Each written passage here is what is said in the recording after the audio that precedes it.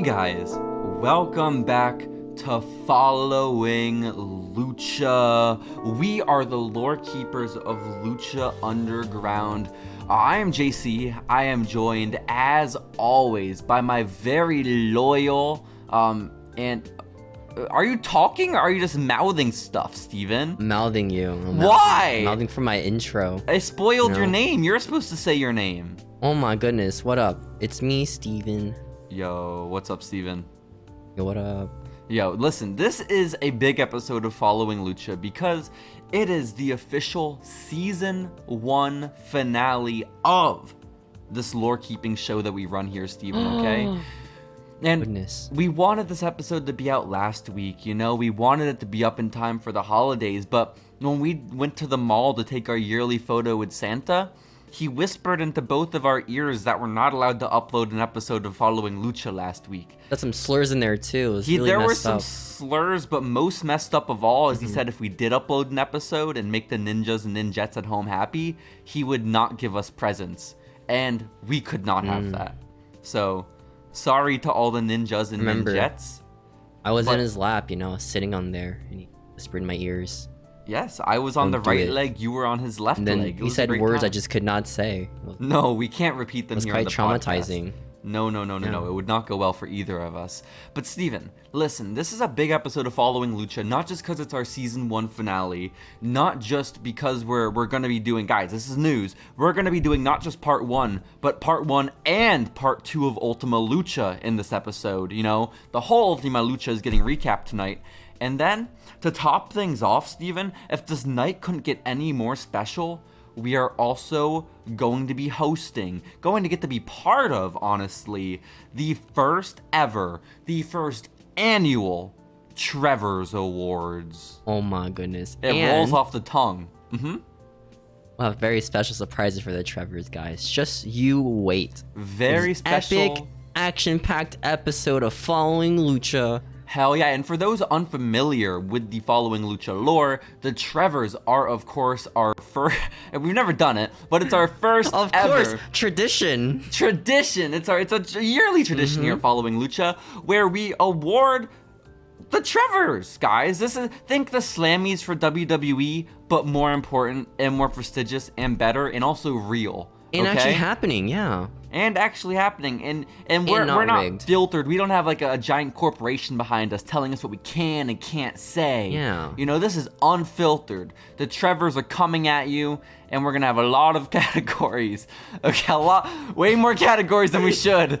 So, Following Lucha the movie. That's what this podcast is gonna be called today. This has potential to be a very long episode of Following Lucha, but we'll make it, Steven. We'll make it. We owe it to the ninjas and ninjettes because this is the finale, okay? So, like I mentioned, we are going to be doing parts 1 and part 2 of Following Lucha this week, the season finale of season 1 of Lucha Underground, okay? And they split it up into 2 parts for some reason that they never explained, and the one's just like longer by like... Yeah, it ended up being like a 3-hour pay-per-view finale in reality, so... we decided we'll do the same. We'll also have a 3-hour pay-per-view finale. Yeah, this is exciting. Thanks. So, Steven, this is technically episode 38 of Lucha Underground, Ultima Lucha Part 1, and it aired on July 29th of 2015, okay? We're sneaking up on the modern day. It is exciting. What were you doing in July 29th of 2015? Honestly, probably in school, you know? Just doing school stuff, like crying over some calculus test or something. So I hate to break this news to you, Steven. July 29th is during summer break. Yeah, summer school. You had summer school after It's like extra summer school. It's like the extra summer school, you know? Like for the kids who try hard or they get signed up by their parents to do them. Then you got signed up by your parents to do it? Yeah, it's pretty dope. What class were you taking? You said chemistry? Calculus. My apologies. Cal. Did you enjoy Cal, as you just called it? The calculus sucks, dude. I know nothing about calculus at all. Shit. So it was a rough time. It was trying times in July of 2015. Calculus sucks, dude. They're like, oh, guys, all the answers are in your calculator, but you can't use your calculator because fuck you. Yeah, fuck you. Man. Hey guys, Sucks. killer tip here. If you're ever doing the SATs and you're allowed to use a TI Inspire, they don't check that shit.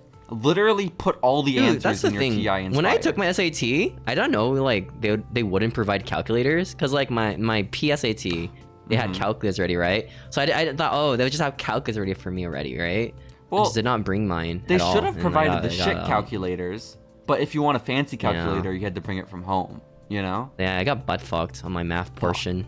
That's so sad. Yeah. Yeah. Well, I didn't also, really take it because I didn't really care enough about like my score. no. But it was still pretty alright, you know? Yeah? Like, potential-wise, I could have done better, you know? Congrats on that. Congrats on that. Just saying. You know? I'm Yeah, just saying. yeah. Yeah, In the yeah, future, when you take your SAT again, I can't even imagine where you'll be at, Steven. The improvement Is that will a be thing people do? monumental. Just do them? They just... I can't imagine. They I just worry that SATs? if I had to take an SAT again, I'd do horribly. I'd do way worse than I did in high school, you know? I've become My a dumb goodness. person since. You know? Yeah. I mean, Yeah. I don't know. I think it's the question that's like, which sentence is correct? And it's like, one of them has like a semicolon in it.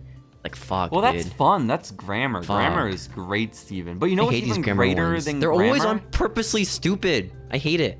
Listen, Steven, okay? The worst. Listen, we have to get back on Yeah. track with Ultima Lucha Part 1, because there was a recap for the episode as we got into it, right?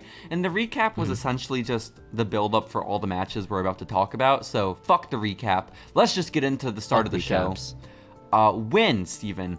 We're not starting off with a match on Ultima Lucha. We are instead starting in Dario's dungeon.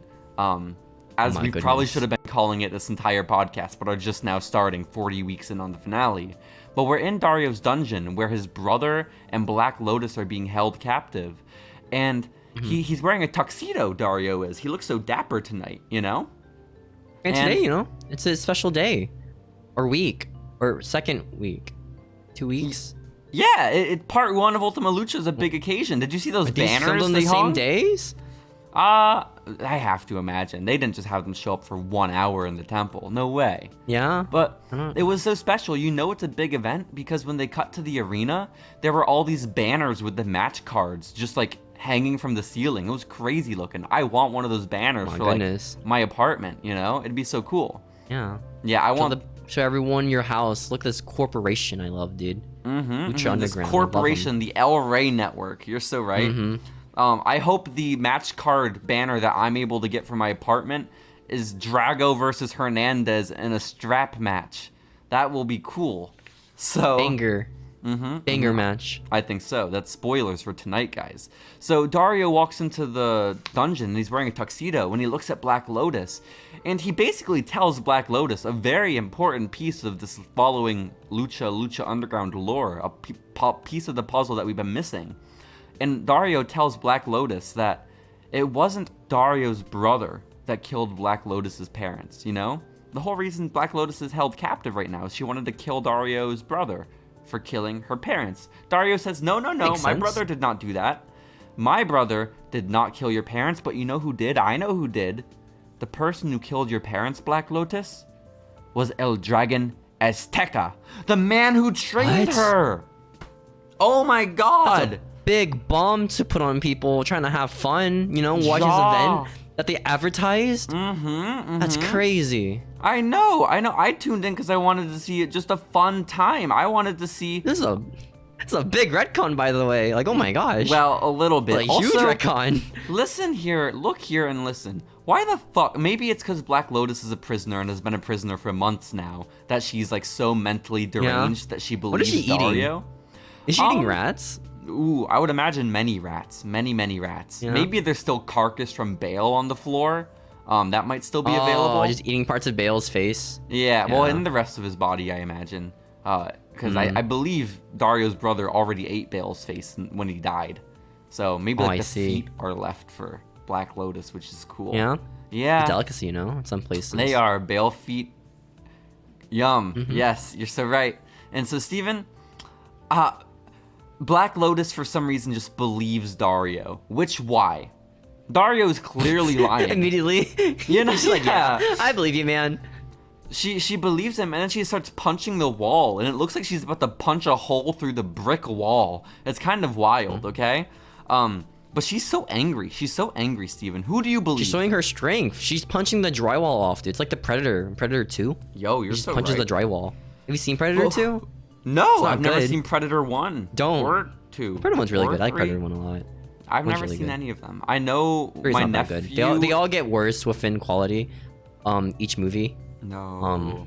Yeah. My nephew-in-law, I think is what it would be called. He loves Predator, and he got some Predator toys for Christmas, which I also is love exciting. Predators, you know?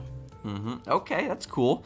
So, Steven, again, who do you believe in this scenario? Because Dario is not necessarily the most trustworthy man of all time, but also, Well, like, what if Dragon Azteca, the lore-wise, cum man, is really that fucked up? She's like imprisoned, right? By this dude. Yes. Like, why would you trust him? Thus, After, like, you he just should trust imprisoned him. you. Yeah. Also, like what? I don't Like, know. imagine Again, getting kidnapped, right? Like you're like a kid, you got kidnapped, and like, oh, don't worry, I'm your parent, dude.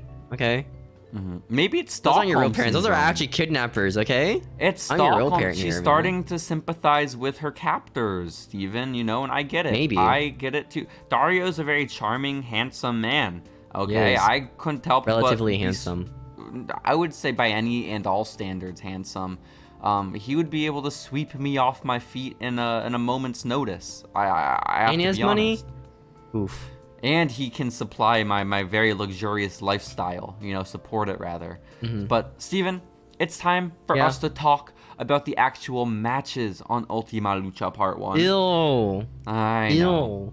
I have good news though. These matches Yeah. over the 2 episodes, the 2 parts of Ultima Lucha, were not so bad. They were actually kind of There are a decent. couple that I didn't really care about. Yeah, there were a couple that were like whatever, but by and Yeah. large, it was like these are interesting enough to talk about. I was just worried about it all being spots and then it being like, okay, Yeah? Like the that AEW show we happened. went to? A little bit like that. Well, actually, I wish there were more spots at the AEW show we went to, but again, we'll get to that Oh. later as well. Yeah, we'll get to that later, dude. So, Steven, Spoilers, guys. We went to an AEW show. Tune in for that. yeah, we went to the AEW show that was advertised to have MJF as the Christmas host. That episode. Stay tuned for that. So, first match on Ultima Lucha, starting things off hot, is The Mac versus The Machine. It's Brian Cage versus The Mac, Steven. Falls count anywhere. And you know something's weird when Melissa Santos announces both people's names before either of them are even in the arena. It's kind of That's tipping when us shit off gets to real, the fact. dude. I mean, I guess so, but it just means that one of them's gonna interrupt the entrances. And then that happened. Yeah, and? Brian Cage just interrupted the entrance and attacked Mac before he made it down the stairs, you know? That's But tough. it's falls count anywhere, so it doesn't matter. So the match starts Well, in that the match crowd. actually starts? Is that how I that think. works? I think so. Rick Oh. Knox joined them, and So they were could you do, fighting in like- the rafters and Could you pinning just each like other. do it like backstage at first? Well, yeah. Falls count anywhere matches can happen backstage. Why not? So like, could you just like bring a gun, just shoot the guy like before the show starts, and just like, Well- or after the show starts? Theoretically, in an Extreme Rules match, even you could shoot your competitor with a gun. It's Extreme Rules. Yeah. There's nothing more extreme than murder. But then you also have to deal with the legal Well, it's not murder. You just don't. consequences. You just shoot him like the shoulder, you know. I feel guess, it's or not like the bring a guy toe. You know? Yeah, shoot their toe Shoulder off, would yeah, be yeah. lethal, Steven. If you shoot them in the shoulder, they're probably dying. I have to be honest. No, I feel like you can live a shoulder shot, you know. That's Doesn't where have like any- really vital arteries are. Like right here. Yes, You like exactly. around There. the That's why collar? in The Walking Dead, whenever you get bit there, you're dead immediately. You can't chop Well, that shit off. You die immediately in The Walking Dead if you get bit, anyways. No, Sometimes you if don't. you get bit on Sometimes the you don't. foot, Sometimes you do. It's cut off really your foot. inconveniently stupid. Listen, In that show. okay? Listen, I love how in the season finale, they randomly shoehorned in an explanation of why the one zombie was able to open doors in episode 1. That was They really actually- cool. They did. The one that like, fucking broke like a car window with like a rock. Like banging on it, dude. They What'd explained it do? in the series finale. Why are they so smart? Well, because okay, listen, Aaron. They are smart zombies. That's why. They were smart zombies. He says, I heard about something like this, where if a walker is in the area where something really special happened in their life before, they have abilities that the other walkers don't, like climbing and opening doors. It's like So- a video game. It's like muscle memory. I mean, I guess. I don't know. I've never been a zombie. Zombie just really liked opening doors, you know? It was his passion, you know? It was Death his couldn't thing, stop him dude. from his passion. They couldn't keep him apart.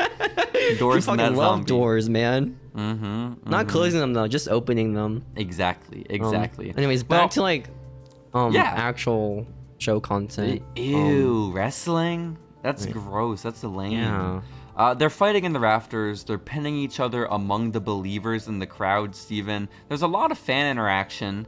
At one point, the Mac spears Cage through a door into that closet Drago fell into one time. Do you remember that? Is it the same? Did it look the same inside? It did. It was empty. Except no mattress this time, which was good. You know? Oh, thank God. No mattress. Cage gets a fire extinguisher at one point and a stop sign, and he fucks up Mac with it. He sprays him with it. He's like all white now. It's crazy. He is. The Mac is usually not white. You bring up a good point, Steven. Yeah. And then the Mac gets a 2x4 and he beats up Cage with it. And then he gets a beer cooler out. And then he drinks beer and then stuns Cage. They gotta show the Bud Light advertising money they spent, you know? Of course. Well, they did it on commentary as well a couple times. I think it was like last week or 2 weeks ago where they're like, hey guys, Bud Light, it's awesome. Drink it, dude. And start drinking it. Is it Bud Light or Budweiser? Beer. It's Bud Light. Okay. Well, spoilers, Yeah. Steven. From season 2, they switched to Modelo. So, Ooh. that's But exciting. not like the Sekis? No, Or- it's Modelo. Melissa Santos does Okay. the Modelo ads, which is kind of cool. So, Mac just starts drinking beer and doing stone cold stunners. It's very reminiscent of the 2015 indie scene, which makes And sense. AEW right now. And they're drinking beer and handing out stunners every week. Yep. I think I was in person. I saw it on Twitter or I was there in person for that one show where Tony Khan afterwards stunned like Aubrey Edwards or He something. just fell on his ass. He did kind of fall on his ass. Which was the one where he just fell on his ass and just could not get up for like a second. Listen, what are you talking about? Vince tearing his quads at the Royal Rumble? That's devastating. Oh no. Don't bring up Someone things did like this. someone did like a stunner and just like fell on their ass and just could not like stand up. So then someone's like bring him back up. That's I forget who it gonna be was. Stone Cold at this year's WrestleMania. He's simply too old. Oh, His no. ass shattered. Instead of the glass shattering, it's his ass shattering. Dude, imagine his fucking good. ass just shatters like Matt Hardy. Oh my god. That's the worst, dude. He just falls sad. on his tailbone. He's like his spine just breaks in half, It's dude. over. It's over. Well, Poor Steven, guy. they end up battling over to the ring apron, and the Mac power bombs Cage off of it through a table. Cage kicks out. This is though. awesome. I know, so awesome. Then they battle up to the roof of Dario Cueto's office, and Steven, do you remember what's waiting there at the top of Dario Cueto's office? There's just a brick there. It was crazy. There are cinder blocks. Like multiple cinder blocks just on top Why of are they the there? ceiling, the roof of Dario's office. Were they building something and they just like forgot? Were they not Maybe. funded enough? As Matt Stryker likes to point out, the temple is a dirty, disgusting place. So I guess cinder blocks are just a foot, you know, Maybe at any Dario point. wanted to like build something up there, like a garden, right? And then he ran out of money Aww. or budget for like the constructors. So he's like, all right, just fucking leave, dude. I'll just keep. That's keep why those there's so blocks much there, dirt you know? in the temple. Remember episode 1 where there was Yeah. just dirt everywhere? It's because I Dario's missed episode unfinished 1 garden. episode where just dirt on the fucking floor. It looked I disgusting. do too, man. They booked the show and they didn't clean it before they actually hosted their first wrestling show there. I believe that wholeheartedly because there's been no more dirt It since. must suck if like asthma, by the way, to go to those shows. Oh my god. Really, truly, What, really, truly. dirt in the air and shit. Well, it must have sucked for Mac to go to this show, Steven, because Cage just stomps his head, his skull, my through a God. cinder block and then wins the match. Cage has murdered a man. Curve stomped him, dude. That guy's dead. And Mac is Oh passed my away. God. I hate to inform you. I hate to report it. So rest in Yeah, peace, Mac. just died. But Mac, shouts dude. out to Brian Cage. I believe this is the moment where Melissa Santos fell in love with him. The moment she Yeah? watched him kill a man in cold Curve blood stomping a dude. through a cinder block. That'd be it. Smashing his head through a cinder block. Uh-huh. It's a pretty cool spot. I Pretty think good so. mash up in the crowd, you know? I feel like. Yeah, I thought it was pretty Yeah. fun. And the end spot, I legitimately was like, holy shit, what the fuck? What you the know? fuck? Like, I Seth get Rollins that even it's do this, you know? a worked cinder Crazy. block, but still, that's wild, you know? Well, it looks insane, even if it's like worked, you know? Yeah, It's like a it's kinda cinder crazy. block. You don't expect us to break. It's kind of crazy. Well, Steven, we go from that match, which is kind of just exhibition. There's no real stakes for Mac versus Cage. I guess going into it, the reason Mac versus It's about like Cage pride, you happened, know?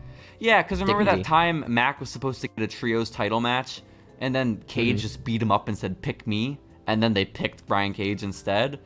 Yeah. That was the whole premise for this feud, which I guess we should have talked about before the match, but also these guys are who gives a feisty over shit? each other, by the way. Like they're angry. They hate each other, these two men, you know? Well, yeah, Like, they really wanted those trios titles For no So, reason. They were just I really get it. angry. I get it. But Steven, it's time to talk about the match where the trios championships were actually in contention, okay, when they were on the line. Okay. As we watched the reigning champions, the only champions so far in Lucha Underground history, Cuck Angle and Helico, Eva Elise and Son of Havoc, versus the challengers, the Disciples of Death, Sinestro de la Muerte, Barrio Negro, and who is the last one? Chuck. Chuck is right. You're so right, Steven. Chuck. And I have You're, big news crazy. for Chuck and the boys, because they have new gear, up? Steven. Is that what you're about to talk They, about? they look like Skeletor now. It's insane. They look wild, man. They like They went from like contoured Party their City faces. skeleton suits to like Skeletor. Well, It's no, crazy. they They're, like, went they're, from- like different colored too. No, one's they, purple. They didn't go for like upgrade from Party City. They went from like the spandex section of Party City to like the mask part of Party City. Okay, The they just got $10 masks. Yeah, they got Like the plastic. chromed out ones. Exactly. They are just chrome plastic masks that they're wearing. It's kind of Crazy. I love wild. it. They look They're like Power Ranger skeleton. villains. They have different colors now. One is gold, one is blue, and one is gray. And they're all skeleton men. Big upgrade. They get no And- crowd reaction whatsoever too. It's even Well, you know, they're completely unrecognizable from the last time the audience saw them. better. Okay? I know. Poor But guys. what is the lore going into this match? Like, Katrina just doesn't like Cuck Angle, right? They really want the titles. Because why? They're dead. Fuck you. That's Oh why. shit! No, you're right. You're right. I guess like because Katrina. Why does the told them Undertaker so. want titles? That's what people said about Bray Wyatt. Why would the Fiend want title? You know? Why would? So he Shut could up. put his face on it and it could look cool. Yeah. You know? He's gotta sell his merch. You know? Oh my god! I hope they do that to the trios titles. They put little skeleton faces on all of them. That'd be so cute. It's awesome for it. Oh my god. So this match happens, right? Mm-hmm. Well, Eva Elise is crazy. still on crutches, by the way. Eva Elise comes out and she's gonna wrestle this match. Is that real? I think it started out as real, but maybe now it's a work because you're not having a, disabled woman wrestle a match. I don't think. You know. I mean, I feel like if anyone would do it, would be this company. You know? You know what? You bring up a good point. They just stomped the man's head through a cinder block. So you're right. So, you're right. like, They're the Disciples Yeah. of Death, Steven, not only have their outfits changed, but they're also way more vicious and like way bigger perverts now. I don't know if you picked up on that, but like they're Yeah, why? creepy as shit. why are they I don't getting know. boners? You know? Maybe it's because they're all skeleton. You Probably. would think. You would have to imagine that is the reason. Like a reason why. And Yeah. also there is some change on behalf of Cuck Angle too, because now they're cooperating as a team, like with no dissension for the first time ever, which is very impressive. That's crazy. I know, Good for them. character development. Then the Matt Striker says, "There's a lot of ego in these luchadors. Everyone wants their Ultima Lucha moment." Yeah. Which, yes, similar to our Trevors, our long held and respected Everybody tradition of the Trevors. always wanted to have a moment at Ultimate Lucha, you know? It's in my There's- boyhood dream. No bigger honor in the sport than an Ultima Lucha moment. My favorite Ultima Lucha moment so far is that one time a guy died with a cinder block. So, My that's cool. first Ultimate Lucha, someone died, dude. Yeah. The first 10 minutes of my first Ultima Lucha, a man was announced dead on the scene. It's really Someone was unfortunate. murdered. Yeah. God, That's tough. curb stomp, his brain died. It was awesome. But Angelico tries to create his Ultima Lucha moment by jumping off of the closet that Drago fell through that one time. And he does, but then the Disciples of Death get hit by him, and it's devastating, okay? And Angelico's such a long man. He's so slender. At one point, Katrina gets involved, because of course she is accompanying her Disciples of Death to the ring. They're her There's no little rules in minions. this match, too, right? They're not gonna get, like, disqualified or anything. Listen, there are like no I don't rules think. in anything in Ultima Lucha is what I learned. Okay, none of these matches had like a single disqualification or count out or anything. The refs did not mean? give a shit. They were there to count the That also pinfall. makes it ultimate. It does. It's what makes it Ultima. You're so right. But Katrina gets involved when the Disciples of Death are down, I think from this Angelico dive. and she lifts her red napkin in the air, and then the Disciples of Death just rise. Okay, like the Ascension. It's crazy. It's crazy, dude. There's like smoke wild. and everything. Shades of Victor. They stand up. Shades of Finn Balor. Oh, my the favorite ground and comes back Ascension to member. life. Oh my god, I forgot about that. It's just like Music that. playing and everything. It was awesome. All three of them start humping in unison until they're just standing up. It's beautiful. This is heartbeats in the my background. Ultima Lucha moment, okay? When the three skeletons started humping the ground. It was awesome. And so, what happens after that, Steven? Oh, Ivelisse, on her crutches, gets into the ring to confront Katrina, who has just resurrected the skeleton men. And she throws her crutches to the ground. Ivelisse is ready to fight without her crutches. It was a work the entire time. She just wanted to not wrestle. She just wanted to get paid to not wrestle, which is honestly good on her. Sure, she's want to skimp out, you know? Yeah, I get it. Then she gets like ganged on. Well, yeah, it's not the smartest idea to be like, I just recovered from an injury. You know who I'm gonna attack? Yeah. The one shoot immortal person on this show. Okay, the one person who can't be killed. That's who I'm gonna attack.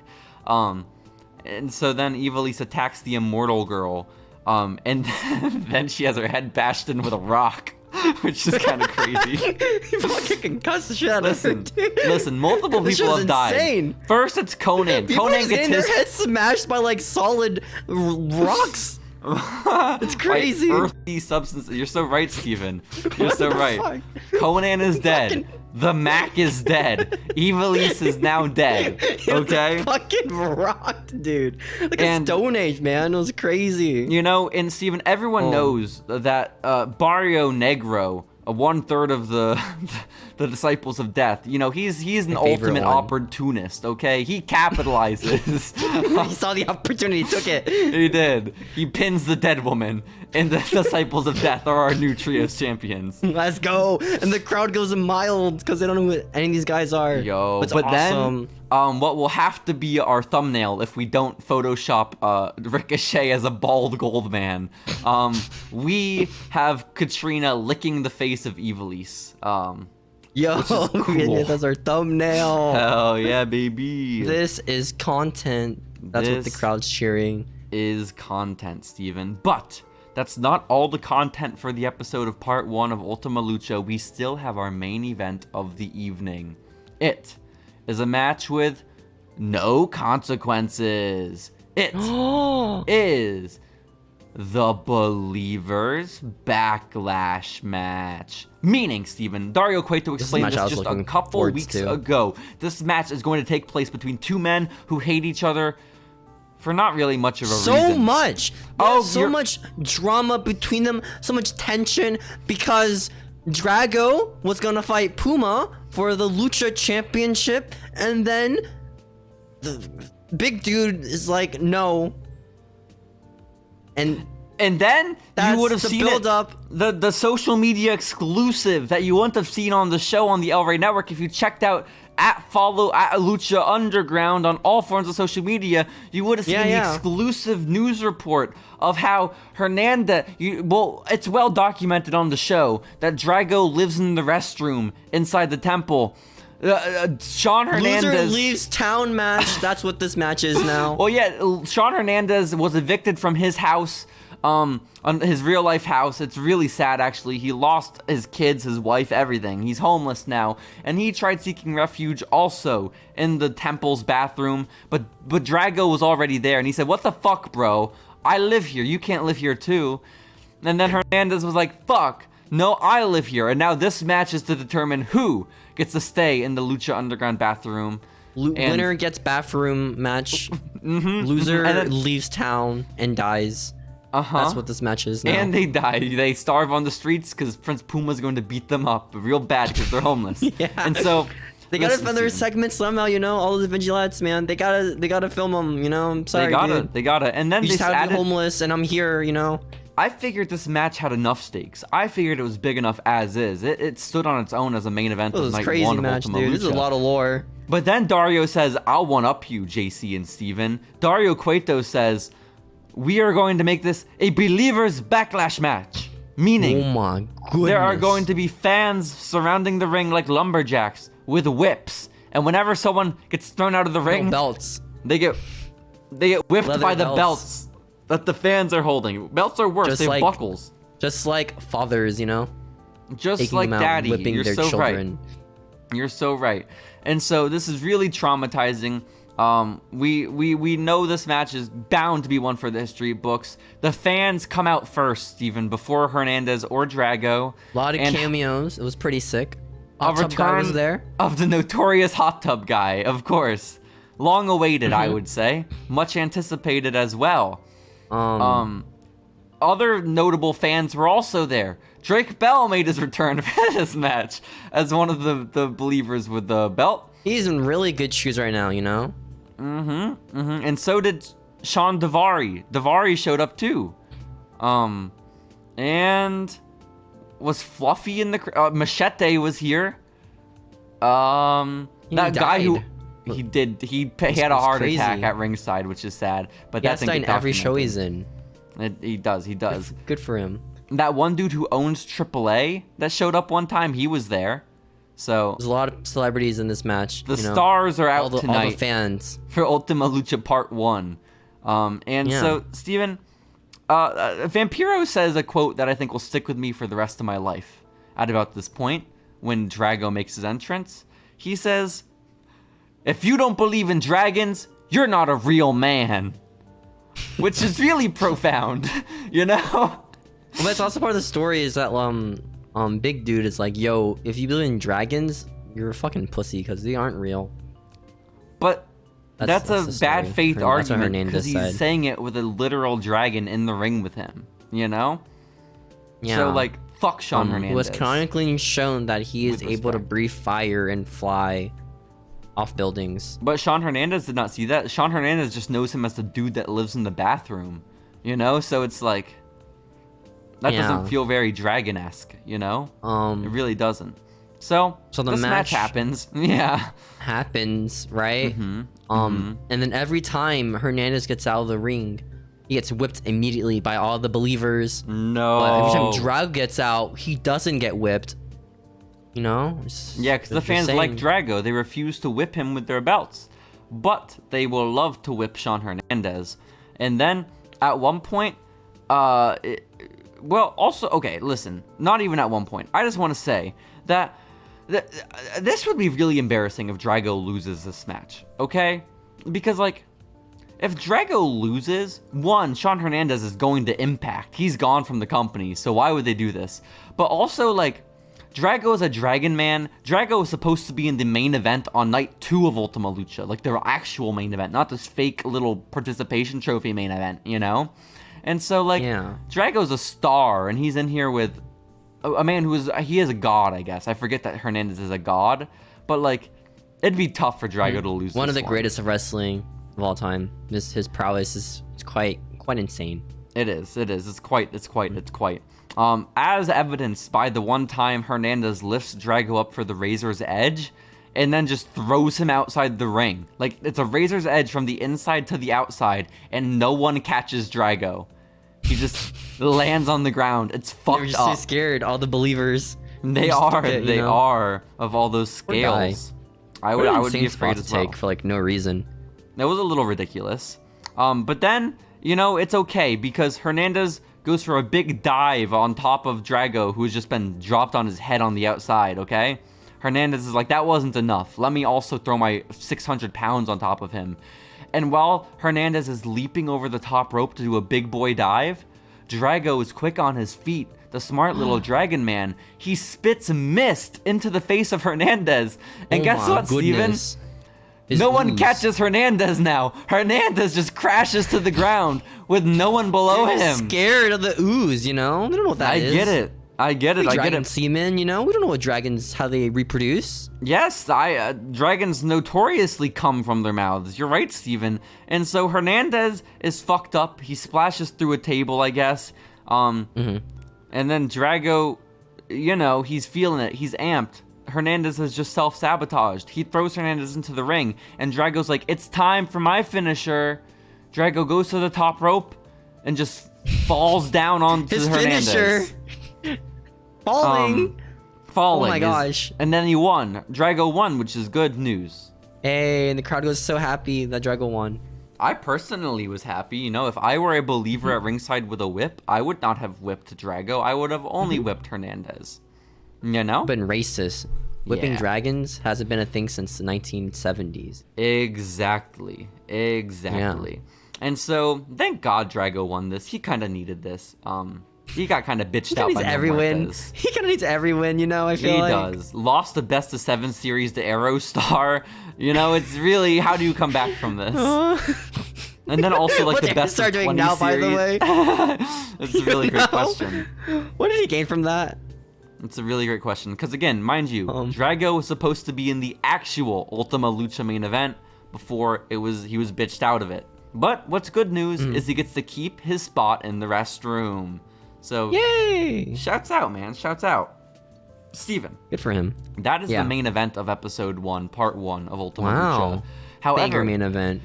there is an end segment before we ride off into the sunset with part 1 because it shows El Dragon Azteca pulling up to the temple, okay? And El Dragon Azteca is the man who opened episode 1 of Lucha Underground, the Come Man, if you remember. He is the man who trained Black Lotus to get revenge for her parents. He is the man who trusted Chavo Guerrero for some dumb fucking reason. And now he is the man who is showing up to save Black Lotus from her prison. Why he's choosing to do it 3 months later, I don't quite know. He finally found the location, you know? I He mean, finally I guess found out where so. she was. I guess so. But he shows up Who and told he's him? like... I don't know.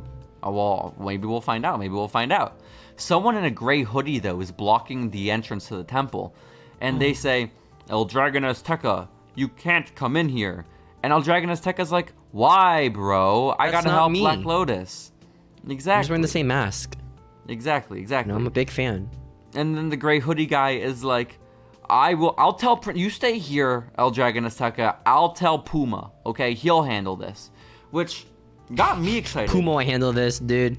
Got my ears perked up because Prince Puma sounds like he's about to enter mainline Lucha Underground lore, which he really hasn't till this point, you know? And I think that's very beautiful that they're incorporating a mute character into the main series lore. You know, that's a bold move. In a non-wrestling segment, they're gonna put the mute in there. It's gonna be great. And Hoodie Guy says, Puma brought her to you once. He can do it again. And then El Dragon Azteca is like, no, I want you to tell Puma to leave the temple, okay? He needs to get out of here. And then the Hoodie Guy is like, no. Does he? No, you can't come in here, Dragon Azteca. You can't come in here. You know what the prophecy says. You know the prophecy says that you'll die if you enter. And Not the ancient prophecy. Not the ancient Aztec prophecy. And They Aztecas- wrote specifically that Azteca El Dragon will die if he enters. Years Well- before he was even born. It's so sad. It's Like, so, centuries. I was under the understanding that El Dragon Azteca just wrote the prophecy. You know, and he wrote it himself. He wrote in his own death. Yeah. He just nailed it in one day. yeah. He just got tired of writing That it. late shipping, man, you know? Or that Christmas. Like Christmas And so, now. Yeah. He's like, I don't care if I die. I need to save Black Lotus. And the Hoodie Guy is like, okay. And then El Dragon Azteca enters the temple. Will he die? That's the question. Will Come Man Really? stop coming? That is the question I on don't know. everyone's mind. Will it as come we- in? Stop coming. Will he? Will he ever, Steven? So Will he come? I don't know. that was We'll find Ultima out. Lucha Part 1 Next week. from July 29th of 2015. And before we get to Part 2 of Ultima Lucha, before we keep this party train going, Steven, this bang bus going, we got to get to our week of from July 29th of 2022. Exciting. We're only going to do one news story from the week, okay? So what I did, because this is a big episode. We're doing the Trevors, we're doing current events, we're doing week of, we're doing Ultima Lucha. Big episode. We're just doing 1 week of story, okay? For each of the episodes. And during the week of July 29th, 2022, there was one story that took the wrestling world by storm. And Steven, it has really unfortunate implications for pro wrestlers versus zombies, okay? What? Unfortunately, I hate to report this, one of the stars of Pro Wrestlers vs. Zombies has passed away. What? Has passed away at the age of 61. Who is the Pro Wrestlers Hayes? versus Zombie star. Who Michael P.S. Hayes was not in Pro Wrestlers versus Zombies. Was it Duggan? Hacksaw Jim Duggan is actually still alive to this day. Was it Piper? Roddy Piper has passed away. Oh my god. That's so sad. Of 61. God bless his soul. God rest his soul. Wait, he was 61 in that movie? He was about Wasn't that. he fucking like a 20-year-old? Listen, it's legal. I can't say much more than that. It's not like cool or anything, but it's legal. Like he's not gonna get in trouble. Yeah. Did he write that in? I had to kiss the girl in this movie. I think he did. That was part of his contract. That was part of his writer. But Steven, I think this is especially notable because if you remember a week of segment from a few weeks ago, I believe Roddy Piper had just gotten into some beef with like Stone Cold, didn't he? Or was it Ric Flair? Yeah. He talked shit about Ricky, someone. Right? I don't know. It was like generations of people. It was Ric Flair. It was Stone Cold. It was Piper. There was so many like people Booker just beefing, dude. It was someone who was beefing with. Oh, it was Stone Cold because he had a comedian on his podcast that did a Stone Cold impression, and Stone Cold was like, "That doesn't fly with me, brother." And then Roddy Piper was like, "Fuck you." Does he get mad about like every impression ever?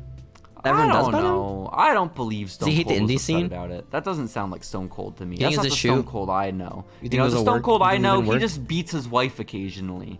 So And we Great. ignore it because he's and cool. we ignore it. 20 years later, we're like, I'm so happy he's in the main event of WrestleMania. And that's what we do. So I forgive Steven- him. Okay, that's cool. That's the big story from I never July. watched any of his matches, you know, like at his peak, but Yo, I forgive listen, him. you'd never watched Brett versus Austin from Mania 13? The No, Iron I'm Man like 10. match? Dude, I was born when Big E was champion, dude. Okay, like I don't know much Oh about my wrestling. gosh, You that's know? crazy. That's Yeah. wild. Well, Steven, it's time for us to talk about Ultima Lucha Part Dos, okay? My goodness. I know it was a lot. We just got through one episode of Lucha Underground, and now we got to get through a 2-hour episode of Lucha Underground. But we'll do it together. Dude, when I saw like the time, I was like, "Fuck me, dude." God, Listen, because like I watched the first part last week, right? Like I don't know, Thursday, right? And then like yesterday, I was like, all right, I gotta watch the second part now. It shouldn't be that bad, right? It's only like 40 minutes long. I saw the timer. It was like 1:30, like 1 hour 30 minutes. Like, fuck, dude. But you Oh know my the good God. news about that, Steven? Yeah. Is there's not much lore in Ultima Lucha because it's a lot of matches. So I felt comfortable to knock it up from 1.75 speed to a strong and really 3? lovely. No, I did 2x speed. I did Oh 2x my speed, God. so it was 45 Okay. minutes. But what time were you watching Ultima Lucha Part I was Dos watching on? 175. I usually watch 175 now. That's fair. Well, I was that's watching fair. at work. It's like we weren't really doing anything. So like, all right, might as well open Lucha Underground. Hope no one sees my screen. You know, I Hope can there's no only screen imagine. peekers. Only imagine what your coworkers think when they see you watching not just wrestling, but wrestling on fast forward, forward just wrestling. so fast. For what reason? Oh my god, this is insane. Dude, you must be a really big wrestling fan. You can consume so much media because you're so smart and you indulge in it at really fast speeds. You're insane, dude. You must really love wrestling. Your brain just works faster do. than other people's, Steven, you know? Yeah. But Ultima Lucha Part Dos aired on August 5th of 2015, and I need to ask you again, what were you doing this week? Back in 2015. Disney World. I was at Disney World this week. You were at Disney World. Oh, what'd you do at Disney World? I saw Mickey Mouse. He just happened to be there, you know? I was Holy like, oh, what's up, shit. Mickey? You take a photo? What up, House of Mouse? No. Oh, fuck. Why not? Yeah. Got his autograph. Pretty cool. Okay, I guess that's cool. I got his autograph on my... I had a Pluto. You know Pluto the dog? Mickey Mouse's dog? How does he sign? He's a dog. No, I didn't was never get the taught how to, like, signature from write. Pluto. Listen, you're getting Oh. too far out Wait, of isn't it a yourself. stamp now, right? Isn't it a stamp now, actually? Pluto's a simp now? No, don't they get stamps? Like Oh. stamps. Like, they Oh, just I stamp don't their know, signatures maybe. on. I don't know. That'd be weird if Peter Pan were walking around with stamps. That'd be wild. But- Because I know like what they do at Disney is like they force you like write down signatures. So they all look the same. Like you just practice signatures for like months on end. It's crazy. It makes sense. They don't want to break the illusion, Stephen, okay? I know myself as a 12-year-old, as a 12-year-old, I was still questioning it. I was cross-referencing all my autographs about whether or not this was the real Peter Pan and Mickey Mouse. Really Peter Pan? Holy shiz, dude. Do kids actually believe in, like, it's actually them? Hell yeah, I believed it was them. You know, like Chuck E. Cheese? You see Chucky? I was like, oh my god, is that Chucky? Well, yeah, what the fuck? Of course it's Chucky. What do you mean? You ever seen, like, the videos of, like, Chucky falling down, his fucking, like, mask coming off, and he gets, like, traumatized from it? That's so sad. That's devastating. Oh, that is so fucked up. I like the ones in Times Square. Those are my favorite. When the kids walk by Elmo without his head on. Like, he didn't fall down. He's just hanging out in the subway getting a breather, you know? And he puts it off immediately, asks for, like, money. Exactly. Who actually buys those, like, those photos with them? Unsuspecting tourists who feel like they're gonna get mugged if they don't pay them. Green Elmo, you know? Green Elmo's so if you get mugged by Elmo, Kane. That's on you. That's like DX Kane, bro. That's awesome. That's so sick. But okay, that's cool to know you were in Disney. I might have been in Times Square. Something like that. I don't know. Maybe. But there's big news to start off this episode. Again, the recap is all just kind of prepping us for the matches tonight, right? Yeah. But the biggest news as we intro into this part 2 of Ultima Lucha, there is no Vampiro on commentary. What? No. Ian Hodgkinson is not on commentary tonight because he has a wrestling match against Pentagon Jr. So he's not pulling double duty as much as I would have loved to see it. You know, he's not Black Snowing it. But instead we have a guy named Mike Chavello who's here. And Steven, I didn't think it was possible to find a commentator who is more wordy than Matt Stryker. Okay? I mean, is he like an actual like play-by-play guy? I mean, I guess, but it's wrestling. You know? Tone it down, bro. This is fake. Did they not give him the memo? It's not NASCAR. I know. You know? How do you commentate NASCAR? How it's like and car number red, the red one. It's car number red coming around the bend. Oh, and he makes it. Oh, he made it! The car made it. That's crazy. God, the car behind him also made the turn. We have 188 more of these to go. We gotta watch this 20 more times now. This is sick. Exactly. For NASCAR. Baseball also bewilders me. It's so goddamn boring. At least like you can talk about shit. It's the same shit there he goes. over and over and over. But so is wrestling. In golf. Oh, drop toe hold, goes behind. Oh, he has the hammer lock applied. You can get more creative your commentary, you know? It's like baseball. It's like, oh, yeah, you can hit be a like home run. That's Matt Stryker and be like, oh my God, he's flying through the heavens like an angel. If you remember, David in Corinthians 2 did this back in... Listen, Matt Stryker. Or there's this one guy in NXT. Dope. Every time somebody falls or does like a move where someone involves them falling down, he always says, "What comes up must come down." Oh shit! Is that Vic Joseph? That's awesome. It might be Vic Joseph. That's like his only thing. That's his thing. It's like the most cheesiest line ever. Mamma mia! Like Mario Ronaldo. My favorite thing, Steven, is when I helped out and volunteered at the wrestling school earlier this year. I would sit there working the cameras, and I would be next to the commentary team. And the commentator, I watched him from his first time ever commentating to him getting actually comfortable with it.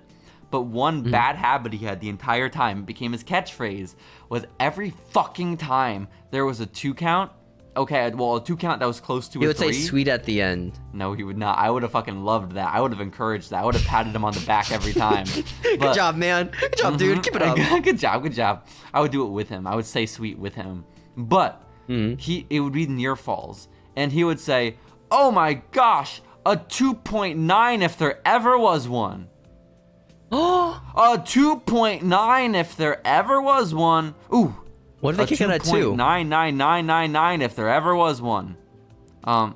2.999? That's so crazy. Kinda wild. Shouts out to He kicked out with all his energy. How is he doing this? He kicked out at 2.99.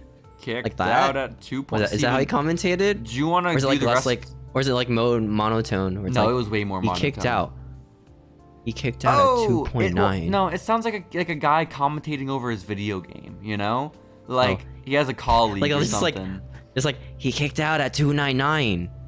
Well, kind of, yeah. Well, it's like, oh, he kicked out. Like, guy playing commentator is what it kind of sounded like. You know, like, he kicked out at 2.9. That's kind of crazy, dude. Like, trying to keep his voice down because mom might hear, you know? Like, he kicked out at 2.9. But, I'm talking so much shit. I really liked the dude. He was good. He was great, you know? But, whatever. This guy doesn't exist. We're actually just shitting on nobody. You're right. Yeah. So, Steven, I think we should do the rest of Ultima Lucha Part 2 in commentator voices. Yeah. Okay? I really think that's necessary at this point. Just to match Mike Chiavello's level. So, next up, our first matchup of the evening, Steven. It is between Johnny Mundo and Alberto El Patron. We know the rivalry between these two. There's been a lot riding on this for weeks now, for months even. These two have been going back and forth. Lovers. Star-crossed lovers. Toxic narcissistic lovers, selfish lovers, some would say. These two are notoriously gaslighters, and also, I was going to say, just completely and madly in love with each other. The sexual tension has been off the charts for months now. It started with the negging of Alberto El Patron. He started, taking these slight jabs at Johnny Mundo backstage when Johnny really did not call for it at all. Johnny was just a nice guy hanging out, but somehow he has been turned into the bad guy in this scenario, which I don't agree with, Steven. What say you? Alberto's gimmick's just Dario's gimmick. But if he was a wrestler? Yeah, a little bit. You're not wrong. You're not wrong. But also, like, why is Alberto the good guy here? Because legitimately, he's not Hispanic. Johnny Mundo's not Hispanic? Yeah, that's why he's the bad guy. He literally has a Spanish last name. Where do you think Mundo comes from? Okay? So white guys in like Sasuke, because their dads are like giant weebs. Hell yeah, that's gonna be badass. I'm naming my kid Takeshita. Yeah, I'm doing it. I am doing it. Thank you, my kid, Kenta Jr. Oh shit, I'm naming my kid Shinsuke Takeshita Cola. That'll be so awesome. Oh my god. Epic names. That will be sick as hell. But Steven, no, my biggest pet peeve is that this rivalry started with Alberto El Patron just being an asshole. And now Johnny Mundo is just the bad guy somehow. So, yeah, he was really angry one time. That's why. Yeah, and then the two just started taking passive-aggressive jabs back and forth. They started sabotaging one another's careers. And now they're here, and they're going to fight in just, like, a match. You know? So I'm excited. Yeah. Johnny does what he does. He plays the coward at first. He runs away. Matt Striker at one point is very condescending. He says that Johnny Mundo has the clear conditioning advantage, which feels like a roundabout way. Well, I would say like conditioning? Speed and agility, stamina. Calling Alberto El Patron a little out of shape is how I interpreted it. You know? Wow. Yeah. But he has more ring presence. He has more experience with wrestling. He's been wrestling since he was like a child. Alberto? Hell yeah, he has. Yeah. But Johnny has more experience being a coward, and at one point he crawls under the ring and crawls out the other end with a chair, and then he plans to use the chair, Steven, okay? Oh no. But before he can, how dare you? He throws dirt in Alberto El Patron's face. All of this is legal, of course. It's Ultima Lucha. We know where the dirt is gone now. Like we know do. Where it was under the ring. They just swept it under the ring and on top of Dario's office. This is fucked up. That's how you clean. Sweep it underneath something else. Hell yeah. Hell yeah. So he just throws dirt in Alberto's face. A nice reference and callback to episode 1. Alberto locks in some arm bars. Johnny Mundo escapes it. Some Starship Pains happen. Alberto escapes them. Marty Elias, the referee, gets super kicked by Alberto El Patron at one point. And that allows Johnny to escape the armbar again, Steven, you know? Wow. But while the referee was still down, Alberto brought Johnny over to the corner and he applied a rope hung arm breaker. That's like Peyton Royce. Johnny no-sells like the arm breaker before that, where he tapped on like in 2 seconds and then immediately like got up and just picked up Alberto with his broken arm. Well, listen, okay? Now listen. This ain't no make-believe. I don't have a good excuse. That's in-ring psychology that you just don't understand. So maybe it's the adrenaline, you know? After tapping out, he felt this strange, like, electric pulse in his arm. In his where it soul, beeped actually. Back up. Oh, his soul, yeah. Thank you. And, like, it instantly, like, gained 10 pounds. Mm-hmm. So it was, like, stronger. Well, his he was arm. ready to start the show is the thing. And so Yeah. he's in the ropes. He's caught in an armbar as Johnny Mundo. Very illegal is this maneuver. Alberto El Patron continuing to be a dick and an asshole while the referee But is it's down, okay, taking because the advantage. ref was knocked out I guess so. for this match where there's no rules. Which means it's also okay when, out of nowhere, who emerges from the locker room, Steven? Is it? It's Melina? Melina is here. One of Just the straight up called members Melina? of Eminem. Which is like crazy? Yeah. Well, Melina's not a copyrighted name. That'd be hard as shit to copyright, right? Or does WWE just not give a shit in 2015? Maybe they just maybe for like toys they call her WWE Melina, you know, trademark. Maybe. Yeah. This makes sense. But Melina is here, and you know she used to be with Johnny Mundo. I think in real life She as well. cucked Johnny Mundo in real life too. With Batista? With Batista. I thought I Both in remembered story that. and in real life. Listen, like I get it. I get wanting to be with Batista.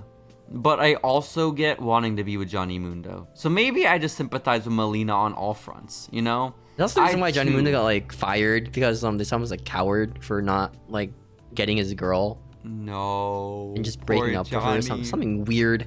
Some weird toxic masculinity stuff. Poor Johnny. Well, no toxic masculinity here in this match with Alberto El Patron, as Thank Melina God. grabs Alberto's AAA championship and smashes him in the face with it. Alberto Del Rio is taken out. He can't apply his armbar anymore. Oh no.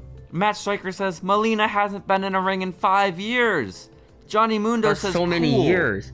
And then he hits a Starship Pain, and Johnny Mundo wins the match. 1, 2, 3.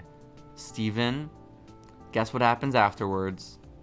Melina and Johnny Mundo celebrate their win despite having really bad history of each other. Maybe they got over cheating, as I think so. most people do. I think And they then- did.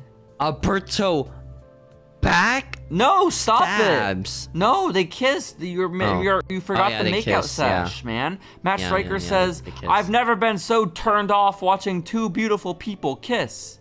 Is the exact words I also he get used. turned off by people kissing. Beautiful people specifically? Beautiful people. That's tough. So if Crazy Steve and Rosemary started kissing, you'd be like, fuck this. And your dick Man, would if just Crazy shrivel Steve and the girl from the menagerie started kissing, it'd be like weird, because I think the gimmick was the girl from the menagerie was kissing the dude from the menagerie. I forgot who it was. Fuck. Who the fuck is even in the menagerie, bro? Who even knows this shit anymore? There's a big guy, like I think he's like part of the DJ. Not Key Abyss. thing. Oh, like Rob Terry? there's some. Yeah, I think it was Rob Terry. Oh shit! In the Yeah, Rob Terry's the menagerie? menagerie, I think, right? That's wild. Like in a bro. I mask? have no clue. I wasn't watching Impact. I remember I told you the only Impact I watched when I was little was a bra and panties match. That was on Spike TV one time. You know, That's crazy. That got That was- ratings. little 10-year-old me. That's what he was watching. I And remember so- hardcore country. Yeah, That's let's a go. banger. But banger Steven, after they kiss and the two hot people make out, much to Matt Striker's displeasure, Alberto El Patron, he betrays the lovers. He attacks them. And at one point, he makes Johnny Mundo bleed by throwing him through the same glass that Johnny threw him through. And then Melina's there and she gets spanked by Alberto, which is awesome. Which is with hindsight. awesome. And then Thanks, Alberto. What a hero. exactly. I just skipped to the wrong part of my notes when I was looking, and I found a quote that says, "This is for my parents," which is not what Alberto did not say. This is for my parents, as he smacked Melina on the ass. He smacked Melina's ass. That was for my parent, babe. Matt Striker says he will rewind his DVR so he can watch that moment back where Watch Melina gets porn. spanked. I guess he's Christian. I guess he can't watch porn. No, he can only watch it when they're fully clothed and they're people he works with, when they're his coworkers and they're in full clothing. But not Mandy Rose. That's a no. No.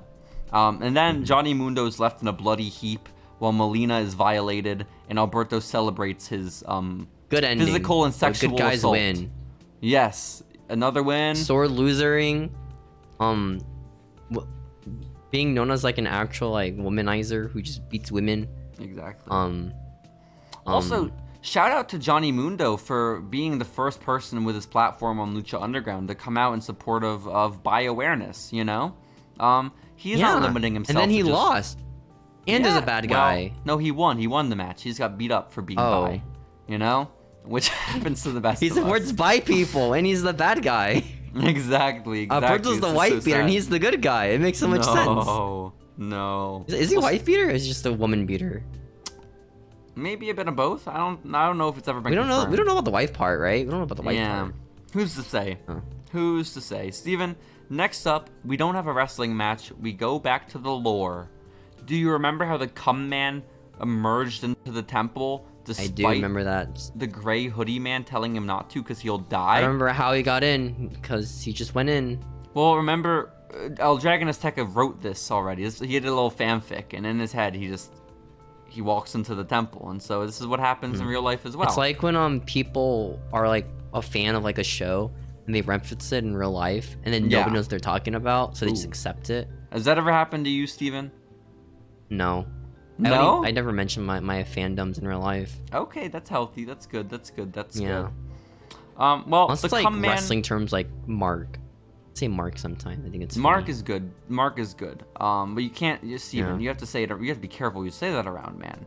You know, you can't be throwing sorry, out the the hard M word M. just willy-nilly. Oh my god, with the K? Oh my goodness, you're right. Jesus Christ, a hard arc? Oh my gosh, no. Hard Slur, arc. man. Oh my god, oh my god. Can't say these slurs like this, dude, you know? Steven, we are here watching the Cum Man as he's here to help Black Lotus escape, but if you remember correctly, Dario Cueto filled her mind with lies. Dario Cueto said, El Dragon Azteca killed your parents. And now Black Lotus is like, no, my mentor killed my parents. But the mentor's here and he's like, Black Lotus, I want to save you. I want to be your savior, you know? And of course, a man trying to save a woman. Okay, we've seen enough of this in media, in my opinion. Punch drywall. Why can't you just punch the cells open? Honestly, you know? And so, Dario emerges from the shadows behind El Dragon Azteca and is like, El Dragon Azteca, you broke an ancient Aztec treaty by coming into this temple. And El Dragon Azteca is like, yeah, what about it? And then Dario's like, well, you know, the punishment for that is death.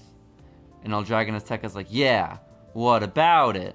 And then Black Lotus grabs El Dragon Azteca from behind, grabs him by the neck, okay?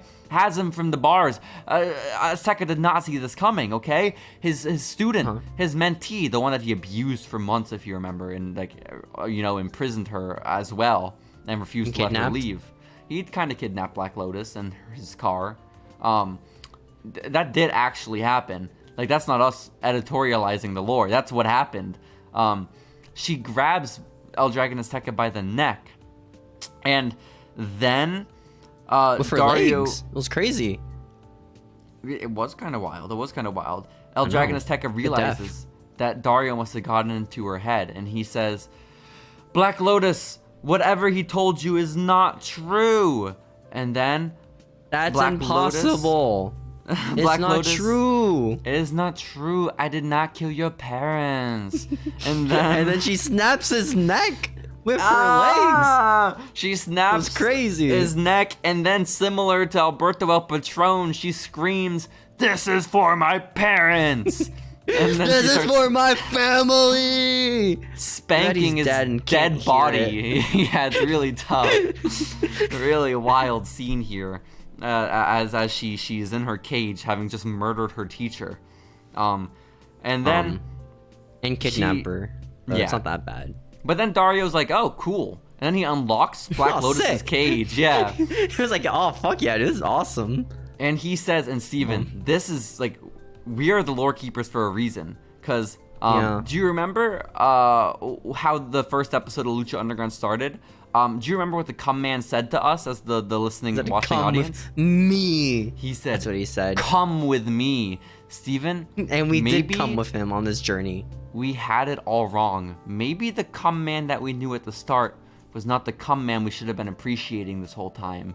Because Dario Cueto looks Black Lotus in the eyes and he says, come with me.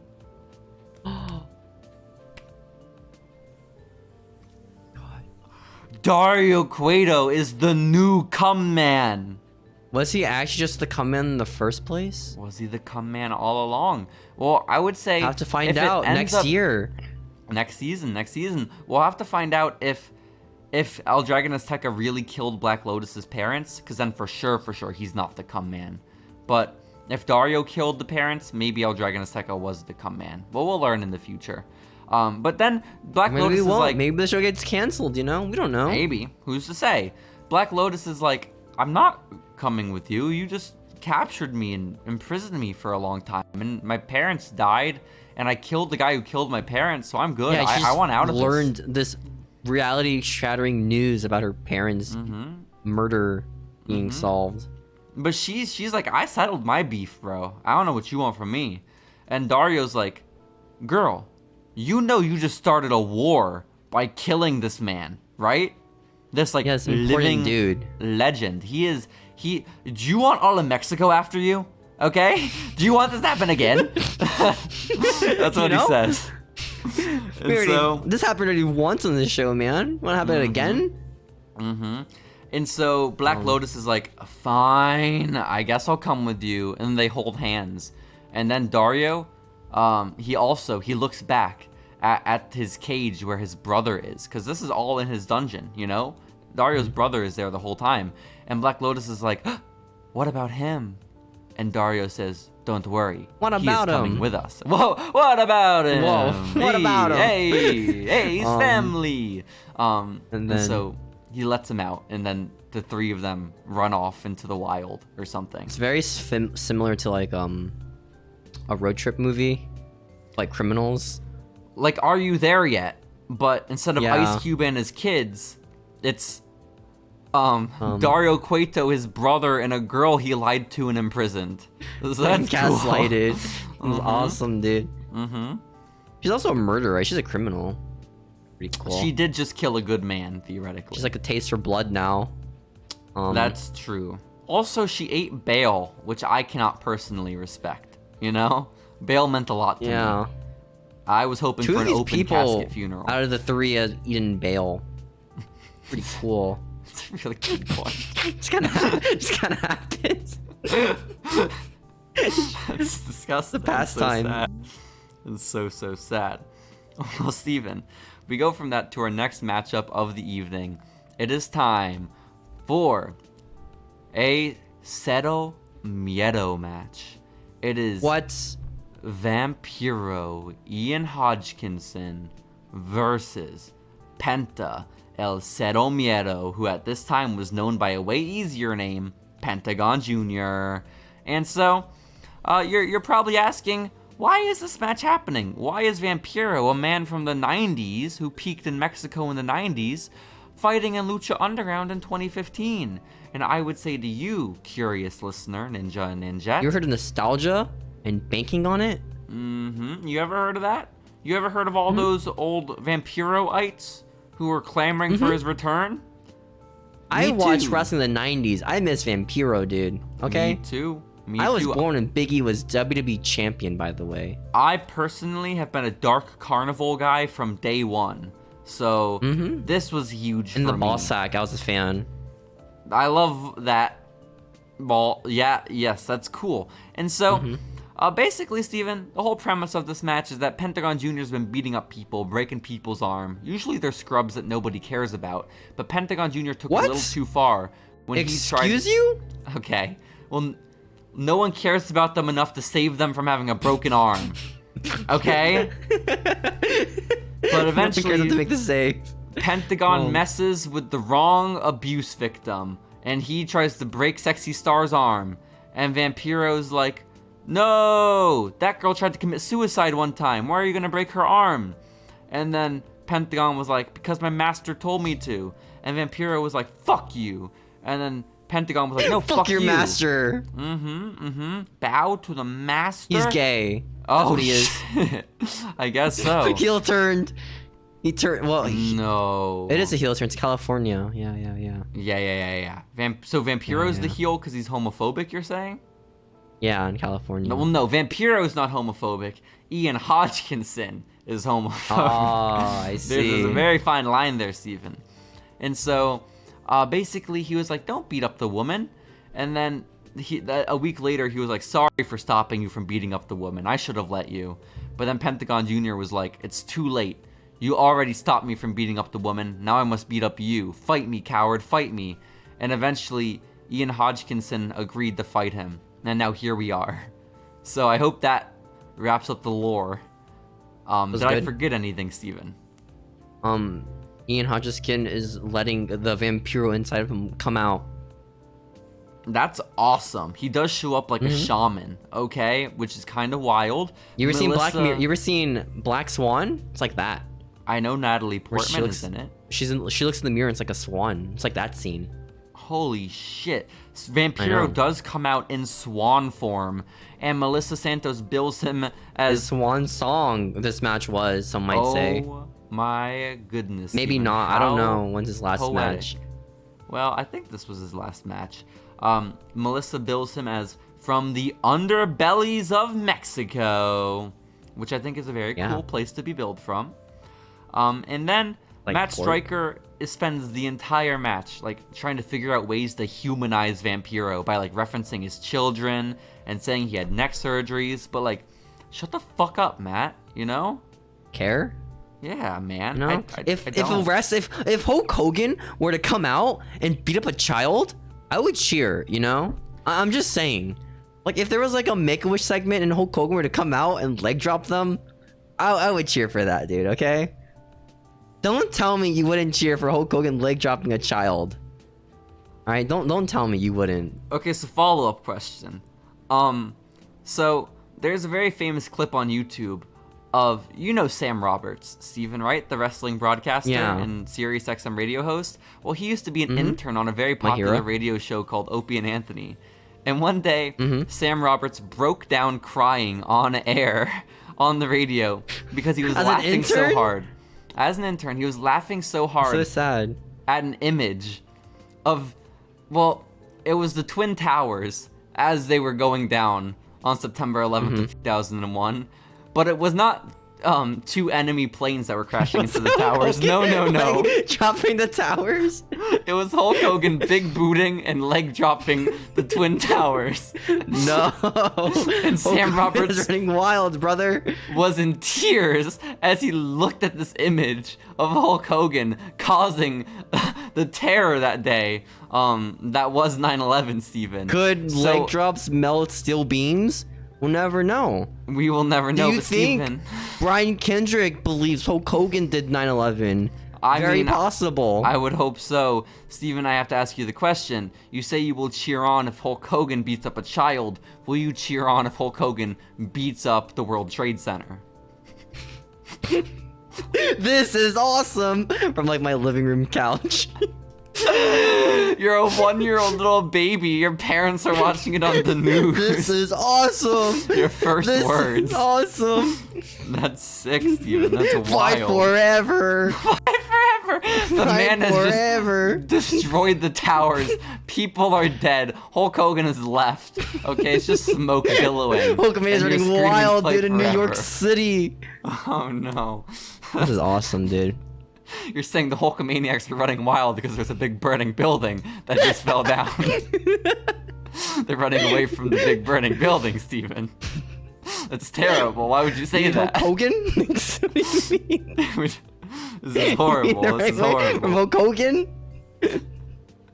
So, anyways, yeah, Matt Striker. Better stop. Back to the real news. Pentagon gets chairs. And he starts smashing E. Hodgkinson over the head with chairs. And Rick Knox in this no disqualification Cero Miedo match. And you might be asking, what is a Cero Miedo match? And Matt Striker sums it up pretty beautifully. He says, it's kind of just like a no disqualification match. which is cool. It's like all those Extreme Rules matches. But this one's even extremer because Rick Knox tries to stop the match because it gets too extreme. So it's like Hell in a Cell. Oh shit, this is too much for me, man. No. Oh shit. He got the mallet out. We can't have this, bro. We can't have this. Wait, when Dean Ambrose took out the chainsaw to murder Brock Lesnar, who stopped him? Was it the ref? I think Brock Lesnar just stopped him because Brock is that So big of a beast. theoretically, the ref would have just let Dean Ambrose just murder Brock there on the spot. I mean, it was within the realms of the match, Steven. It was within the realms of the match. That's crazy, dude. That's insane. So, basically, he's beaten him in senseless with these unprotected chair shots to the head. Rick Knox is like, this is it. He throws up the X's. The match is over. And then Matt Striker says, guys, we'll be back. He does his Owen voice, okay? And he says, we have to go to an unscheduled commercial break. I hope for the safety of my best friend. This live broadcast of the episode. This live broadcast that was filmed in February. We gotta go on break, guys. You know, we gotta go on break. This unscheduled commercial break. But when we come back from the unscheduled commercial break, we see Vampiro being stretchered off into the locker room. And I say, oh my gosh, how sad. Another one for Pentagon Jr. That goddamn ally to the LGBTQIA AEW segment community. With like William Regal getting stretchered out, and they put the mask over his eyes, or like something like that. A sleeping mask, a little beauty mask. No, like the breathing mask. Like, I did see that. Yeah. Was it the neck brace? I forget. It was one of them. They put the neck brace on wrong, some shit like that. Yeah, it was kind of wild. But basically, Steven, Vampiro sits up from the stretcher. He says, I'm not going out this way, brother. And then he gets back into the ring. I'm not putting over young talent like this. Hell no, not today, brother. And he brings out some thumbtacks, and he throws the thumbtacks on the ground. Pentagon Jr. gets slammed onto them, and then Vampiro just jumps onto them. It's kind of wild. That's cool. He's gone insane. Yes, Pentagon Jr. gets out some light tubes at one point. The first and only time I've ever seen light tubes on actual television, by the way. Kind of crazy. This was the first wrestling match I ever saw with light tubes. And so, he smashes like real light tubes, or are they like stunt light tubes? Are those the thing? Like stunt light tubes? They gotta be real fluorescent light tubes, yeah. They just get fucked by like glass. Because that's... I guess they're wearing a shirt. A lot of blood after this point, Steven, and those light tubes cause you to fucking bleed, you know? I mean, it's light, you know, it's not good for you. No, it's really not. It's mercury, actually. And so, yeah, he smashes him over Vamp's head, and then Pentagon licks his blood off his hand, and then Pentagon gets more light tubes. Pre-COVID. That's how you know. It's very pre-COVID. Vampiro, though, is like, he's eating all the light tubes. Not, like, literally, but, like, he's absorbing all the attacks. He does not bite light tubes. Who did bite a light tube? Starts hulking out.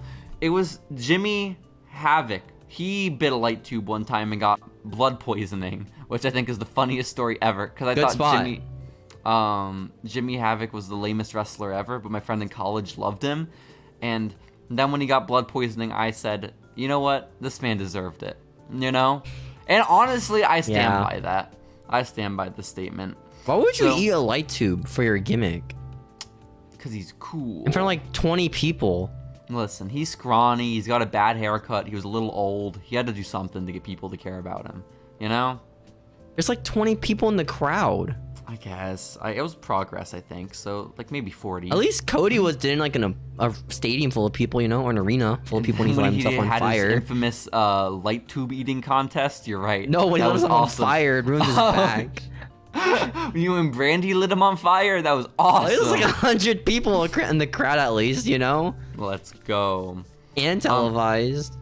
But Steven, Pentagon gets so fucked up during this match, okay? At one point, he gets thrown into the light tubes. He's all bloody. He's half unmasked. It's kind of like it's legendary. I think this match is unironically like a legendary matchup, right? At one point, Vampiro gets a table out, sets it on fire, but then Pentagon out of nowhere just throws Vampiro through it with like a rock bottom, you know? Oh my gosh. So that was cool. The Pentagon bottom. The Pentagon bottom. And then he pins Vampiro and wins. So shouts out to Pentagon and his master. Weirdly enough, after the match, Vampiro starts screaming at Pentagon to break his arm. He wants Pentagon to break his arm. And Maybe then he's, Pentagon seems weirded out. Dishonored, you know? He lost his honor. Maybe. Losing the younger talent. I guess so. Who does he think he is? Chris Jericho? You know? Who does he think he is? And Okay. so, yeah, Pentagon Jr., the modern day Action Andretti, he tells Vampiro, okay, and then he breaks his arm. So that's cool. And then Pentagon gets on the microphone and he says in Spanish, Master, I finished what we started. But then he starts speaking English, Steven, which I was excited He could by. speak English? As a native English speaker myself, this is when I started That's crazy. to I started relate. cheering. I started popping, dude. It's like in New Japan when they say, I'm from Ohio, and everyone's like, oh my god, that's a Japanese Holy word right there. fucking No shit. way. And so Pentagon Jr. says, where are you, master?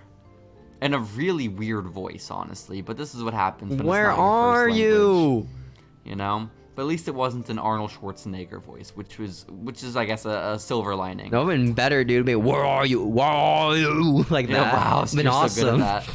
You're so great at Yeah. that. I watched Predator for the first time like 2 weeks ago, dude. Beautiful movie. Fantastic I didn't even know movie. Arnold was in it, bro. Really? Yeah, really. Dang. That's Sorry that was about like it. the marketing. It was supposed to be like an action movie. It was like misleading you. I remember movie. the San Antonio Wax Museum used to have a predator in it. You know? Wow. Like there's a lot of predators in the Wax Museum though. I Wow, imagine. that's cool. That's cool. You I know? love the part of the San Antonio Wax Museum where midway through you have the option to leave because it turns into a biblical wax museum where it's all Jesus Christ. So I like that's biblically fun. accurate wax figures of angels too. Oh yes, those are quite lovely as they float above naked Oh, they're Jesus. dope. It's kind of It's these cool. gigantic eyeballs with eyeballs. So if you ever want to see Predator, John Cena, and Jesus Christ in the same place, the Alamo is your place to be, guys. Wait, so does it end in the Jesus section? It ends in the Jesus section. It's so weird. It is very weird, Steven. It's honestly very weird. I, as a little kid, was terrified. Of but I was- Jesus or wax Jesus? both. So, Okay. listen. Wait, was it like Steven. is it accurate Jesus or like white, blue-eyed Jesus? Ooh, I think white Jesus, not even like Middle Eastern Jesus. I'd have to Dang. double check. Maybe we can go back when we're at the Alamo in a couple days, Steven. If it's still there. If it's still... If you think it's they still got rid there. of the Jesus exhibit? I think you're ridding it, getting rid of like the entire like. Well, they're getting rid place. of all that. Yeah, which is awesome. But it's Yeah. still there. It was there the other day when I went for Christmas. So, Okay, awesome. you know. This is epic this content. is epic. Steven, next wrestling show we go to, we're starting a This Is Epic chant. That'd be so This cool. is epic. I'll do We it for got like to. I'll do it for Sky Blue match or something, you know? Ooh, okay. That makes sense. Basically though, Penta screams, "Where are you, master?" And then Vampiro grabs the microphone. He's like you're so surprised. He doesn't know where he is. Vampiro's out of it. Dude's arm is broken. Dude got set on fire. Dude got thumbtacks in his ass. Dude got a light tube in his face. Dude went through hell. Yeah. Okay? Chairs to the head. Uh-huh. He says, "Let me tell you something. As your teacher, Oh you are wait. ready, my son." So, Vampiro announces in front of Is the he world. is he the teacher or the master? I He feel like is they're el different, like, maestro. professions. He's the maestro. Oh my god. Bro, brother. He's the maestro. goodness. Vampiro was the head weeb all this time. He was the one telling Pentagon to break arms the entire time. Including sexy stars. So, Must have really sucked when he saw him like wild. lose a sexy star in like 2 minutes. okay, that was not his proudest moment, Pentagon Jr., but we don't have to But talk it really about it. sucked, you know? We don't talk about old shit on this podcast, so we better change topics, Steven. So how do you feel about Vampiro being a weeb? Makes sense. Yeah, He's really honestly, a knowledgeable little about bit. Japanese crowds. How quiet they are. You're so right. Mm-hmm. And then Pentagon starts bowing to Vampiro, getting on his knees. and then they hug and do the Cero Miedo pose. It's a heartwarming moment as they're covered in blood. Yeah. What's up, like, people, like, want to get retired by Pentagon Jr.? What? Right? Because, like, a lot of people, like, what was the last, like, was that one match at, like, AAA where Pentagon had, like, that last man forever match or whatever? I don't know. Where the loser retires and he's, like, all bloodied up after that. You remember that? And there's a lot of pictures of him, like, all bleeding out with his mask half intact. I think you're right. Was that, like, a mask versus mask match, maybe? Who the fuck knows? Was it mask versus career? I don't fucking care, dude. Who knows, Steven? We're lore keepers. All I know is that Underground. Pentagon 8 years ago was pretty cool in this match. Yeah, he was. And so, shouts out to him and his master. I hope they live happy lives now. Steven, we go from that to our next matchup of the evening. Maybe the match with the biggest stakes out of all of Ultima Lucha Part Dos. And that is the 7-way Gift of the Gods match to determine who will become immortal and also get a shot at the Lucha title if they want to trade in their immortality. But who will become immortal? So, a chance for a future title shot at the Lucha champion. Immortality, one or the other. You gotta pick. It's like the X Division title. It's like, oh man, I don't know which one to pick, man. Exactly, you know? Exactly. And our 7 competitors were determined by the handing out and the winning of all the ancient Aztec medallions over the past few months. We got Rey Fenix, we got Sexy Star, we got Aerostar, we got Bengala, we got Jack Evans, we got King my favorite wrestler. Cuerno, and we have that guy sucks. Big Rick. So, Steven, basically all the medallions were combined into one championship title. This championship title serves as a Money in the Bank briefcase, but you have to cash it in a week in advance. And again, when you cash it in, you lose your status as an immortal being. So, I have to ask you, who was your hope to win this match before you saw who won? I think Bengala would be really cool to have, you know? You know what? Having an immortal Bengal man would be pretty sick. Immortal Cat Man. Yeah. You don't need 9 lives, you got infinite lives, dude. You know what? I think I'm on the same page. I'm also giving immortality to Bengala if I have the booking sheet in front of me, if I have the pen. So he has the coolest look. I'm just saying. He really does. He's a cat man. What's better than that, you know? What's better? Well, Big Rick came out wearing his Ezekiel Jackson gear. So that was cool. That was awesome. You know? That's how you know it's a really good match, you know? It's domination, exactly. It was a massive spot fest, this match, Steven, and I didn't write down really much of anything, except for one part where Sexy Star botched a spot, and she got crotched on Bengala's knee because of it. I thought that was fun. Ouch, her coochie. That must really suck.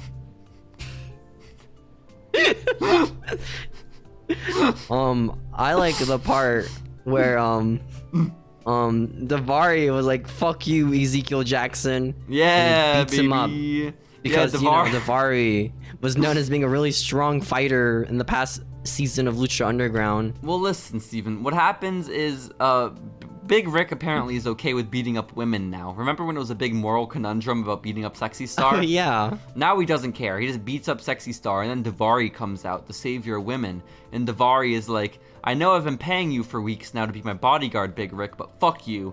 And then he hits him with a chair twice. Devastating stuff. Also, we forget the part 2 where Marty the Moth Martinez comes out, and he just gets fucked up by Sexy Star for some reason. Marty the Moth is not in this match. They just have beef. They have beef with each other. That's Sexy Star and Marty the Moth. They do. And then... like a Mongolian restaurant over here, dude. There's so much.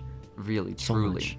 Really, truly. Eventually, Phoenix nails Jack Evans with his finisher, that fucking driver thingy. I don't really know what it's called. Dragon Phoenix Driver Splash 95 of 90s 27. Yeah, Bloody Sunday. He hits the Bloody Sunday on Jack Evans. Oh my god, the St. Jude's Massacre.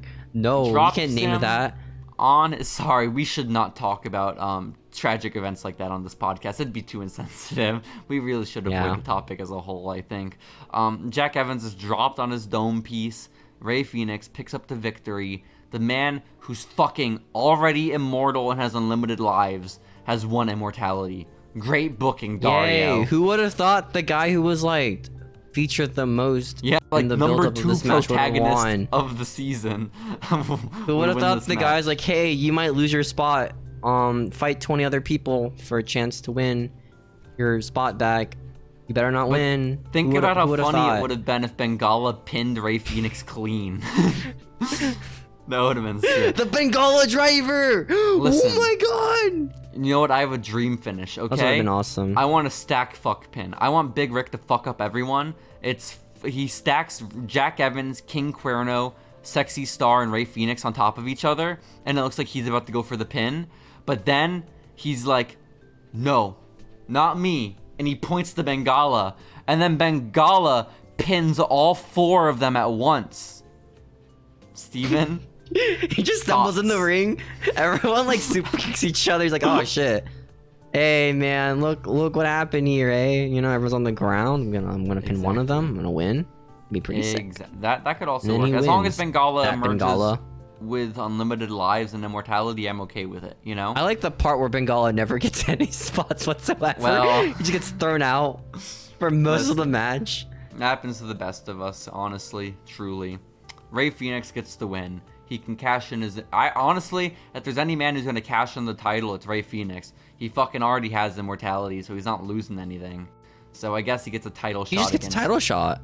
Our Lucha champion, and a belt. whoever they end up being. Yeah. Why would they make a belt for a title shot? We'll never know. I don't know, man. I don't know. But after that, we have our next matchup of the night, the one we've all it's like a really been cool, waiting good-looking belt too. Is the thing? Which is like the weird, gift of the gods? you know? Yeah. Hell yeah, it is. It's just 7 medals. Really weird and bulky looking. But like Sexy it's like a Star prop, would you know? struggle with it. Yeah. Yeah. But What a weird belt to make. The Owen Hart belt. That was also kind of weird. Oh, I forgot about the Owen. Britt Baker like never came out with that again, did she? Huh. Yeah. That's tough. That's tough. But listen, we have another matchup. It is Tejano versus Blue Demon Jr. Okay? Who represents Mexico? Who really represents Mexico? What was the build-up again for this match? It was just whoever reps Mexico the most. Well, Chavo told Blue Demon, yo, Blue Demon, we all know Tejano's a better, younger Mexican than you. We know you live in Florida. And then Blue Demon was like, fuck you, I'm gonna beat up Tejano. Fuck, you're right, I do. Shit. This really sucks. So now Blue Demon wants to prove he's the better Mexican and representative of Mexico. So that's why they are fighting. Blue Demon Jr. is, of course, who I'm rooting for because he's accompanied to the ring by the crew, Mr. Cisco. And he's in a new costume. He's no longer just guy in blue underwear.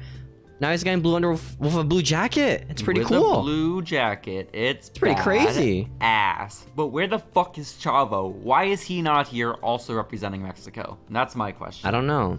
Commentary said it was supposed to be Chavo versus Tejano, but for some reason now it's Blue Demon. Oh my goodness. We never found out why it was Blue Demon, by the way.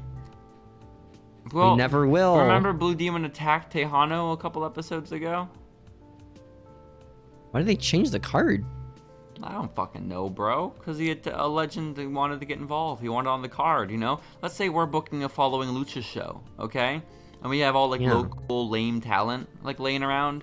And then fucking Mark Calloway shows up. And he's like, yo, I want on the card, brother. Nah, dude. Mark Calloway. I'm fucking putting my guy over Mark Calloway, dude, okay? Sorry. Let me rephrase it. We're booking our own show with all indie talent.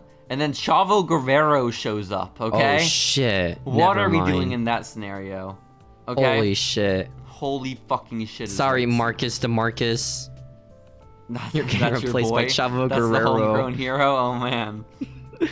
Who would our main guy be named? You know, what would his gimmick be? Trevor. He's bald. Trevor? Does flips. Yeah. Andrew Tate gimmick. That's our main guy right there. A really tall Ricochet. That'd be awesome. Every time it's a 630, he actually like breaks his spine. It's not even a 630. It's just a splash. He just falls on his his legs. He just stomps them. This makes sense. Oh, a 630 stomp. That would be badass. Well, Steven, that would be pretty cool. I don't know how that would work because I get to land your ass for that. It'd be hard. It'd be hard. But if anyone can do it, it's Trevor / Andrew Tate. But the crew, Mr. Cisco and Cortez Castro, Steven, they come out wearing Crip gear, okay? They are dressed in blue bandanas, like to the gills, okay? They are cripped out of their Crips minds. for life, baby. That's what they say. I guess so. I guess that's what they said. And then Melissa Santos is really weird with how she bills the match. She says, due to Blue Demon's legendary status, Dario Cueto has granted his request to make this match no disqualification. Which is like, motherfucker, did you not get the memo, Blue Demon? This entire night, everything has been no holds barred. I don't know what you want. I don't know why you want to make this special. Because he's old. I guess so. He's senile, that's why. The match just ends up being a 3-on-1 attack from the crew and Blue Demon on Tejano. And then Chavo shows up, Steven. I was excited. Chavo shows up with a chair. And you know? Whose side is he on? We're getting flashbacks to episode 1 when he fucked up Blue Demon. Blue Demon's side? The guy who threatened him? Or Tejano's side? That's the guy question. he threatens. That's the question, Steven. Who is he going to side with? Is he going to beat up Blue Demon with the chair again, but this time be a good guy? The answer to that question is no. He just fucks up Tejano, and now it's a 4-on-1 attack. Yo, and then Tejano just got stomped on by like and 4 then people. Chavo hands Blue Demon his chair, and Blue Demon hits Tejano with the chair, and then Blue Demon He's really pins putting Tejano. over that young talent this match. Well, Tejano got fucked is the thing. He got pinned and lost to Blue Demon. Oh, but no. Chavo and Blue Demon hugged afterwards, which was good. So. And they redid their spot with the chair from week 2. They did, Steven. But instead of Blue Demon getting injured, it was Tejano. Oh, no. Very poetic. Steven, we have one more matchup on this card. It is our Ultima I just realized Lucha. that nobody actually leaves this show. They just leave for like a week. And they get told they're banned forever and they just come back like weeks later. Are you talking about Drago? Talking about Drago and Eddie Guerrero. I mean, not Eddie, Chavo Guerrero. Shit. Well, Chavo was never banned. Chavo was just running from Mexico, you know? That's fair. He said he was like leaving. If Dale comes back, then we have a problem. You know, something's obviously Man, I miss when Chavo was like carrying the show. That was awesome. I do too. When it was the Chavo and Sexy show, those were the days. Yeah. Those were the days. Now we're stuck with a main event like this with Prince Puma versus Mil Muertes for the Lucha Underground Championship. I guess it'll do. This match was just a match. It was good. It was very good, but it like nothing too hardcore, right? Like Mil has Katrina with him, but Puma does not have Conan with him. So there's that. Yeah. If you remember, Conan had his head bashed in with a rock, similar to Evilise. He's murdered. Yeah. There's the one part where Katrina is kind of just like hovering around them with the napkin, and then Trevor is like, yo, and he lifts her up and uses her as a weapon. I liked that part of the match. You know? I like the part where the match ended. That was I liked full ending. Before that, the part where Mil Muertes tried to spear Prince Puma off the apron, and they missed the table and just fell to the ground. So many people's asses he are picked shattering. up Puma and then broke the table with Puma. He did with a power Good bomb. recovery. You were correct. You were correct. They do their finishers. They I each like kick the out. part where Puma dives outside the ring and to the apron, and then he positions himself to be next to the table. Yo, that was pretty cool. I liked how Prince Puma sold the first flatliner that he kicked out of. He fucking spiked himself on it. Dude took the flatliner on the top of his head. How do you spike yourself like that? We don't know. Unbelievable. You fall like, truthfully. How do you spike that? He's not even aiming for your head. He's aiming for your torso. Bro, I do not know. It was impressive, though. It was impressive. I can say that much. And then, Steven, then Prince Puma somehow kicks out. But then Mil Muertes just does an avalanche flatliner and wins with that instead. So Mil Muertes is our new Lucha Underground champion, the second ever in history. Woo! Wow. Very historic night. Katrina, a very prestigious title. With holders like Prince Puma. Yes. Big history at this title, you know? Big history. Seen all titles change hands tonight. I didn't phrase that right. I put the S in the wrong spot. All 3 of them. All 4 of them. We All saw 4 the titles. Trios Championships get won by the Disciples of Death, and now the World Championship won by Vampiro. Not Vampiro, why did I say that? By Mil Muertes. And so this is a big deal. The Disciples come out to celebrate. Katrina's there holding her rock. The Disciples of Death, Mil Muertes, and Katrina are on top of the world, Steven. You know? Mm-hmm. But did you stick around for after this match for the little epilogue that took place? Oh, and then we get like gosh. the best scene ever in both these episodes, in my opinion, as we see the conclusions of people after the filming. Exactly. Of this yeah, it's like episode. it's like an epilogue. It's an epilogue. We see like where the story is gonna go for everyone. But before that, I want your thoughts. What do you think about Trevor no longer being the champion? Who? Prince Puma? He's never champion. What the fuck are you talking about? Sorry, Prince Puma. Prince Puma?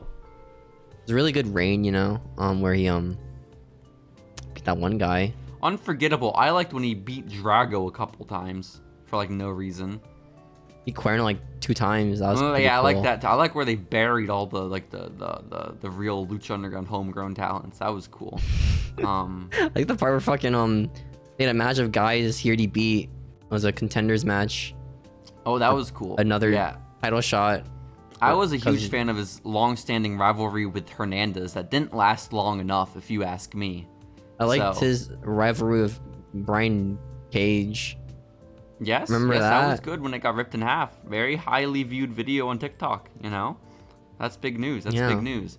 But no, honestly, I really liked the reign. I loved Prince Puma as champion, and he's like forever in my mind as like the Lucha Underground champion, you know, because of it. So he's the first. It's like when you think of the universal title, you know, you think of who won it first, you know?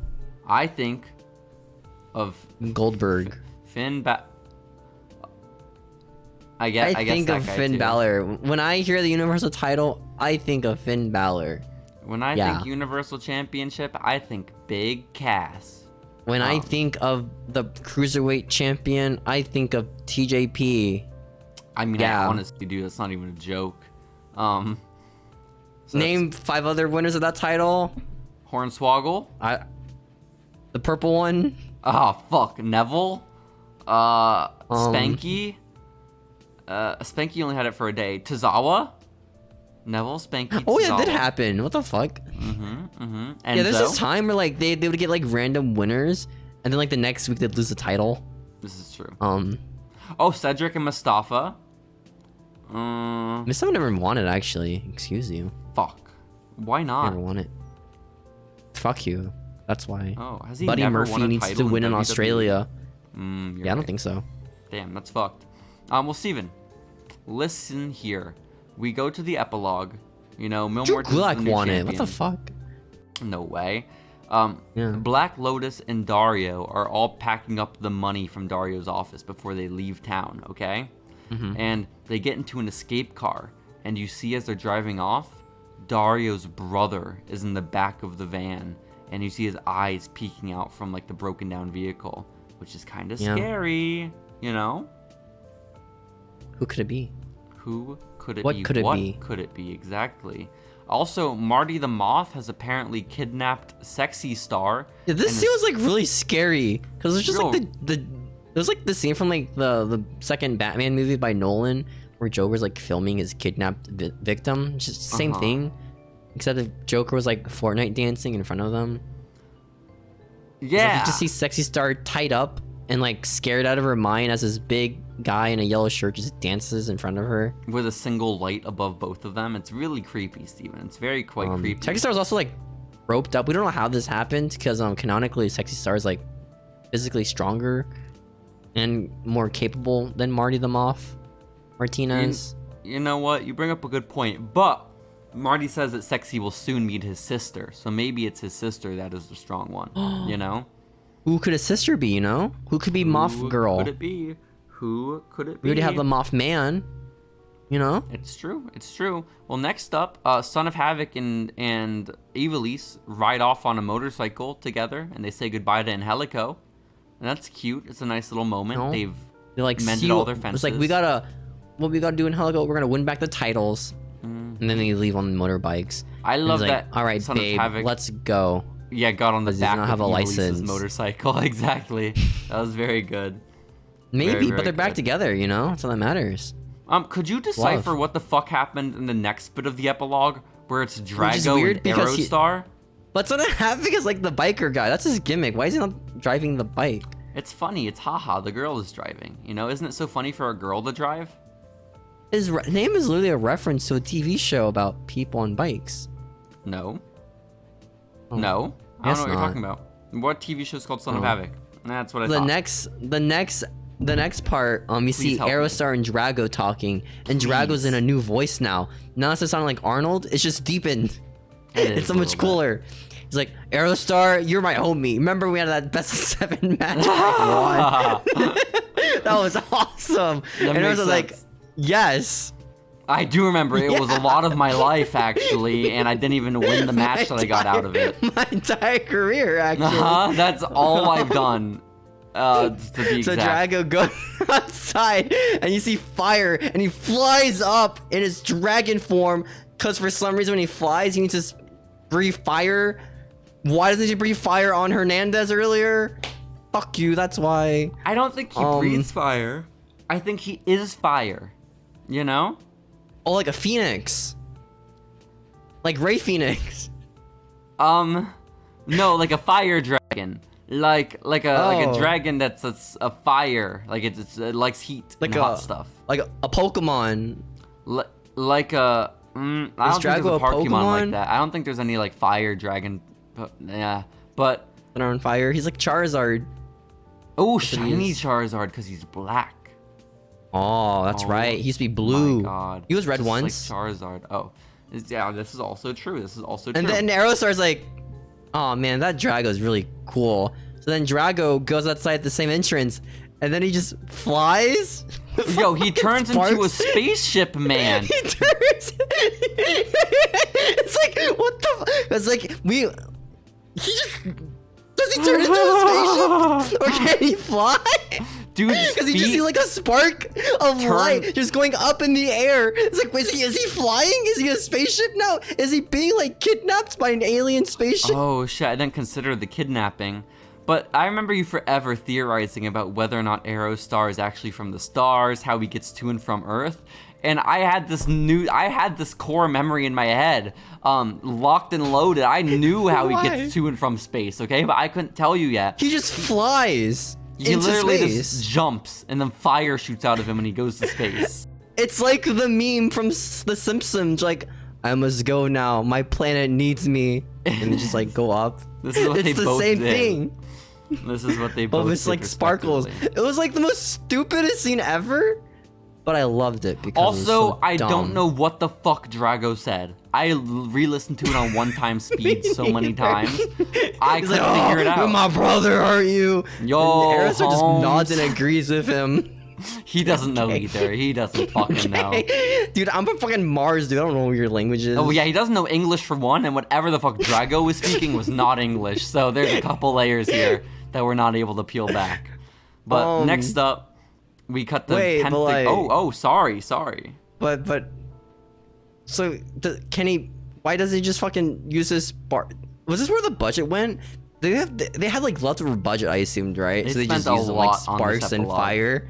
Uh-huh. Like this costs more to produce than like some of the matches on this card. You know? You mean the cinder blocks weren't costing them this the big one bucks? 10-second spot with exploding pyros and fireworks. Listen, it said Hollywood magic, okay? It said Hollywood magic. But next up is Pentagon and Vampiro, and they're just kind of like hanging out. And Pentagon's like, "Where are Yeah. we going, Maestro?" And Vampiro's like, "To even darker places, boy." And then that's it for them. Vampiro's just kind of creepy and like zombie looking, you know? Yeah. Then a It was green kind of a hoodie boring man. segment. What'd you say? It's kind of a lame segment for that Oh, storyline. it was I feel a like, little you know, lame. They should have had him like breaking people's arms. break arms on the street, Yeah. just going to like 7-Eleven. I think so. Or like, what if Vampiro had his own human centipede and he had tilted it over and Pentagon was going one arm at a time, breaking them all? Oh, I see. You don't like Like a that conga idea? line, I just think it arm would have gone breaking. great. I think it would have been pretty sick, Steven, but it's fine. And then a man in a Suck for green the guy hoodie. at the end of that centipede line, you know. Why? Seeing They're all all these getting like their arms people. broken. Yeah, but being the last one, seeing everyone just getting their arms broken, it's like, oh shit, I'm gonna be next. Yeah. Oh, you know you're next. Maybe he does it from the back going forward, so none of them can see. The guy in the front just feels like sudden like weight just drop down Yeah. each minute. They all just collapse. That's so sad. But you Poor know, guy. again, Steven, a man in a green hoodie is shown on top of the roof of the temple, and Oh my he God, who apparently could has it be? just spray painted a question mark onto the Lucha Underground logo. Is it the So, Riddler? It might be the Riddler. There's green and a question Oh mark. my gosh, So all that's signs point crazy. to The yes. Riddler is in Lucha Underground. That's insane. It's a little wild. He's found his way to Boyle Heights. And then the lights are all closing inside the temple. Dario Cueto's face turns red. And that is season 1 of Lucha Underground. Wow. Wow is right, Steven. Wow. Dario's on the run. Mil Muertes is champion. Until he isn't. Sometimes he was in a red room. I'm gonna guess. Where the, yeah. what the red room is, you know? Maybe it's a new temple. Maybe it's a new Maybe. location. Maybe. You know, we don't know. We don't know. We don't know, but what we do know is we've lost some good friends along the way. Shout out to Bale. Shout out to Or the Bale. Mac. Shout out to. I feel bad for Mac. Dude. I know. That guy did Poor not bro. get stopped through a fucking He cinder didn't block, deserve dude. it. Dude literally got assaulted backstage out of nowhere. His gimmick was being a happy dude. Happy athletic know? dude who now has his face just fucking destroyed. It's all morphed. It's all gross looking. It's so sad. Maybe he'll But- have like Phantom of the Opera gimmick, you know? Ooh, I hope Yeah. so. I hope we'll have Two-Face and Riddler in the temple. That will be so awesome, Steven. That will be sick. But I have to ask you. Now that you finished season 1 of Lucha Underground, 1, did you remember that Vampiro was the master? And 2, Yes. oh fuck, damn it, that's so sad. And 2, what did you think about the season as a whole? Alright. Up and Yeah, downs. it was fun. Like there were downs, but also there were highlights like the best I like of all the 7 stupid series. stuff. Yes, I like the stupid Like stuff as Aerostar well. exploding into like a star. That was pretty funny. That was pretty nice. That I was like pretty that. nice. But I was watching that like 2 times speed too, so it's even like weirder. It was real So, weird. like, it's like, what the fuck? Listen, because I really thought the reason I couldn't understand Drago was because I was watching it so fast. But I dare anyone to listen to it at regular speed and figure it out. It's impossible. So I like Arnold voiced Drago that one time. That was that pretty was funny. pretty sick. I love that he Like only Drago makes in the restroom. cameos in the restroom. Really good. The girl plot kind of sucks. Ooh, oh, who's that hot chick? Oh my god, she's so hot. I forgot about was the awesome. horny commentary from the first like 5 weeks that they eventually got out of. The match graphics from episode 1 where they were really sexual for no reason. Those were cool. Pentagon was like cool until like he isn't, and then that was pretty cool booking of Pentagon. Yeah, I like all the backstage interviews with Vampiro. You know? That was fun. I like how like they do like the TMZ like paparazzi noises for the intros for those for some reason. And it's just kinda dope. Vampiro. So it's like weird. We got to see the growth of Superfly. That was cool. That was awesome. And of course, I like our Marty the boys. Moth. Marty's cool. But above all else, Steven, what's Um, most important is we got to see the culmination, the coming together of some of our favorite people in the world as Tag Chavo team, Guerrero. maybe stable of the century. I would say stable of the century after Bale died and Chavo replaced him. So, yeah, I'm saying crew post Bale is faction of the century. You know? First one was Yeah. the decade. The first Not version just that was trio. decade. Not stable. just trio, but faction of the century. Better than DX, better than NWO, Horsemen, Bullet Club, Elite, all of them. Okay? Shield. Who? New Japan stables, all 20 of them. Better than all of New Japan Pro Wrestling. You're right, Steven. Do you even watch New Japan? I don't even know. Who the fuck watches New Japan, you know? I watch specifically for Evil. And I that's watch it. whenever Kenny Omega's there, and I don't even watch. I just watch GIFs on YouTube. That's cool, bro. So So, Steven, I think it's about time for us to hit our final week for season 1 of Following Lucha, because August 5th, 2022 is when Ultima Lucha Part 2 happened, okay? And there was some big news coming out of this week. Of course, last week was the sad passing of Rowdy Roddy Piper. This week was another sad passing. This week, we saw the death of the submission sorority. Steven. No! No! Like the name or the team itself? No, the name. They're PCB now. They were called submission sorority for literally 6 days, and WWE was like, actually, guys, this was a huge mistake, guys. When people complain about Vince McMahon renaming people like Pete Dunne to Butch, you know? Mm-hmm. Think about it. That wasn't the first time we had a really bad name change, okay? Mm-mm. The first one was Team Submission Sorority, you know? This is where it all went downhill. I was Steven. devastated, dude. When I found out the news about the Submission Sorority ending its name, I broke down crying in the toilet, dude, okay? In the toilet. Face in the toilet. Yeah. I dropped dead. So sad. I understand it completely, Steven. That's the closest I've ever come to you know, finally doing it, you know? And but I made it through the day. Cause I said, you know what? Team PCB is still together, so I'll get to watch them thrive. And then they broke up like 2 weeks later, and then I was just heartbroken all around.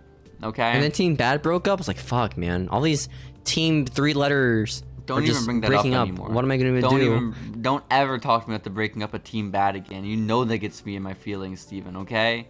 Don't do that. I like their theme. I grew up with Team Bad, okay? I was born. Remember Team Bad's theme? Where it's like, we bring the swag, everybody. Like nobody can. That was my favorite theme song for Team Bad. Yeah, me too, bro. It was good. So, yeah, that was the week of August 5th of 2022. Rest in peace, Submission Sorority. Miss it dearly. But Steven, we have a few current events to get to before we get to the Trevors, which I know is what everyone has been strapped in for and waiting. So, let's do our current event segment. It probably won't go too long this week, because again, we're excited for the Trevors. But let's go ahead and get to it.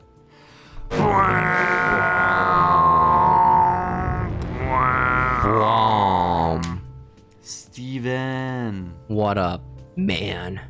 We have big news. What? Okay. Big news? This episode of What Following could be so Lucha big? is of course coming out on January 2nd of the new year, right? Of 2023. Yeah. But before this new year had been ushered in, we made a quick little pit stop at AEW Dynamite. Did we not? We did watch AEW Dynamite live. Yeah, but not the most recent one. The TBS, one before that. Wednesday nights. I'm actually surprised you said TBS. I would have said TNT. But you're right. You're accurate. Steven, we were not at the most recent Dynamite. We were at the one before it. But last week Santa told us we couldn't do an episode of Following Lucha, so we never got to talk about it. So now is as good a time as ever to talk about our experience at I liked watching Dark and knowing nothing about AEW Dark because I never watched Dark ever in my life. Yeah, it was we got really to sit cool through whenever people made an entrance and no one would react until the name popped up on the Titantron. Hell yeah, because no one knows the music. That was awesome. Well, we got to see an hour of Dark Elevation, and you really accurately pointed out that it was almost entirely 99% women's matches saved for Dark Elevation, the show on their YouTube channel, so that's great. Remember when Sky Blue came out to save? Madison Rain? I love her. That's the love of my life. Oh my god. That's the love of my life right there, dude. Love of my life. But Steven.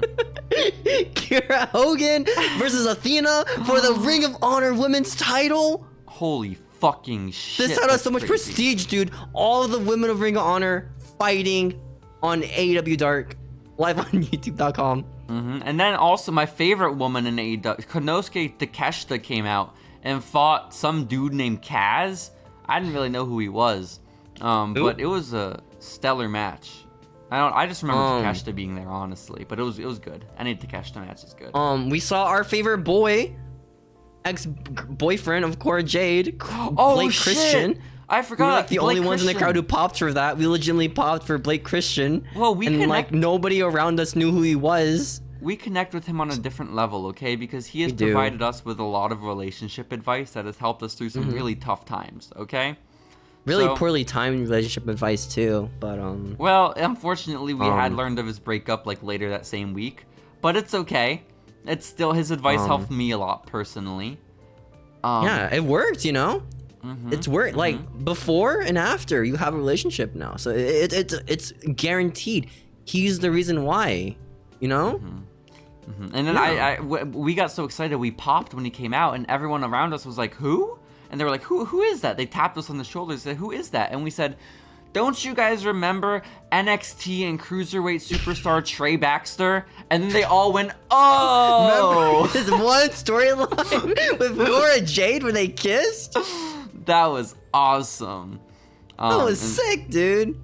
And then the entire arena remembered him at once and started cheering for They him. all started clapping. They're like, "We want Blake! We want Blake!" It was awesome. And he was there. Like, they got Blake. I don't know why they were chanting, "We want Blake." He was there fighting. I don't.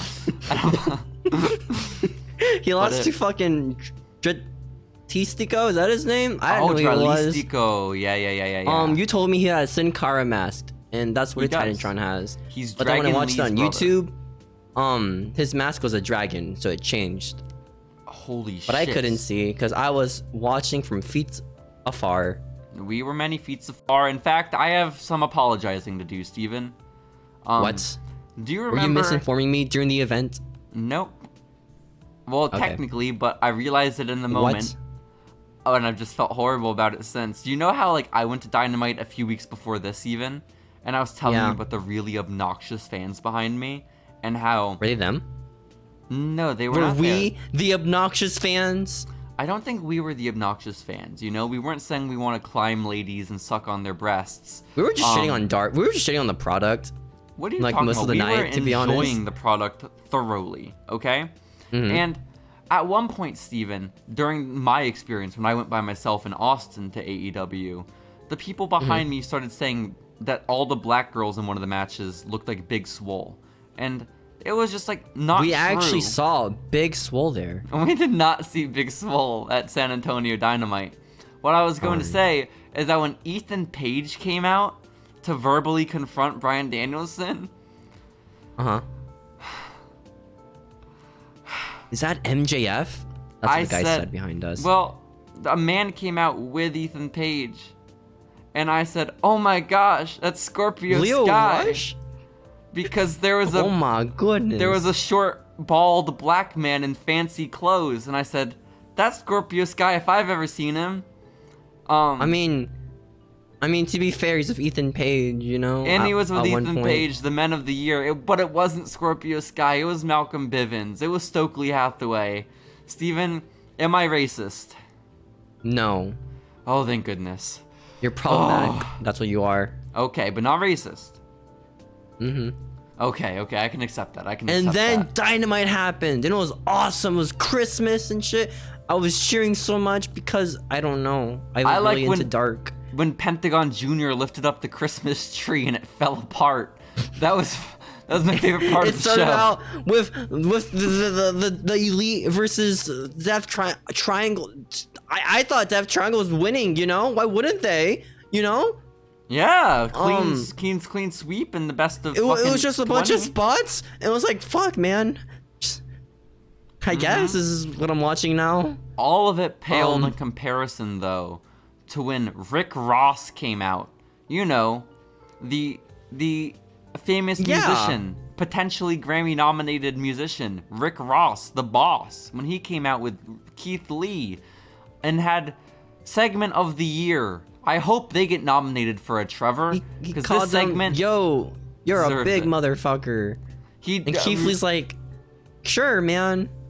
Well, I wasn't as impressed, because Rick Ross, the rapper, did say motherfucker live on the segment, but I thought there's no way that got on television. But then I got home and I looked online, and they did not bleep it in time. Rick Ross said motherfucker on television clear as day. I can only hope he is fired, similarly to Ace Steel. And then the crowd was waiting for Swerve to come out, you know? Such a hyped up promo, this match. And on our side of the crowd, everyone was standing. We thought there was gonna be a run-in, you know? Listen, no one was standing this entire night. Out? No one was standing this entire night in our section. But for whatever reason, the entire Freeman Coliseum decided, I want to stand up for the entirety of this talking segment with Keith Lee, Rick Ross, and Swerve. And then, you don't hear Swerve's theme. Instead, you hear Swerve. He's like, yo, what up? I'm Swerve, man.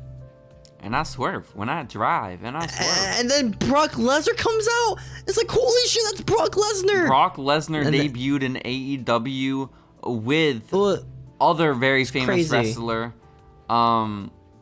Umaga was there with Brock Lesnar. Oh my god.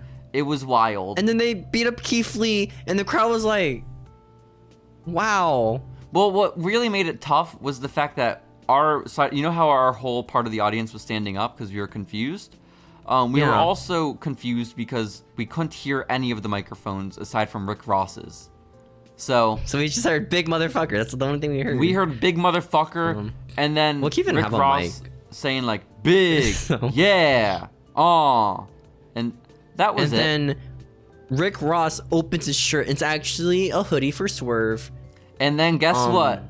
We've seen two large AEW black men killed with a cinder block in the same night as Keith Lee had a cinder block placed over his head and a Swerve. This is a real hit row, dude. Okay. Yo, this is the better hit row right here. Hell yeah, it is. Hell yeah, it is. I remember the guy behind us saying, "Who's that?" About who? I don't know. About Brock Lesnar? Brock Lesnar? I knew that was. I knew that was Brock Lesnar, you know? Yeah, obviously. Yeah. Is this what it feels like to be like that mom at Raw when Johnny Gargano comes out? No, this is what it feels like to be that guy at AEW Dynamite when Brock Lesnar debuts. You know? It's exciting. You know? This is refreshing, dude. This is the pro wrestling I've been waiting for.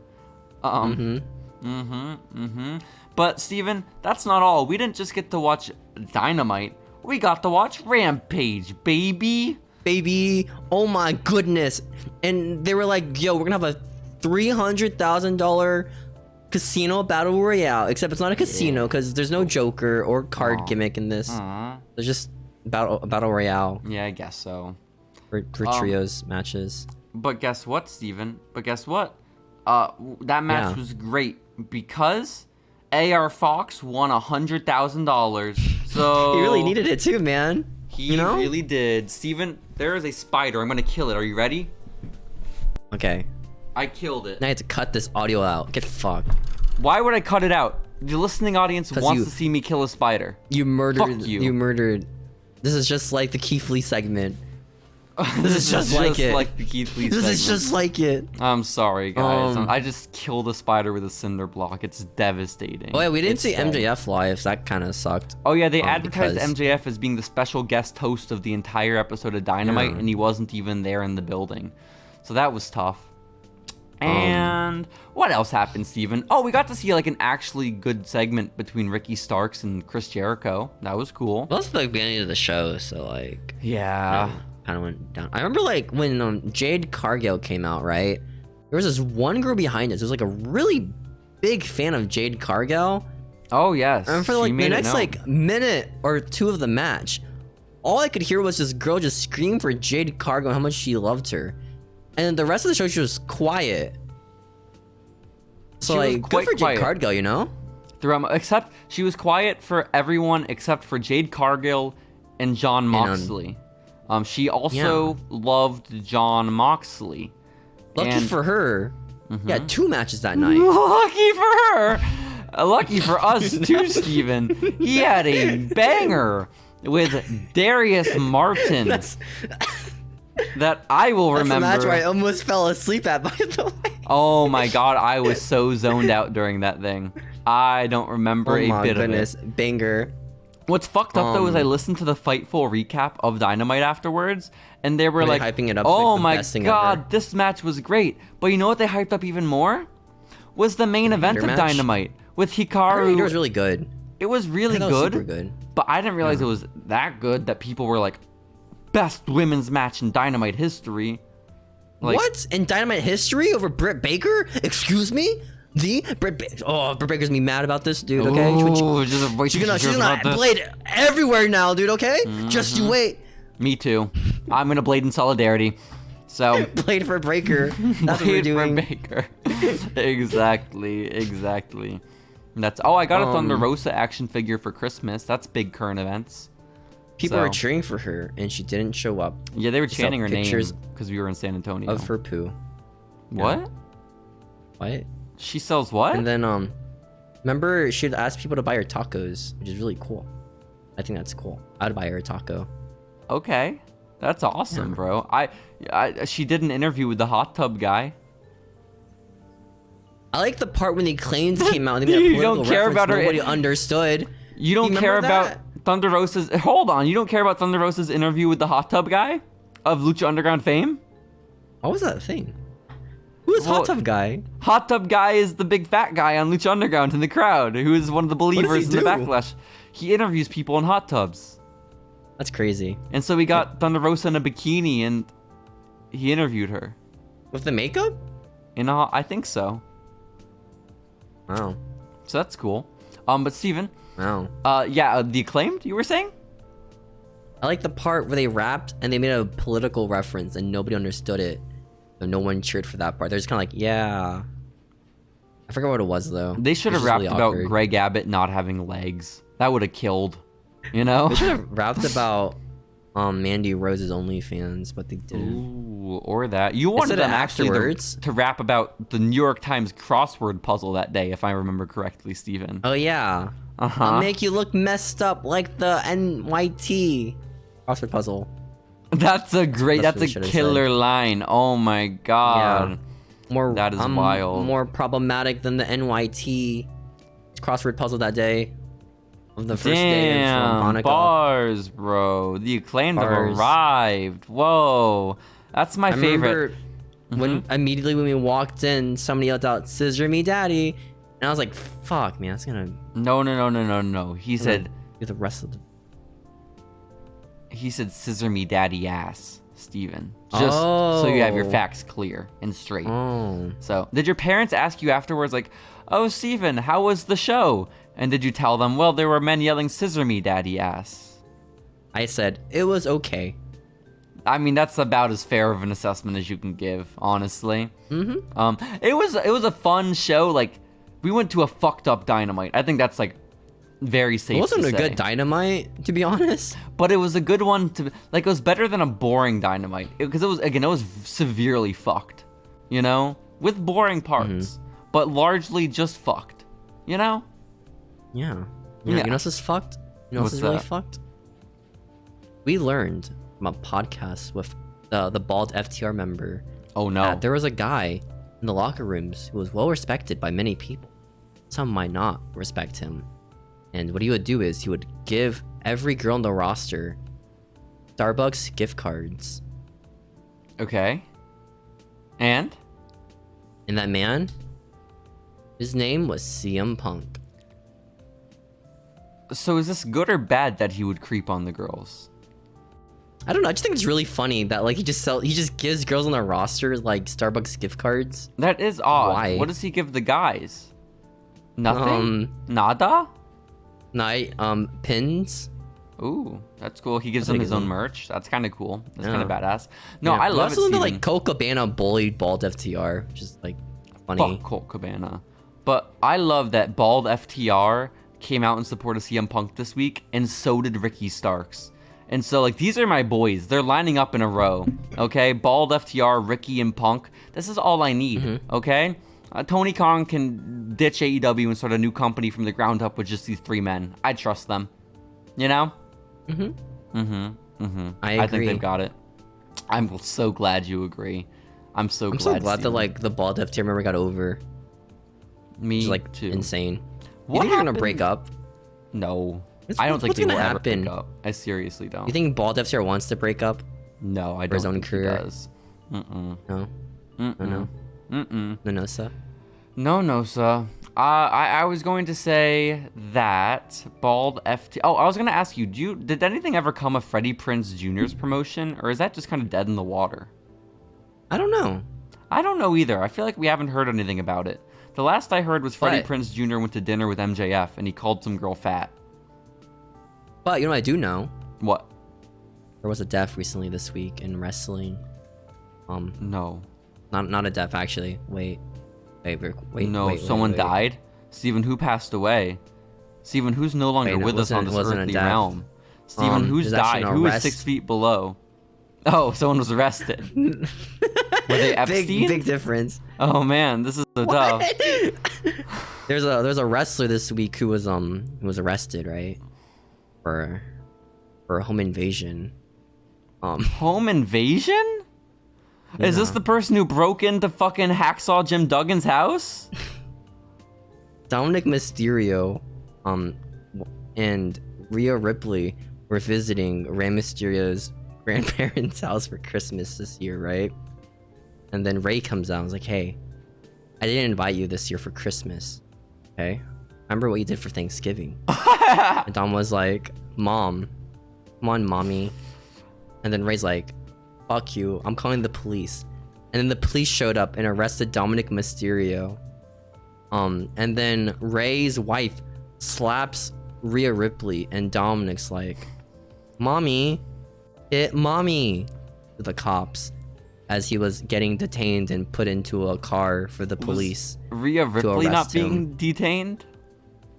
Well, you see, Dominic was called upon to be arrested on the spot. And the police were asking Ray, the guy in the mask, what happened. Of course. And the masked man And said, And the masked man's like, "This guy came to my house and beat me up." no. I think the statute of limitations ran out on that. That's back in then Thanksgiving in November? That's crazy. That's wild. And then Dominic's like, call my friends Finn and Damien, alright? Hashtag free Dom. Freedom? Freedom? Hashtag free Dom. They should put that on a shirt. Steven? Yeah. How did I miss this? How did I not know Ray's this happened? grandma's house too. Canonically. Did she make a cameo? No, but Ray was like, "This is my grandmother's house." To the So cops. it's Dominic's great grandma's house? I don't know. I don't know. Well, theoretically, But, if he's his child. Yeah, that was this week's arrest. Now Dominic has a felony on him, you know. Holy fucking shit. No, his family's gonna drop charges. I you also know? love how like the cops just spawn in like a GTA cop out of like nowhere. Obviously. Like they didn't see the cops driving in. They just kind of showed up. You don't think Rey Mysterio's grandma lives in a well-off neighborhood, Steven? Okay, that man provides really big for house. his family. It is a pretty big house. Exactly.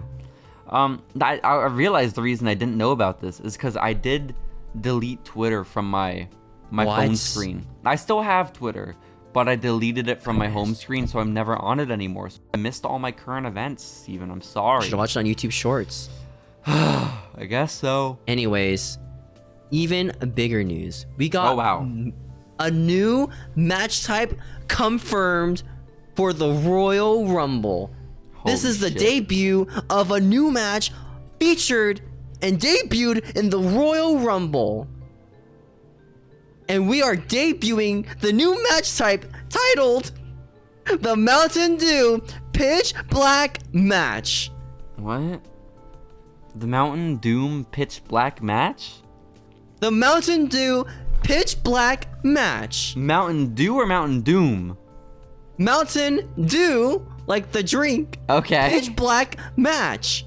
Is Mountain Dew the drink usually pitch black? The fuck is drinking black soda? Is that a real product? Might be like a new thing they're doing, right? I'm gonna I look it assume. up. That sounds fucking disgusting. That's like sewage water, bro. Black? Yeah. You're seeing black Mountain- water in the stores? That shit never sells, dude. No, Black Mountain Dew is not a thing.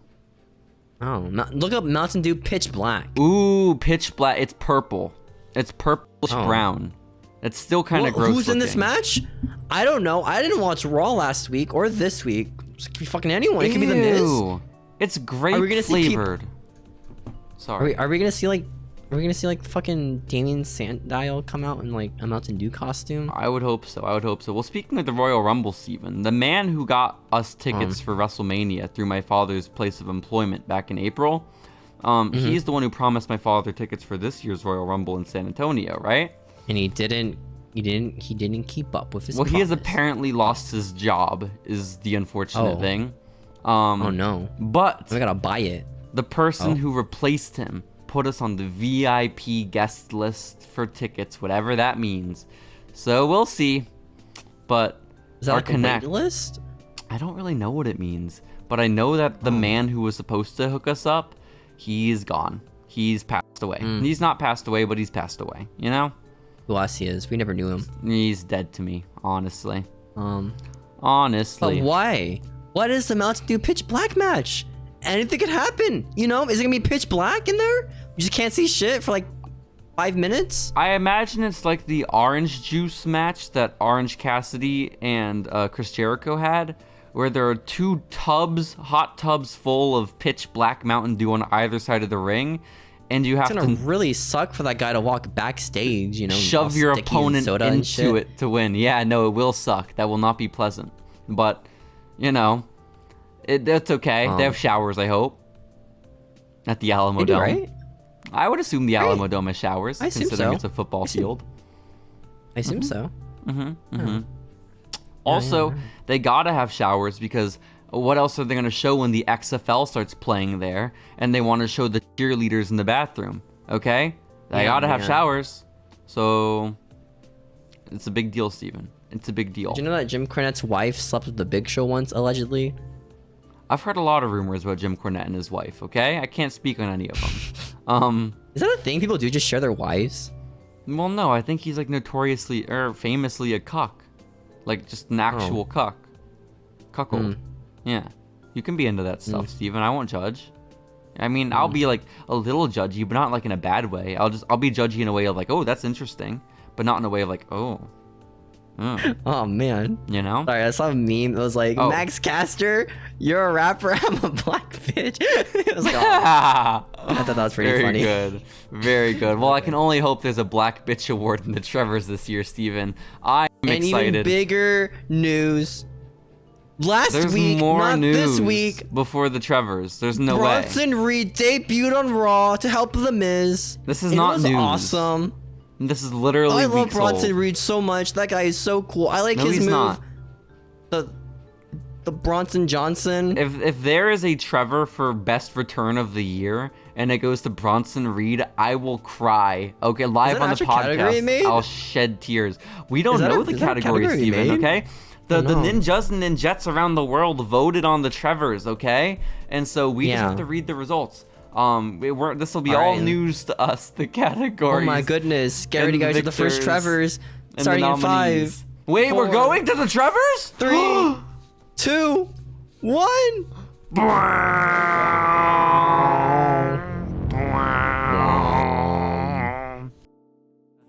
Following Lucha proudly presents the first annual Trevors Award Show. This is your name, Mike. I just want to Welcome everybody to the long-held tradition, the first annual Trevors Award Ceremony.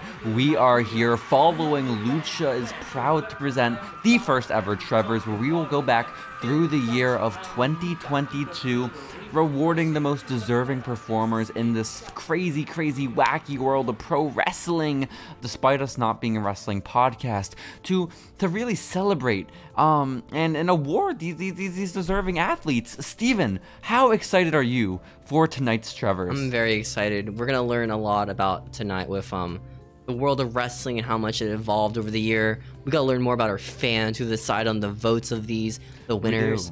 We do. The ninjas. We're not like all the other garbage awards shows like the Oscars where they politic their way and buy their wins. Ew.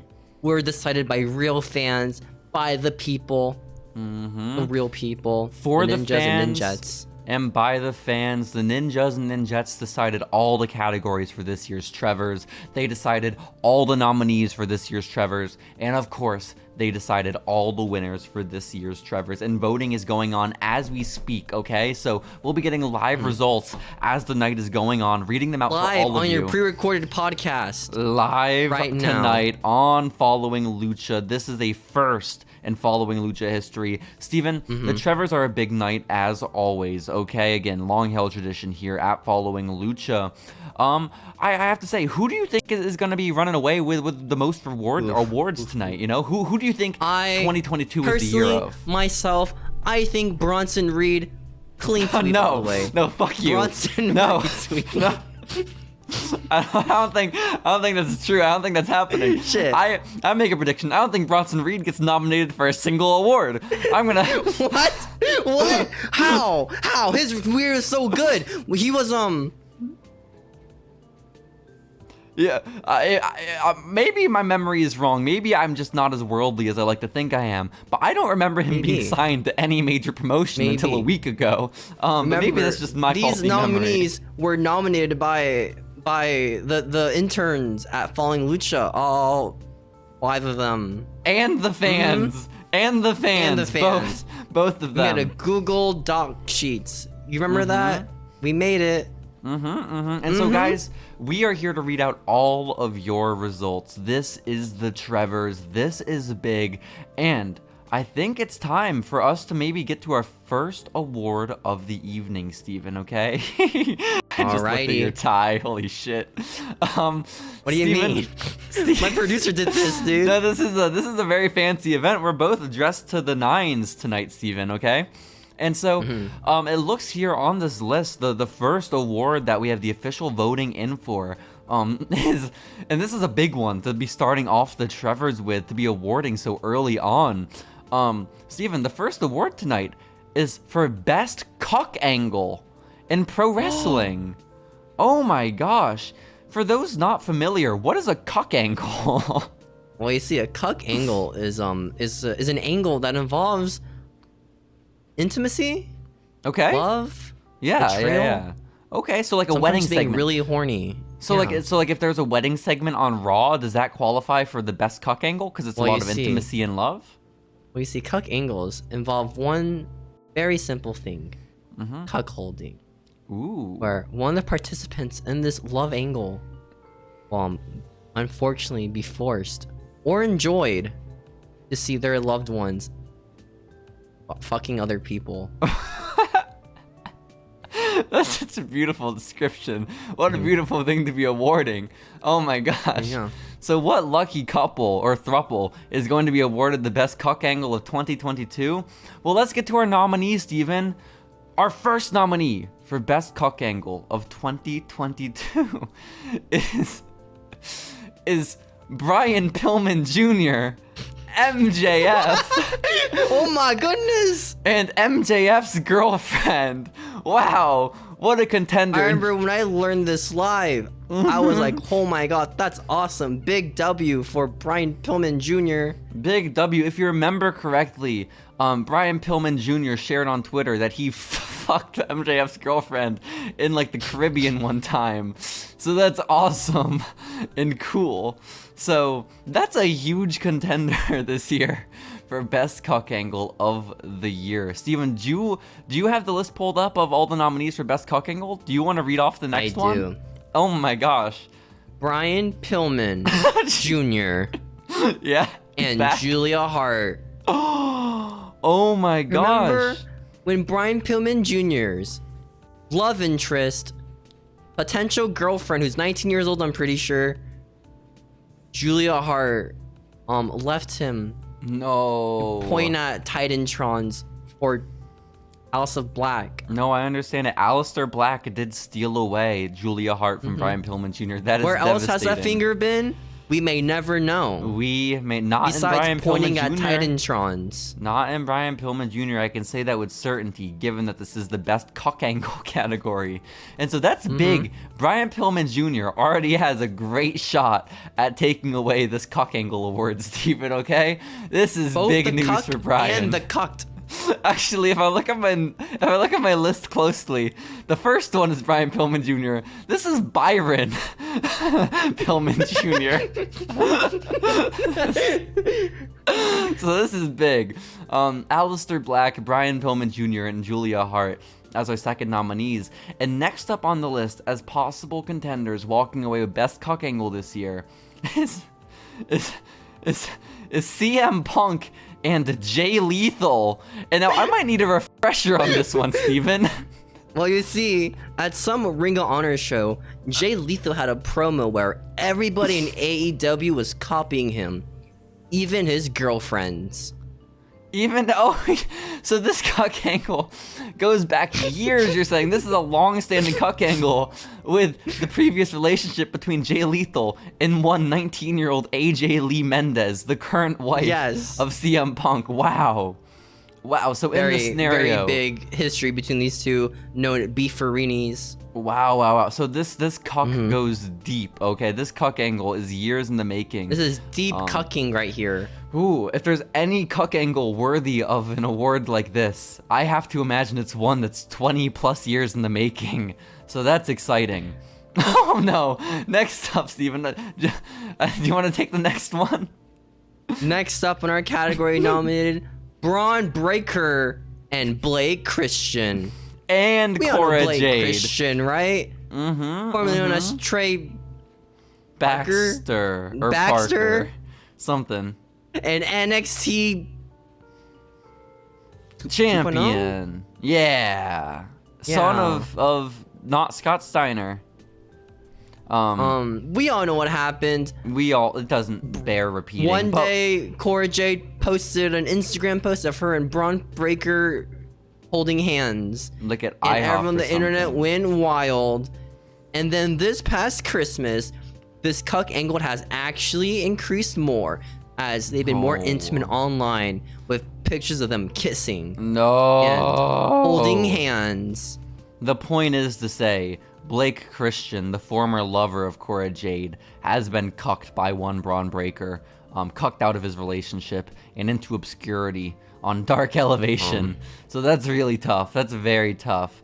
But Steven, this is a huge contender. This one definitely runs deep with the Following Lucha lore. I imagine the Ninjas and Ninjettes have a lot of sympathy in their hearts for Blake Christian, which makes you think, does that make him more likely to win the cuck angle? Or does that make him less likely? Do fans feel bad for him? I think the Ninjas and Ninjettes, they love Christian. You know, he's an underdog in his entire life, okay? Of course. Like, when you watch him wrestle, you just believe for a second that he isn't a jobber. I know. But a main eventer. Me too. He's so relatable. He's so lovable. He had a tough upbringing. His high school sweetheart died. It's really sad stuff. Is that real? It's real. It's real. So I can only hope. Should make fun of this guy's love life. The Ninjas and Ninjettes vote for Blake Christian. He deserves it. If anyone deserves it, Blake Christian deserves it. Finally, Steven, the last nominee for Best Cuck Angle of 2022. This one's big. This is the thruple. This is the cuck angle between Sasha Banks, Mikaze, and the guy who stretches Sasha Banks out on Instagram. Wow. Wow. Needless to say, who is being cucked here? What can we say? We never see Mikaze and Sasha Banks ever together in public. Just saying. Just saying, but we'll see. I mean, honestly, I would be willing to make this a four-way cuck angle with Kalisto as well. Okay, because I always see photos of Kalisto and Sasha Banks. She has a wife and kids. Well, it doesn't have to be purely sexual. He's being cucked out of his place on social media. You know, those should be photos of Sasha and Mikaze. They're not. They're photos of Sasha and Kalisto. So that's fucked up. But Steven, are you ready to learn who the winner? And the Trevies go to... The Trevies go... This is years in the making. The Trevi goes to CM Punk, Jay Lethal, and AJ Lee. Well earned, well deserved. Classic. Classic. Oh Oh man, Cuck angles. classic You cuck got angle. the guy, the upbringing, the underdog, Jay Lethal, losing his girlfriend to the main event, bad boy, CM Punk. We should have seen it coming. All you ninjas and ninjas, thank you, You for did it choosing again. the best cuck angle. You guys really did it this time. Smashed it out of the park. Congrats to. I will be sending Trevors to CM Punk, Jay Lethal, and AJ Lee respectively. Be on the lookout for those in the mail. Your bald little Trevors showing up at your doorstep. I can't wait personally. More for shiny mine. than Jay Lethal's head. Shinier than Jay Lethal's own. That's crazy. Yeah. But We Steven, also saw him live, and people did not cheer at all for him. no, they really didn't. They knew he was getting cucked at the time. It's hard to cheer for a cuck. But Steven, what are your thoughts emerging from the first Trevor that we just I already awarded? said my thoughts. So fuck Okay, I was just hoping for more. I feel like a little bit like Blake Christian may have gotten robbed. Brian Pillman especially. Remember Brian Pillman? Brian Pillman had 2 chances. The ninjas and ninjas just really hate Brian Pillman, It literally went to the worst choice for cuck angle. What are you fans doing? God. You guys are monsters, you ninjas and ninjas. Fucked Terrible up. people. Fucked up. Well, Anyways. Steven, what's the next Trevor? The next Trevor category is Best Quitter. Wow. Who? From Shawn Michaels to Bret Hart to Hulk Hogan to The Rock. Who has made the biggest impact quitting their wrestling career / company? In 2022. It's a big question. 2022. It's been on my Our mind. nominees. The first nominee, CM Punk. Wow. Known for his great reign in AEW where he buried talent like Bobby O'Reilly. Bobby O'Reilly, my boy. Fish.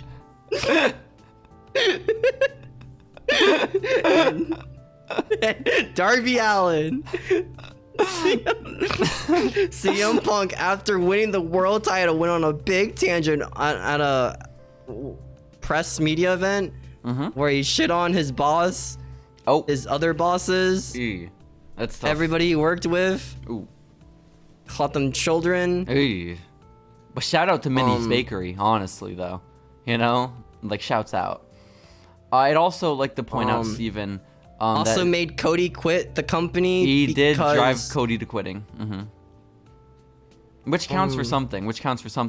But Steven, that is huge that CM Punk's on this list. He did, of course, walk out of AEW earlier this year after insulting all of the people in his company. And that is massive. That is Stole a bunch of huge. money from Tony Khan because he bought out that contract. And you have to imagine this counts for even more because CM Punk quit twice. Remember the 2 times he vacated the title?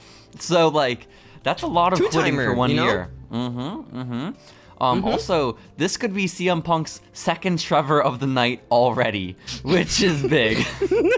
So, next up, in contention for Best Quitter is, of course, the duo of Naomi and Sasha Banks. Oh my gosh. My favorite duo of all time, Naomi and Sasha Banks. Remember when Naomi and Sasha Banks had equal opportunities after quitting together? Yes, I loved it. I love how they've been treated equally and given the same attention in the media ever since they both walked out for the women's tag division, which has thrived ever since.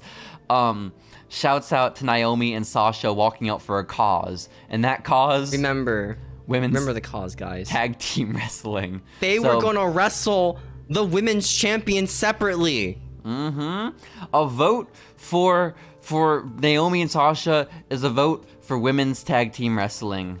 So that's what you need to know. Without you, we wouldn't have the Iconics. Exactly. All right. But who else And the quit next- this year?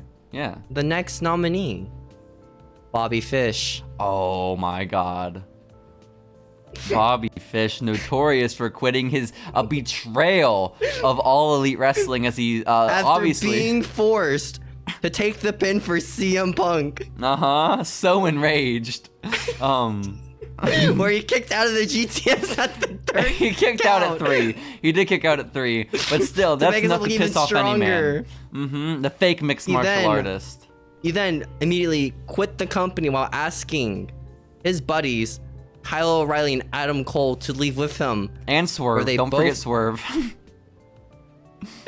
where they all refused because job security is more important than putting yourself over. But don't worry, because a man who had previously provided Bobby Fish with so many opportunities and championship gold in the past, Paul Levesque Triple H had come into power at WWE. So surely he left AEW for greener pastures, right?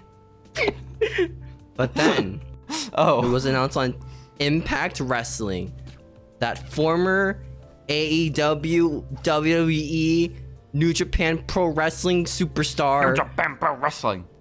Bobby Fish will be joining the roster. Holy fuck.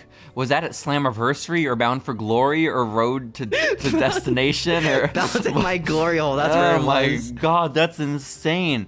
Well, good for Bobby Fish. Knowing for his Steve- really awesome catchphrase that he said this year too. Where's the lie? You bring up a good point. You bring up a good point. You have to CM Punk imagine. sucks in the crowd. You have to imagine the crowd. Bobby the Fish ninjas makes a and really ninjas. good nominee Quitter. this year. Possibly, maybe the favorite to win the best quitter category. Especially after that one MMA fight where he tried kicking his opponent. His boxing fight where he tried kicking his opponent. So, big ups to Kickboxing. Bobby. And now, next up, Steven, on the list of best quitters who could potentially walk away with this Trevor is none other than MJF. If you remember earlier this year, Possibly the most controversial pick nominee. he walked out of the company after calling his boss, Tony Khan, a fucking M-word on TBS, okay? That's Oh a my lot. goodness. That is a lot, and That's I a almost lot. think that disqualifies him from any Trevors, the fact that he used the M-word. But whatever, We don't- the ninjas voted. We at the Trevies, we don't appreciate this type of language, okay? Like maybe tone it down a little bit, dude, you know? Like come on. Maybe tone it on, man. down. Come on, Yeah, dude. MJF Don't say those words, dude. did walk out of AEW. He is now their champion, which it takes away a little bit from the quitting. But at the time, it was a big deal, you know. And again, calling your boss the M word, unacceptable. You can't do that kind of stuff in this climate. Quite possibly the least favorited to win because he is in fact still in the company that he quitted. That is kind of embarrassing. But Steven, I know But this next man is not in the Unlike same company. the next nominee who actually did manage to quit from the company AEW when asking for more money, Cody Rhodes. Whoa, Cody Where making earlier a this year or late last year, he asked his boss, "Hey, don't give CM Punk money because that would really suck for us in the long run." And then and the Tony advice was not being like, followed, Yeah. he was like, "Okay, I guess I'll just quit now and go back to the WWE." No, that makes sense. But I'm glad he made a run for WWE the way he's making a run for Best Quitter of the Year, Steven. I'm excited about it. And I almost count this as a double quit as well, seeing as Cody Rhodes did get injured with tearing his pec very soon after his debut, Intentionally. leaving him off the shelf but very well paid for an extended period of time. Remember, without this quidditch, we wouldn't have the Countdown to Cody, a very big fan favorite event in all of wrestling. I would this say year. so. I would say so. And don't forget some classic matches he put on before quitting, like his match with Anthony Ogogo in 2021, which I think was just such a his big 10 match it carries lashings over. His 10 lashings from the year MJF. before that. Yeah. Him The holding Jungle Boy's arm up in the air after pinning him. Yes, that was exciting. I personally loved his match with QT Marshall on Dynamite. That was my personal favorite, and I believe was within the year. I was a big fan of when he and his wife Brandy had a segment with Jade Cargill. That was exciting. But pretty Steven, one last quitter who is making a run for it, who could become best quitter at the Trevors this year. That man is No Way Jose. No Way Jose, Wow. of course, notoriously walked out of an indie booking in Canada after he got an opportunity to be on AEW Dark. So he took his plane ticket that the Canadian promoter paid for and got it exchanged for a plane ticket to Florida. And then it came out that the promoter is a racist. So, No Way But Jose... it's okay, because they made up on Twitter. It is okay because they made up on Twitter. It is okay, Steven. You know, No Way Jose making a big run for it. No Way Jose, anti-racist, and also pro furthering his own career, which I'm behind. But who? Good for him. Who out of these 6 people, or sorry, 7 people if you count Naomi as well, is going to walk away with They're both a Trevor? they're both in the same slot. Yeah. Oh my And god, the I'm nominee- excited. And the Trevi goes to Cody Rhodes. Oh my god! Oh my god! Oh my god! That is Well huge. deserved. Oh Well-deserved my win from Cody Rhodes goodness. himself. Oh, it couldn't Big go to quit. someone more deserving. Possibly the greatest year ever for the man. His whole 3 months of this year, amazing. Hell yeah, going out to the big homie. Expect that Trevor in the mail very soon, Cody Rhodes. Give it to your dog, you know. We'll give your give it dog to one, Pharaoh. maybe 2. Well, don't One for say the pyro anything. got you fired for Okay, setting your dog on fire. Well, that wasn't quitting. He was fired, that guy. But well, we'll send him one too, I guess. But Cody, well deserved. He quit AEW in a move that really no one saw coming at the time. Showed up at WrestleMania, grandest stage of them Which all. everyone did saw coming at the time. Well, yeah, Until they but didn't. we were because so it took a happy long when it time. happened. Yeah. But and then again, to go ahead and quit again on WWE right after his run started, the balls, you know, the massive balls it takes. Probably so whipped his dick out for Vince to see if it's his logo tattooed on his penis tip. that was is pretty incredible. cool. That is incredible. So big ups to our second ever Trevor winner, Cody. Good for I mean, Cody. technically our 4th because CM Punk, Jay Lethal, and AJ already got Trevor's. But you know, wow, what a stacked Trevor so far. However, while there may be best quitters, there also is the worst quitters. No, not the worst. Where quitters. these people were unable to quit their jobs. There's no way. Steven, you're saying that we don't just have a best quitter Trevor, we also have a worst quitter Trevor. Exactly. And Oh my we gosh. also have the first nominee of Andrade. Andrade? Nominated for Andrade. worst quitter after beating up Sammy Guevara in a locker room? Oh my gosh. Known for his famous match with Guy from the Dark Order, where they had a mask versus career match. Ooh, Preston Vance. Which is a really big stakes if you think about it, you know? Like, ooh. Preston Vance, also known by his other alias, Big -1.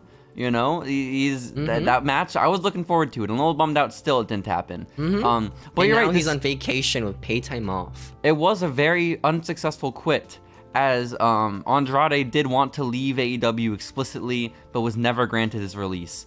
So yeah, it was very unsuccessful. Poor Andrade. But it's because he's a betrayer for the good guys. He's like, It's true. But who else is nominated for worst quitter, Steven? other nominee goes to Mustafa Ali. Oh no, this is like the Jay Lethal. This has been 20 years in the making. Okay, this man's been trying to get out of his contract for forever now. He can't do it. It's pathetic at this point. He just has to make an OnlyFans. It's not that hard. He is quite bad at quitting. He is quite. You know, he does. like- He needs to just post his cock. But that didn't work. It Yeah. didn't work for Austin Theory. You know. Yeah, but that wasn't because he sold it online after he was contracted. Okay, just I make an guess. OnlyFans, sell your dick pics, sell your ab pics, sell your butthole pics. You know, Yeah. spread your cheeks for the camera. Just do it. You'll get fired and you'll make That's money, fair. dude. It's fair. Look at it's Mandy. fair. She makes like $250 million a week apparently, which is like It's true. insane. I wonder if Mandy Rose was nominated by the Ninjas and Ninjettes for worst quitter of the year. You know, I have to wonder if she's Why the wasn't next nominee. MJF? Some might ask why MGF wasn't nominated for worst quitter. Well, because We'll he's never champion know. now. He's champion making millions of dollars. Of course, he's not the Yeah. worst quitter. But Steven, And- who else is nominated? The next nominee, Nash Carter, formerly known for his Oh. time in The Rascals in Impact Wrestling, Yes, and then MSK in NXT and You're NXT 2.0. a saint for remembering that tag team name. There's no way I could have pulled that out of my ass. Nash Carter was canceled by a long-lost lover, ex-wife, girlfriend, one of those, where she posted a Snapchat of him at age 19, saluting like the Nazis with a Hitler mustache drawn on his mouth. This is unacceptable. If the ninjas and ninjets vote for Nash Carter, I don't know what to say. That's despicable. Immediately after, disgusting. he was removed from WWE networking, the video games, which fucked over a lot of people because that DLC pack cost the same amount of dollars as it did before with less content. That's tough. His action figure is still purchasable in stores, however. Ooh, Except for his elite figure, which was canned. Oh, that kind of sucks for him. Yeah. Well, is that all the nominees for worst quitter of the year, or yeah, are there? Oh my gosh! Like, unless you want to add like fucking, I don't know, Miro, something. No. I think the fans voted. This is their word. This is what they said. The fans have made their vote. Okay. And the Trevi for worst quitter goes to. Oh my gosh, I'm excited. Nash Carter. No! The neo-Nazi. Guys, what are you doing? We were on such a good streak, man. This was a petition. This was. Fuck. This was. Fuck. This award show is ruined. Listen, this award show's going to shit. So far, we've awarded a guy who's accused of sexual assault and that of Jay Lethal. Then we awarded it to a guy who's clearly like a Blue Lives Matter supporter and that of Cody Rhodes. And now we got Nash Carter. And anti-union. This is... God. This is so fucked up. Give it to a neo-Nazi? What's next? We're gonna give it to Hulk Hogan?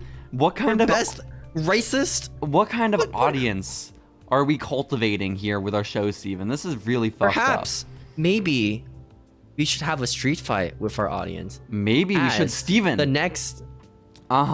category is... Category. A Trevor going to the person, or maybe the people, who engaged in the best street fight of 2022. Steven, let me read out these nominees for you. Okay. All right. First off on the nominees for Best Street Fight is, of course, the infamous brawl between CM Punk, Ace Steel, Larry versus the Elite. Of course, Larry being the dog, CM Punk's pet dog, Ace Steel being CM Punk's pet friend, and the Elite consisting of Brendan Cutler, He's got Frankie really lazy Kazarian, naming up people in the document. and We're just naming stables Kenny now. And the Bucks and maybe some girl. Who knows what happened there? But this is from the of And course the Curry altercation. Man. And Curry Man. This is from the altercation after All Out 2022. Of course, what sent CM Punk to be quit from the company. I think that's how quitting works. So CM Punk really, a lot of nominees this year in the Trevors, which Very is impressive. infamous guy. Very good year for CM Punk, actually, some might say. Very good year, already Banger matches walking away. like CM Punk versus Dax Hardwood. That was, I cried during that one. Good match. So, yeah. This fight was very memorable, as we saw very infamous scenes like Kenny Omega being bitten by Larry the Dog. By Larry the Dog. But the people actually, it was actually Ace Steel who in fact bit Kenny Omega. But then also remember, it was justified because the Young Bucks knocked out Larry's teeth, his poor little teeth. So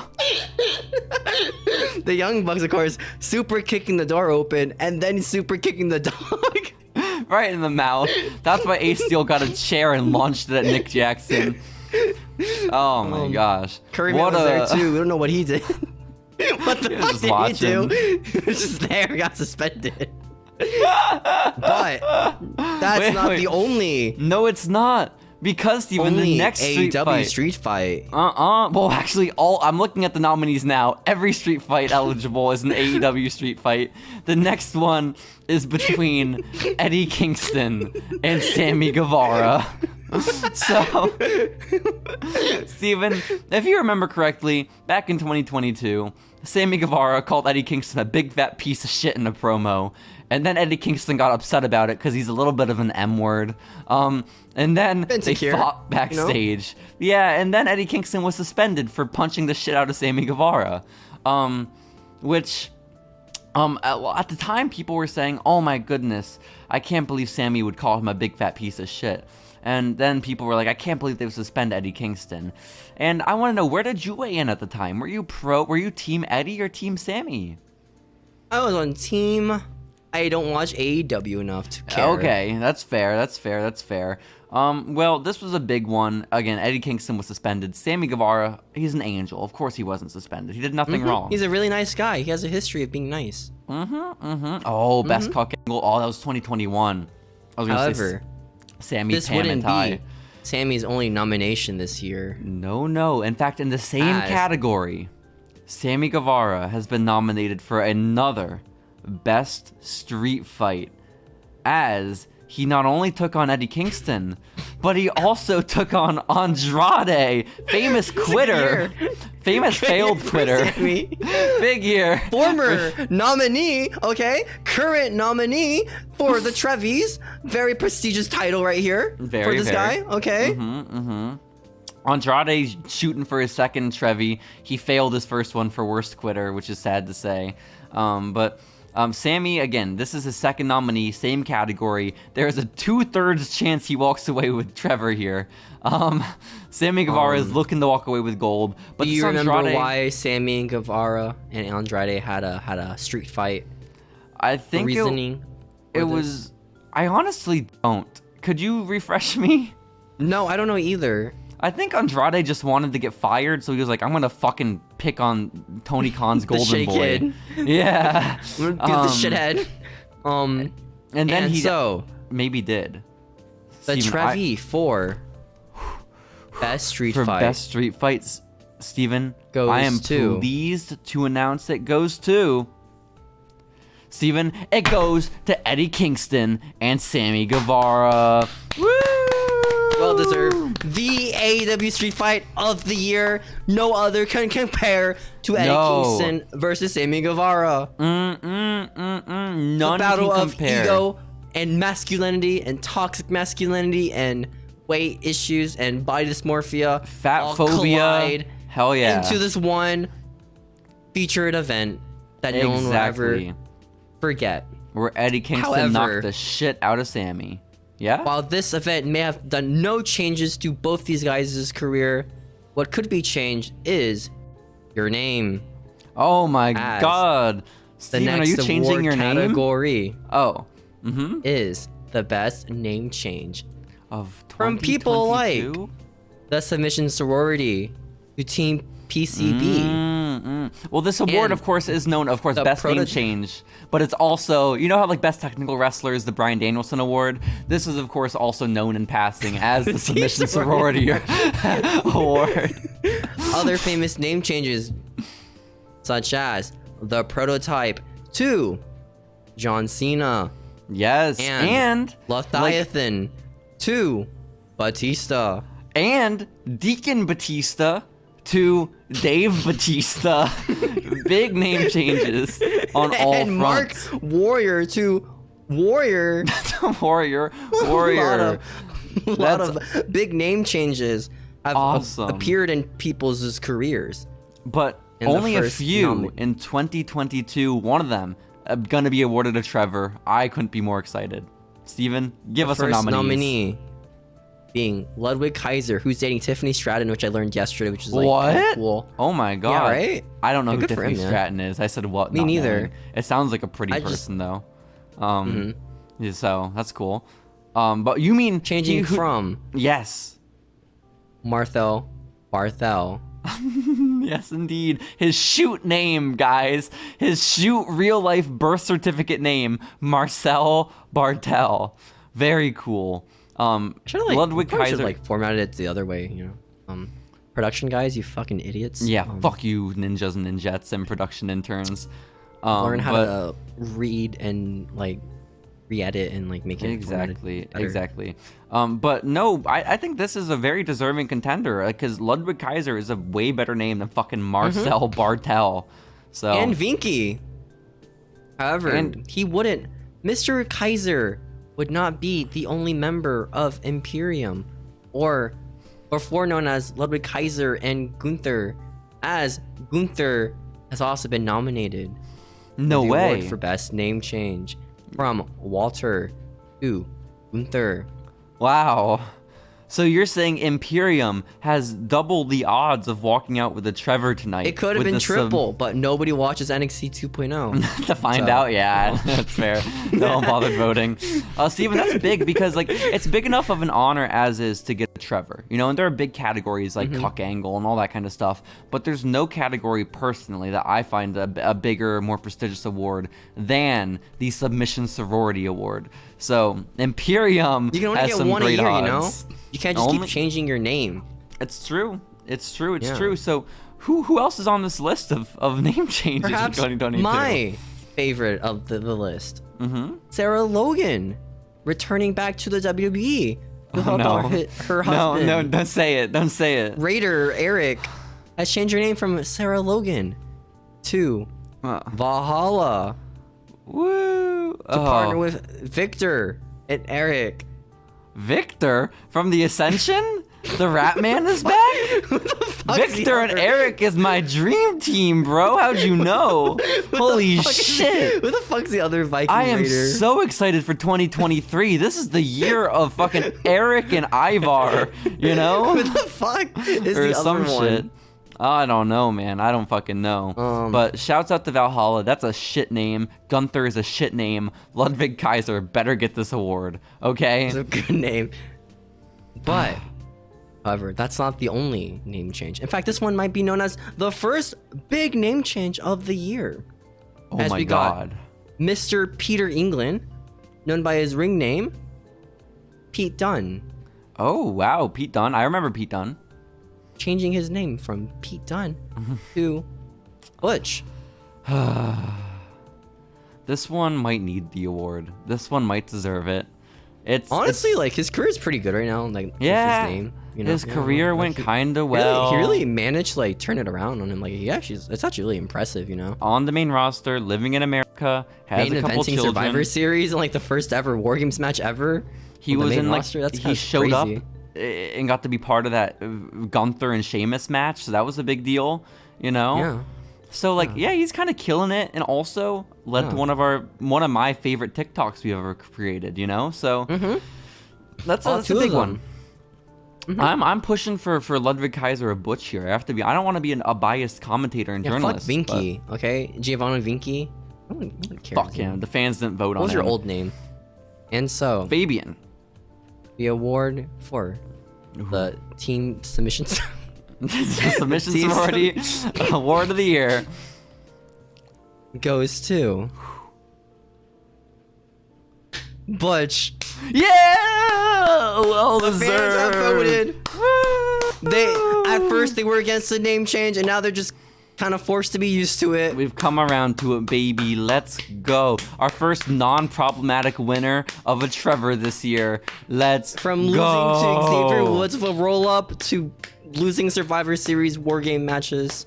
But to winning his first ever Trevor and the Submission Sorority Trevor at that. So that's huge, guys. Shouts out to Butch. Long time coming. Oh my gosh, Steven. However, known for his great ring work is Butch, right? Just But- like the next category. Oh my gosh. Yeah, not Of- even ring work. I would say in-ring psychology, Steven, as the next award Oh my is going to be, goodness. the next Trevor is going to be handed out to the best in-ring psychologist of 2022. Our nominees, of course, are as follow. Our first nominee for best in-ring psychologist, Trevor of the Year, is Ricochet. His first Trevor nomination. This is a big deal for Ricochet. And he is specifically being nominated for this Trevor for, quote, headbanging being attacked. Whatever that means. So This is one segment where he's just being attacked by Butch, I think, and like he oversold it and like took a beating when no one was like No. attacking him. that is psychology if I've ever heard of it. But not to be outshone, Steven, by the next nominee for this category. Of course, Johnny Wrestling himself, Johnny Gargano, has the opportunity to walk away with a Trevor for his Known famous... for his great faces. His facials, Steven. He is known for his psychology of facial work and My pro personal wrestling. favorite, of course, being his angry face. Ooh, I like his shocked face personally. Ooh, that one's really good. When they get the 2.9 pin. That would, if I've ever seen one. I like when he makes smirks when he makes a joke. Like he's Wow. waiting for a crowd reaction that he never And gets. then it never comes. That's so sad. That's so sad. Well, I know However, someone who does come. Fuck, you doing a fucking joke, you piece of shit. Mr. Beyblade himself, Mr. Austin Theory, with his great spots being taking a stunner from Stone Cold Steve Austin at WrestleMania Dallas this year. If there's one man who knows how to work his hips, it's this Austin Theory fellow. And this stunner that he sold at Mania this year was off the charts. Not the first time in his life where his cheeks have been spread. That he's been the stunned fans into have- submission. No, you're right. You're right, Steven. The fans have voted. The fans have spoken. Who The is the fans- best in-ring psychologist of 2022, Steven? Who is it? And the award for best in-ring psychologist goes to Yes? Johnny Wrestling. Oh, fuck off. I hate the Trevors. This sucks. This was What a great year for Austin Johnny Theory's Wrestling. year. This was Austin I Theory's liked the year if I ever part- saw it. Some might say this is a controversial pick. The audience has chosen Johnny Wrestling. He has won by one whole vote. It's kind of crazy. That was JJ However- Claxton, I know it. However, just like Austin Theory's ass, another Okay. hairless being Oh, wow. in the world. Yeah? The next award category is The next Trevor. the Why You Bald Award The Why You Best Bald Award of for the his year. famous Wow. Instagram live where Ricochet was in his car trying to talk to his fans. Just On having a Instagram good time in his Live. car where fans kept shitting on him for being bald and ugly. Well, if I have the quote correct, Steven, Ricochet was just there living his life as a bald man in this world, the brave bald man, and someone just had the gall, the balls, the comment, and I quote, "Why you bald?" Ricochet then going on a tangent in his fancy sports car that cost him more than my house. Why am I bald? Why you ugly? I believe that was the retort from one Ricochet. This award has been honored to many great bald people like Johnny Sins. Yes, he was the first ever Why You Bald Trevor winner, if you remember the history correctly. But Steven, Mr. I'm here to Clean. find out. Oh yes, he was there Adam as well. Pierce. Adam Pierce won it actually 7 years in a row. He is our longest running. Walter White. He'll Walter White. become the next in this prestigious title. Well, The Why You Bald Award. it's between 4 men, and the first nominee for the Why You Bald Trevor of the Year is none other than Trevor Man Ricochet. Our pick. Having a great career so far ever since Triple H went back into power in the WWE, which is really weird. And I mean, he gets the crowd excited. You know, all the kids love him because he does. Yeah, his he flips. gets me excited. Yeah. In a lot, so many ways, Steven. His bald head just gets me going in a way I can't quite describe. I've seen both of them. I know what I'm talking about. It'd be really weird if his other head had hair on it. I have to be honest. It'd be really concerning. But the next nominee for the Why You Bald Award is, of course, the Olympic gold hero that we could be adding to his gold collection tonight, Steven. Kurt Angle is nominated for the Why You Bald Trevor. So Known for his great comments on our Instagram page, like, I don't know you guys. I don't know who you guys are, but... And so, yeah, no, I think Kurt has a great chance. He's had a bald head for a long time. He never won this award despite his many attempts, despite his many nominations. Many years of being actively bald. But, you know, maybe our However. review of Wrestlers vs. Zombies gave him that push with the audience that he needed, you know? Maybe he might be able to do it in a manager role. Maybe, just like Steven. the next nominee. Scorpio Malcolm Bivens. Scott. Oh, Malcolm Bivens is nominated for the We YU all know Bald his Trevor time this in year. the Diamond Mine tag team in NXT 2.0 Yes. with Roderick Strong and the Creed brothers and the other guys who got fired immediately after debuting. It's true. It's true. Also, I know him particularly for being horny on main in Zaya Lee's Instagram posts and Twitter posts and Facebook posts. Also known for managing Jade Cargill once, and then not, and then managing Arya Davari now. And then also Ethan Page. And also he was supposed to fight CM Punk, but then CM Punk quit. So that's tough. But Guys, a really good year, Malcolm Bivens. Also, just to make sure, Steven, I don't know if we're mispronouncing his name, but just to read it as it says on the sheet right here, his name is Malchom Belvins. So really, I'm rooting for Malchom Belvins here. However, for the YU Bald Trevor, I have to be honest. Yeah. maybe his managerial position is quite low. The next nominee is quite high on the chain of managing people. As the next nominee is Triple H. Wow! Paul is getting his first ever nomination for the YU Bald Miss Award. Paula Beck has been nominated for the Trevor YU Bald. Known for his baldness, such as Saudi Arabia match with Shawn Michaels, another bald man fighting Did not another get the bald nomination man. this year, unfortunately, despite how Fighting beautiful he another- looks. Another bald man, The Undertaker. Fighting another bald man. For his bald career, Triple H has shown quite an impressive year this year, being maybe the most successful bald man ever of 2022. And definitely the most successful bald man of 2022 to have a heart attack. So I personally relate to him on that level. So I'm pulling on an emotional level for Paul here.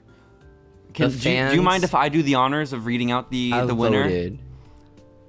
And the winner for the YU Bald Award goes This Trevor goes to Steven. I am so happy to announce this. The Trevor goes to Malchom Belvins. Woo!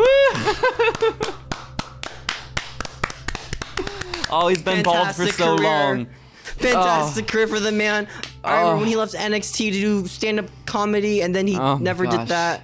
Well, COVID happened. Fantastic. It's tough. Happens to the Fantastic best of us. recovery. Oh my goodness, oh my goodness. He has as However- beautiful bald head as I've ever seen. Poor Trevor getting robbed of this Trevor.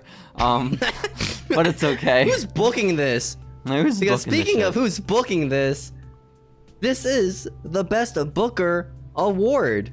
Oh my Bookers god. such as Booker T Oh. and Booker S. Oh wow. No, don't be And- silly. Get to the real nominees, Steven. Get to the real best bookers of the year. And so, the Best Don't be a Booker jokester. nominees are Tony Khan, known for his great booking decisions like making Cody Rhodes quit and losing a lot of money to CM Punk. Hiring Paige Van Zant to a full-time contract and then letting her wrestle MMA. Letting Bobby Fish quit. That was a big loss. Putting Rick Ross on television and turning off Swerve's microphone and having Brock Lesnar debut all in the same 5 minutes. That was a A big great one. career for Tony Khan. Quite possibly the best booker of the year. I would say so. However, I would say so. the next nominee might say no to that, as the next nominee for the best booker is Triple H, known for his great booking like making superstars such as Bronson Reed. Does the list go on? Because I mean, I don't know if I heard that. I think you just stopped. You said making great stars like, and I didn't hear anything, but I know who you mean. Great stars like Tegan Knox and Carry On Cross. And even Uncle Howdy is a character under Paul's tutelage. So I am personally excited, stoked even. My to think- favorite project right now with him is his booking of Hit Row. I like their occasional raps with no wrestling involved. It's just them rapping for a few minutes. That's good wrestling. However, yes. Yeah. maybe his former best friend might be a better booker, as the next China? nominee for best booker is Oh. Shawn Michaels. Oh. Known for booking NXT 2.0, where people shit on Vince McMahon for booking it, and then Shawn Michaels came out and said that he was the one. No, that booking was me the show whole time, and bro. Sorry about apologized. that. And then continued booking the show.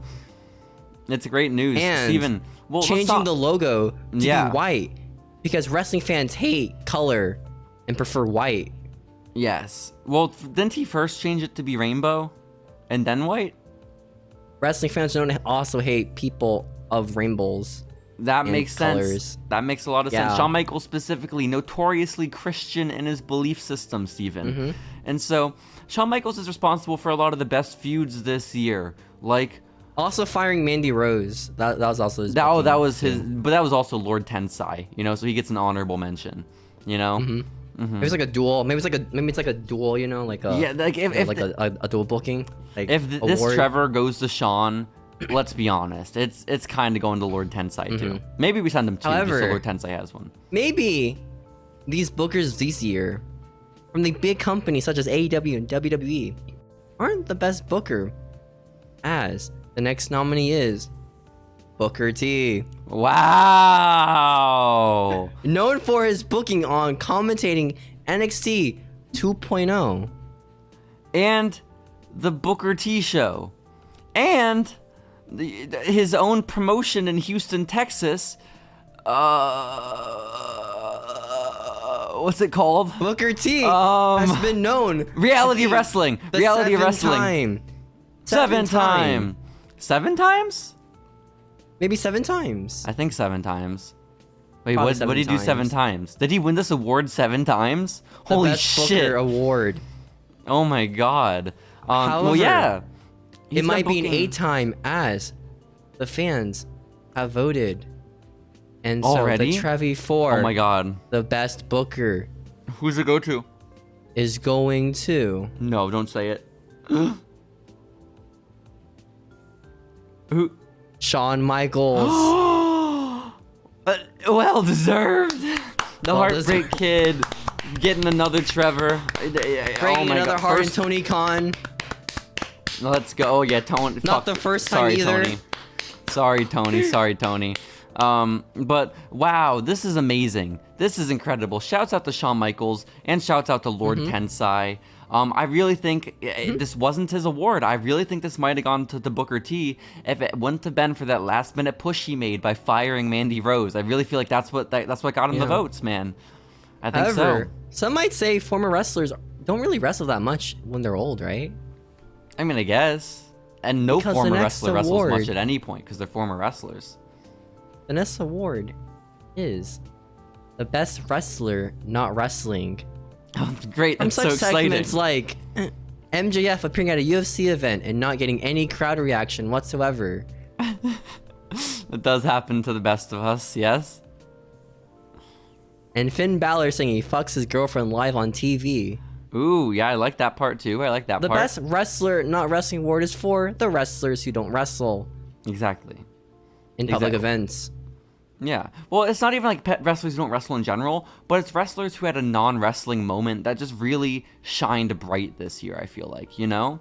And so I can't wait for you to list off all the Shine nominees. bright, such as the man himself, Drew McIntyre, the first nominee, known for him eating breakfast tacos. I do remember this on the San Antonio Morning News. Wow. No, he killed it. He ate the shit out of that breakfast taco.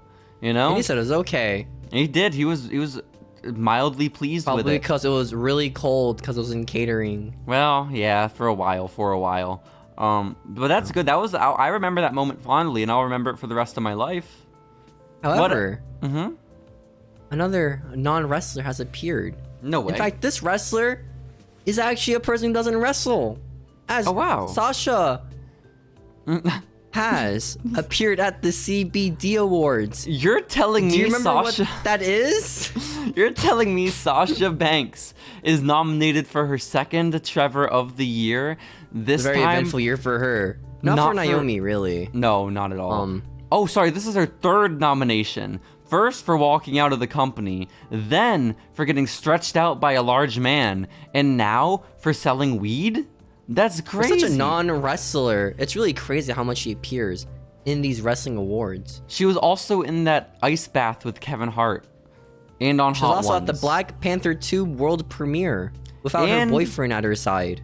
She had a fucking Star Wars action figure. So she's doing a lot of non-wrestling, but most notoriously, most famously, she was at the Selling CBD weed. Awards. Yes, which is exciting. With Kalisto, by the way. However, a guy who hates weed, who hates the guy who hates weed, is Bobby No. Fish.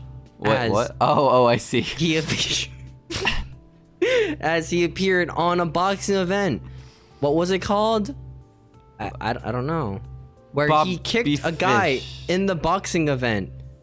Where's the lie? Where's the... And I mean, folks, where's the lie? He kicked them during a boxing match. So true, so true. That was such an incredible moment. We've already referenced it earlier tonight. It's so iconic. So that is exciting, Steven. Oh my goodness gracious. Is there anyone else You know nominated this is for exciting? best non-wrestler? You know this is really exciting? Death. What's that? Because this nominee was killed on TV. No. In the TV show Chucky, Liv Morgan made a cameo appearance where she appeared as Liv Morgan, where she would No. then get shanked by Chucky. She got shanked by And someone Chucky? probably got really turned on by that, which is really cool. I mean, maybe so. I don't know why you had to bring that up. Did you personally get turned on by it, Steven? Are you rigging the selection for You know what else I got Liv turned on Morgan? by? Well, not me personally. Well, I Why? know it sounds like you just admitted to getting Other turned on by people. Liv Morgan, and now also The whatever else you're Acclaimed. about. And the Acclaimed. You're okay. Mr. Max Caster himself and Anthony Bowens, it's okay because one of them's gay, so this isn't weird. What was their non-wrestling moment? That they're not gay? But one of them The is gay. Acclaimed have appeared on the TikTok Shorts page. Wait, Don't no, it was tell the me. Snapchat page. The You know, the Snapchat Stories Shorts page, Oh my god. where what- the Acclaimed made an appearance on the Emilio versus Emilio Snapchat show, where famous TikTok star Charlie D'Amelio and Dixie D'Amelio do wacky challenges to prove which one is the better sister. Holy and in shit. this episode, the Acclaimed appeared. We did not watch this. But I'm sure it was So- great. And they probably killed it. But Steven, do you want to know who won the best wrestler not wrestling Trevor of Who has won? 2022? The I will Best tell Wrestler, you not wrestling award. who won. Well, this doesn't mean that much to me because I didn't really watch. The And- acclaimed one for. You gotta build up for the fucking drums, dude. What the? Well, no, I Ward- was a little like Ward's let going to down shit, by man. it. Well, no, Ward's I just going to feel. shit. I wanted it to go to like Sasha for the weed. I was really excited about that. I thought Sasha deserves an award after being fucking, robbed 4 Yeah. times now. But good for Good the nominee, Acclaimed. you know, not a good winner. Yeah. No, not a good winner. Not a good winner. But However, no, you know no, what's good not for a the good winner? Acclaimed. You know what? You know what? Speaking of the Acclaimed, you know what they remind me of? A white guy and a black guy in a comedy duo. Well, both of them are mixed in the Acclaimed. Oh, But I guess if you mix a white guy and a black guy, you do get a mixed guy. So, I'll take it. speaking of mix, you know what was pretty well mixed received? Our episodes of The Psych. Acclaimed. Our- Oh, sorry. Following Lucha's past 2 episodes of the recap of the TV show Psych featuring WWE superstars, where we watched Psych for the first time in our lives. That's right, Steven. Because sometimes we veer off the course from just watching episodes of Lucha Underground. Sometimes we watch other media. Maybe it's a movie starring The Miz. Maybe it's a movie starring Kurt Angle.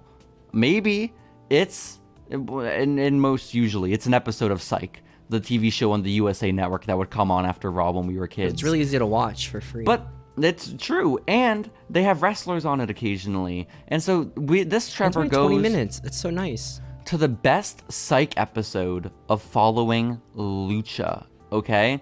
this award will go, because we watched many episodes of Psych this year. Which one was the best? Which was the best guest appearance? What was the best guest episode? And so, Steven, our 2 nominees, they are Mickie James, who loved her appearance on Psych, the roller derbies. She was a hardcore roller derby girl. She murdered a dude. That was awesome. To be clear, she was also murdered. That's She did fair. wind up in a trunk dead at the end of the episode, which is sad. Which is really weird, because again, I just want to bring this up because it's not talked about enough. Mickie James was dead in the back of a trunk while the 2 main characters of Psych played like tag with each other and laughed. Just feet away. That happened. Well, you know who didn't die on Psych? The Miz. The He was on the episode of Miz! Psych.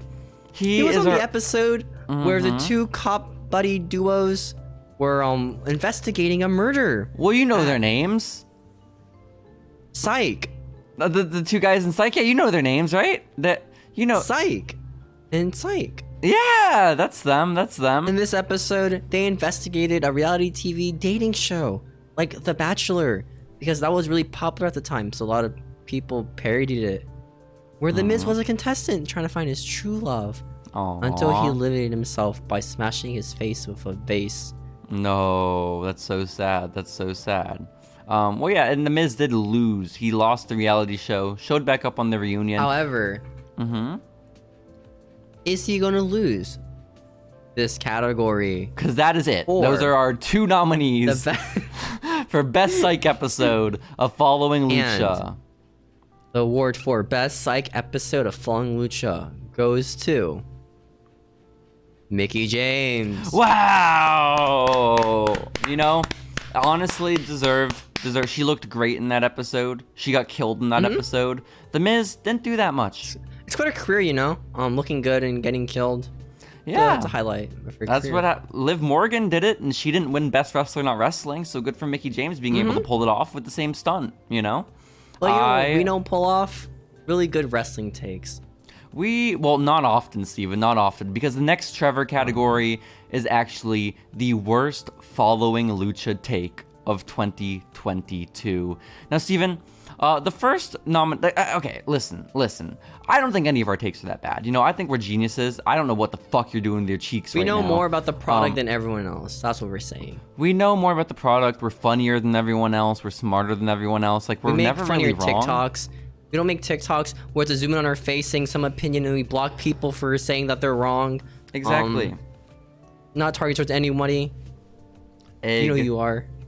Exactly. However, we have had some takes where people shit on us in the comments of TikTok. We have, and that's what we Such really have as- to get to the bottom of. The fans voted on this, by the Just way. This is just The to be first clear. category, the first nominee. Nobody cares about Bam Bam. Bam Bam Steven. Bigelow. What a lie. What a in bad this segment, Following Lucha take. Okay. I said nobody cared about Bam Bam Bigelow because Katy Perry was dressed as Bam Bam once. And I said he was an At the obscure Super Bowl. wrestler.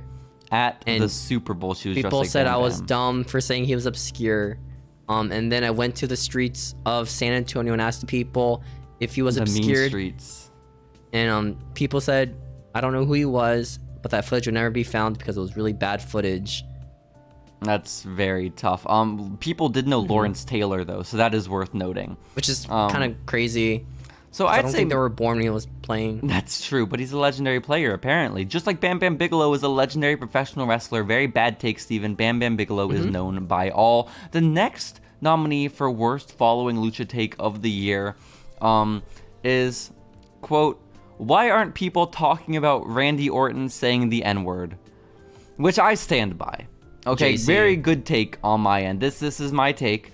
Randy Orton did say the N-word on a Twitch stream, and no one talks about it. And the only response I got on TikTok was, obviously no one's talking about it. Randy Orton's black. Which I did not know. And I still don't know if I've seen Bob. Bob is not as... I've seen Bob's wife. Yeah, I don't know, man. I've seen Bob and his wife. Neither have a ton of melanin in them. So I don't really know other what's one going was- on. He said it once. Just once. Yeah, he only said it one time, you know? So, like, I guess it's not that bad. So, but I'm the one with the worst take However, for being confused by it You all. know You know what was a one-time thing that would never happen ever again? What's that? Jeff Hardy's debut, where Steven of the Following Lucha podcast said it was bad. Oh my goodness. Steven, Because I can't he believe ran it. in, and that's all he did, and it was kind of weird. Remember when we joked about how him going to AEW would lead him back down a path of doing drugs and alcohol, and then guess what it did? Oh my gosh. Wow. I don't Guess know. who was right in the long run? It was me. This wasn't a bad take. Yeah, I'm what a just more fucking correct than bad you. category. The Ninjas and Ninjettes are some stupid assholes, You guys are fucking okay? stupid, dude. These You are guys are idiots. great takes. These are awesome takes. Fucking dumbasses. But you know what's not a great take? What's that? The next nominee for CM Punk versus Dax Hardwood almost made me cry. Oh, that was me. It almost JC. made me cry. Yeah, no, I almost came to tears. I was there live I wasn't watching like on a television and I almost cried. I was there in person and I'm certain CM Punk made eye contact with me. So he was looking at me only, guys.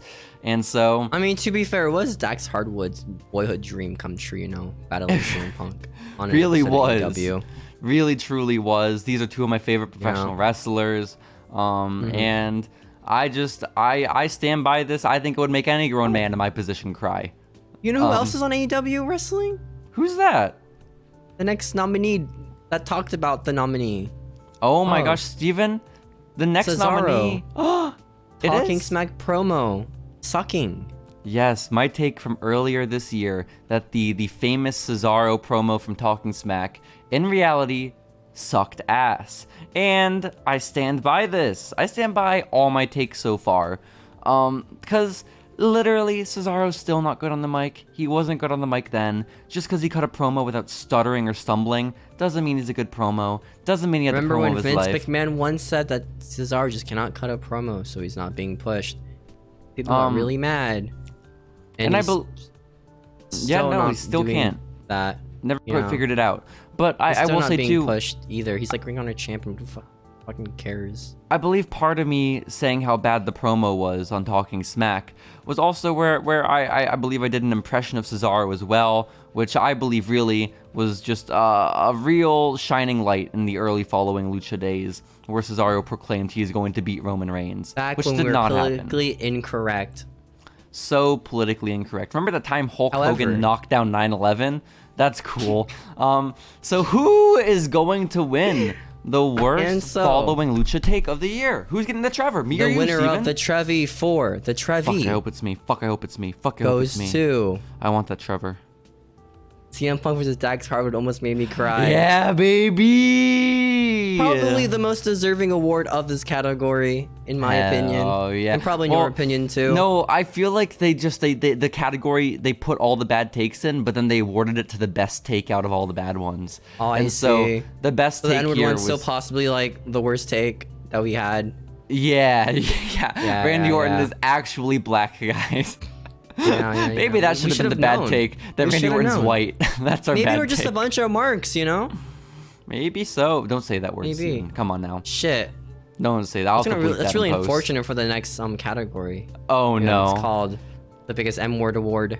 The biggest M-words have word. appeared since the territory days. Even since the circus days, people may say. Uh-huh. Back when wrestling was a circus act where people wrestled for entertainment. Well, do you want to know the origin of the M word, Steven? You know, just if we're getting No. into it for the okay. M-words have come and passed by and large in the decade. Like Okay. Bixby, Oh, David Bixenspan, yeah. on Lucha TikTok account. Yeah, fuck the guy who runs that. You know who you are. Anyways, the nominees are You know who you are, you M words, you. What? you know some people actually get offended by this word. It's fucking crazy. No way. The nominees are FTR Bald, No. known for his things of crying because Colt Cabana made fun of him once. Crying because Shawn Michaels made fun of him once. That's exciting. It's so exciting to know that lot in his FTR career. Bald is getting 2 nominations in a row both because of crying, you know, both because of men shedding tears. That's so exciting for poor Dax. Perhaps toxic masculinity is being played here. Perhaps Maybe? we're just really emotionless beings, not being able to sympathize with rich people. Some might It makes say. sense. It Just like makes- the next nominee category guy, Dave Meltzer. Wow, Big Dave. His podcast that nobody listens to, but only the clips. Wrestling Observer newsletter starring Brian Known for Alvarez. His newsletter, which people don't read except for the Twitter article titles. Oh shit, is the podcast called Wrestling Observer Live? My bad. My B. Known for giving star ratings. He actually Known gave for that a one time in high school where I talked to JC about Dave Meltzer and I said he was lame. Why do people care about his opinions? And JC told me that he had more experience than me, so what do I know? I mean, it's kind of true. Dave did have more experience than 15-year-old you. True. Again, another W take from JC. So Another. I love being told how to think. Speaking of people love being told what to think, the next nominee goes to Tony Khan, known for his hatred of glasses. Well, no, known and for being hugging- bullied out of wearing glasses. I feel like this is a more proper way of phrasing it. Known for hugging women and being bullied for hugging women Also hugging men. and men. A lot of men. Mainly men. Known for saving wrestling, some might say. Because Some wrestling might- needed to be saved, you know? It really needed to be saved, guys. But he's also known for being a large M word. And why is that, Steven? Why is that? Because another large M word has told. Well, he's not large. He's like, I don't know, small, but he's kind of jacked. M word, you know. MJF said he was. Oh, MJF said he is was an effing. MJF and said he was a the slur. slur. Yeah, but also too, like he is spending millions of his dad's fortune to run a wrestling show in fantasy. Some might book. say my favorite billionaire. Some might say. Well, son of a billionaire is what most would say. But Steven, I actually just got the results in for the biggest M word Trevor of the year. This is not one you want to be walking away with. This is like one of those shitty awards where like the Trevor's upside down. And so And the Trevi goes to. it goes to FTR Bald. It goes to Dax Hardwood. This is so sad. Oh, Are we just bullies? Are we bullies? Is this whole show? Are we just bullying people who are insecure about themselves and have like bad mental health issues? literally, Are I we just the want bad guys here? I want to redirect conversation to when I just won a Trevor moments ago for crying during a Dax match. So just to clarify, Are we bullying people who are richer than us because they are public figures, so we have an excuse because we are lower on the rankings of people around the world? FTR Bald has more money than me. Well, he doesn't have. You know what you do have that he doesn't? Body dysmorphia, A we both have girlfriend that. who looks Oh. like Paige. Oh shit! Because the next award is the My Girlfriend Looks Like Paige Award. Hell yeah, it Famous is. for being quoted by people saying that their girlfriend looks like Paige, but 2015 Paige, not 2022 Paige. 2015 page. This award goes to the girl, the female wrestler or woman in wrestling that looks most like Paige circa 2015. And so we have a lot of contenders. Steven? You know, sometimes I look at my girlfriend and I think, man, she really does look like Paige. I think that often. My dear sweet girlfriend, I look at her in the face and I say, I see the black hair. I see the pale complexion. I mean that in the gothness. most positive way. I see the moodiness, I remember the when gothness. I saw Wednesday on Netflix, it reminds me a lot about my girlfriend Paige, you know? Okay. Something Steven, about people like. What do you know that I don't? What do you know that I don't, Steven? You ever And seen so- Wednesday? Oh yeah, my shoot, real life, my girlfriend gets told she looks like also Wednesday looks like Paige. constantly. Who? Well, I guess so. Oh my God, Well- Steven, I am excited. The first nominee is not my girlfriend, despite how much she looks like Paige. Unfortunately, my girlfriend is not a pro wrestler. She was not eligible for the award. But who was G.G. Dolan. This Known is big. for her putting a tampon up somebody. Tuna. She That put was a cool. tampon in tuna. So, Tuna's a woman, to be clear. Known for her funny lingerie pictures on Instagram of her ass. But that's okay, because she's in lingerie and not naked. Or making It's money true. off of them. It's true. It's true. It's true.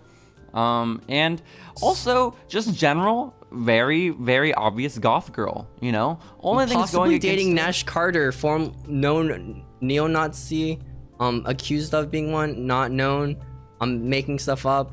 Well, the man who saluted with a Nazi mustache on. He won a Trevi. You know, it's pretty exciting. He did. You know what? She could join her boyfriend in having two of the Trevors. Wow, how exciting that would be. Former wife or girlfriend, I don't know, of Who's Darby to say? Allin. Another Yeah, person who might have beaten women. Well, maybe I thought that was more like Maybe. emotional abuse. I didn't think it was physical abuse. But who's to say? All accusations. Who's to All say? accusations. I'm not willing to throw at anyone. Who knows? Maybe we what I'm make able to accusations say- all the time that we cannot back up. No, never. It's not backing. But It's who not we can showing back off up? if you back it up. Well, you know who's back? We can't actually make contact with. Well, I did. Saraya. I have a photo of me making contact with Saraya's back. But Saraya's not winning. She looks nothing like Paige. Honestly, Who the fuck? she Oh, looks she has a tattoo, fucking you know. nothing like Paige. Oh, here I am, by But the you know way, what? touching Saraya's back. So fuck you. Holy shit! What the? I fuck? know. Anyways, Okay, sorry. my personal favorite for this category. You know, I was lying. That was actually my girlfriend. Isn't it crazy how much she looks like Paige? Kind of That's wild. crazy. Back in 2015. That photo was in 2015. I'm not even lying. Anyways, my personal pick for this category, Laura Jade, because Ooh, good she, one. in fact, does look like my girlfriend Paige. More than Saraya, at Because- least. What the fuck? Because Well, she's like all emo and goth and like cute. she's dating a bigger man who's stronger and more handsome and richer than me. Mark Henry? Yeah. That's a power couple, if I've ever heard of one. But you know, it's a power couple. The person we saw live with Jimmy Hayter. Why was she nominated for this? I don't remember. How is she a power couple? Jamie Hater. With her title. Oh, okay. I thought you meant with like Brit or maybe with Reba. Is she a goth girl? I don't know. Also, you Maybe she's pronounced her she's name. maybe it's because she's English. Is that why? Oh, she does have an accent, and she wears eyeliner and eyeshadow, I think. So, Wow. But you know, And you she's know pale. who else? You know who else is pale and wears eyeliner? and the next nominee, I'm guessing. The girlfriend of Bo Dallas, Liv Morgan. You mean the girlfriend of Uncle Howdy? Known for her appearance on Chucky and Oh my liking God. The Puppet Master, which is a movie about puppets and they fight Nazis in the sequel. And maybe most infamously, known for being best friends with Noof/Aaliyah. That's I Liv like. Morgan has had a great career this year of looking like my girlfriend because she appeared on TV more than once. Where every time she appeared, I had to point out that she did, in fact, look like my girlfriend. That's What? true. There's also You know who's that a girlfriend? one. I'm sorry. I just want to add on to the Liv Morgan discourse. There's also that one photo she posted on her Instagram years ago when she was in NXT, and it was very clearly photoshopped because it looked. You know, like when you go into a pool, there's a rail that goes down into the pool. Yeah. The photo is obviously photoshopped because like the rail to go down into the pool that she's leaning against is like 6 inches into her ass. Like it's wild. It's crazy. I like when she posted a picture of her in like a baby costume for Halloween. People got like Oh, wow. really into it. That's Yeah. awesome. But you know what else people got into? What's My that? personal favorite storyline of the year. Rhea Ripley. My person dummy mommy. who might look like a really buff version of my girlfriend who might look like Paige. You know? I like Of how her course. character went from goth girl to scary goth girl to just dick goth girl. What does to dick goth girl mean? just a dick? No, that's her Oh, gimmick. She's so just kind no, of there's not now. a physical like penis attached. It's an No. attitude thing. I mean, Okay, that makes sense. maybe Dominic's penis is attached. That's the storyline, awesome. right? That's so But hot. really, it's Buddy Matthews' penis oh that's attached. no, that's so Um, sad. It's too bad that people don't really care about him, about his girlfriend, whose in storyline penis attachment is Dominic Mysterio. No, I think they got robbed. They should have been at least nominated for best cuck angle. I wish we knew about this when we made the categories about the Dominic and well, Buddy when Matthews the fans stuff. made the categories, I wish they would have known. Yeah, you're Perhaps we right. should have made these categories last week instead of months before. Well, the fans do what the fans do. Well, What can you say? You know who we did see live? In fact, very, very chilly person, a very chilly individual who sent spooks down my spine, in fact. She did? Oh my because god. she looked like my girlfriend Paige, but even scarier. Do you know where her finger has been? Julia Hart. Oh my god. I liked when we saw her live. I literally shitted my pants. Holy shit. Steven, I didn't tell you this at the time, but I also shitted my pants when Julia Hart came out. And it was No wonder before why it any of the smelled spooky really shit. bad. I thought it was the audience. Turns out it was us the entire time. So, And then yeah, she no, came I back out thought, and pointed at a sign. and then I shit again. I'm sorry. I'm really sorry. I should have just owned up to it. Night. I should have taken a bathroom break, but I just love Dark Elevation so much I couldn't miss a minute of it, you know? So I apologize sincerely, but she does look so much like Paige. She does. Steven, am I able to read out the winner of this award? Do you mind? are. This one's really, really Because personal to me.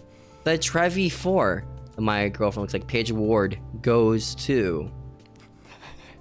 I have great news. It goes. Oh, Steven, the My Girlfriend Looks Like Paige Award goes to Gigi Dolan. And honestly, well fucking deserved. She looks like the most like Paige circa 2015 out of anyone on this list. Like her orange hair? Paige's famous orange hair. Dating people who abuse women? Well, that's, yeah, kinda. This makes sense. This makes sense. And are Also kind of neo-Nazis? racist. Yeah, kind of dating a kind of racist as well, maybe. Just keep the round of applause going for Gigi Dolan. She looks so much like Paige, but my girlfriend looks more like Paige, honestly. But Gigi Dolan's a close second. But you know what? So, You know his girlfriend might look like Paige? Someone who's really good at wrestling. You know? I mean, maybe, I guess. Like, Because Gigi Dolan's dating a guy who used to be a wrestler and is still wrestling. okay. But is he the wrestler of the year? Because my- the next category is the best wrestler of the year. Wow, and this isn't even the final Trevor we're giving out. We still got No. more after this. Okay, Got great. more exciting Trevies What to a give out tonight. concise segment. Because our first nominee is Dominic Mysterio. Oh my! Known And his for- girlfriend looks like Paige. Known for great segments such as calling his girlfriend mommy, And his mommy being hit by mommy, that too. beating up his father in his house. Beating up getting his father arrested in at his his great father's grandmother's house. Oh yeah, that too. I liked the part two where he got mist in his eyes.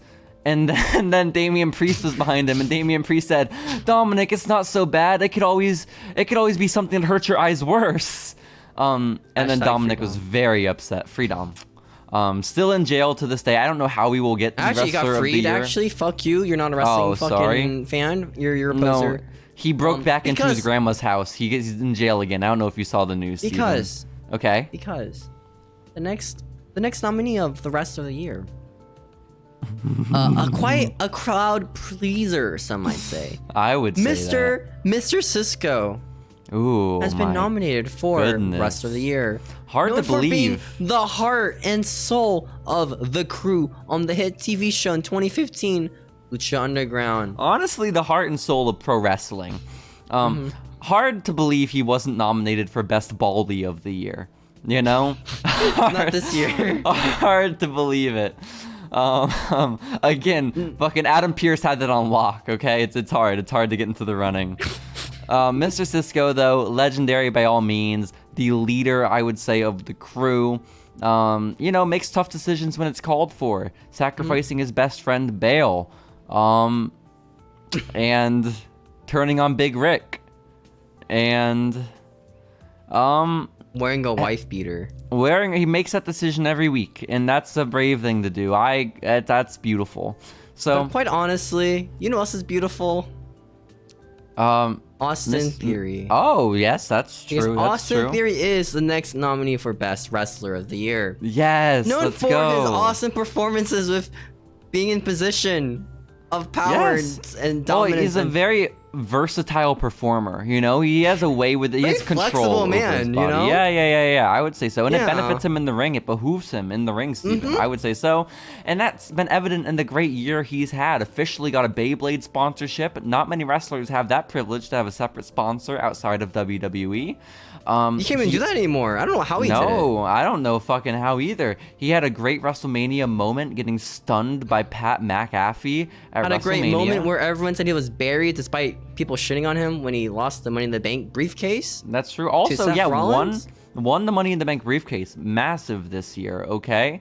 And so he And then has lost. been killing it. We don't talk about that. But now he's US champion. But not Things to are be turning bright outshined. for this guy. But not as bright as they've been turning for this next nominee on Wrestler of the Year, Steven.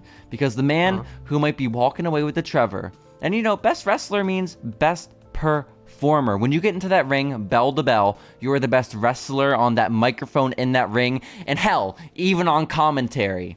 So it's no wonder that this next nominee is Tony Khan. TK getting another nomination here at the Trevors. Mr. Nominee, they call him, you know? That's all he Mr. collects, just nominees. Nominee. Not awards. Hopefully he becomes Mr. Trevor very soon. What was your that's- favorite Tony Khan match this year? Mine was Tony Khan versus his dad's lawyers and money. Ooh, no, that was a good one. I was personally a very big fan of his feud against Andrade. Ooh, that was really good. I'm a big fan of him yeah. calling people marks on Twitter. Shit, Stevens, you gotta cut that. You gotta cut that habit, man. Come on. But Speaking really, of people who start with the letter M, oh yes, the next nominee, Mansoor, Mansoor is has nominated been nominated. for Wrestler of the Year, and rightfully so. I'd be a little Known for surprised. being a 4chance shit poster. Of course, Known of for course. dressing up as Solid Snake at a Shia LaBeouf live stream. That was a protest. Known for being the valedictorian of his high school and making his speech Known all about for- wrestling. Making jokes on Up, Up, Down, Down and nobody laughing at him. Because they don't understand his humor. Known for going on Twitch and reading off really inappropriate fanfic between Kairi Sane and Shane Thorne. Rest in peace, Shane Thorne. I'll miss him every day. And so Known he for has his a new lot. VTuber life. Yes, and I'd say most notably for his very clean-shaven body. I would say his very And his clean, hair. smooth Cut his hair body up so much nicer and his now. oily body and beautiful, luscious hair is really what got him this nomination. Because if you look at his chest, he's made a lot of improvements, and he's really handsome. So I think this is a nomination well earned. Next up, Steven, on the nominee list, of course, we have the AEW breakout star, and that of Tony 2 times Donovan. Coming back from the grave. Yeah, One baby. more time to show the world that he is in fact one of the best wrestlers on the planet, known for his matches like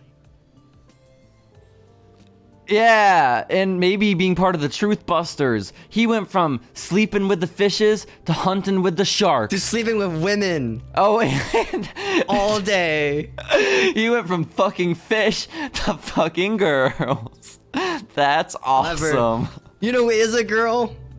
The next nominee of Aaliyah.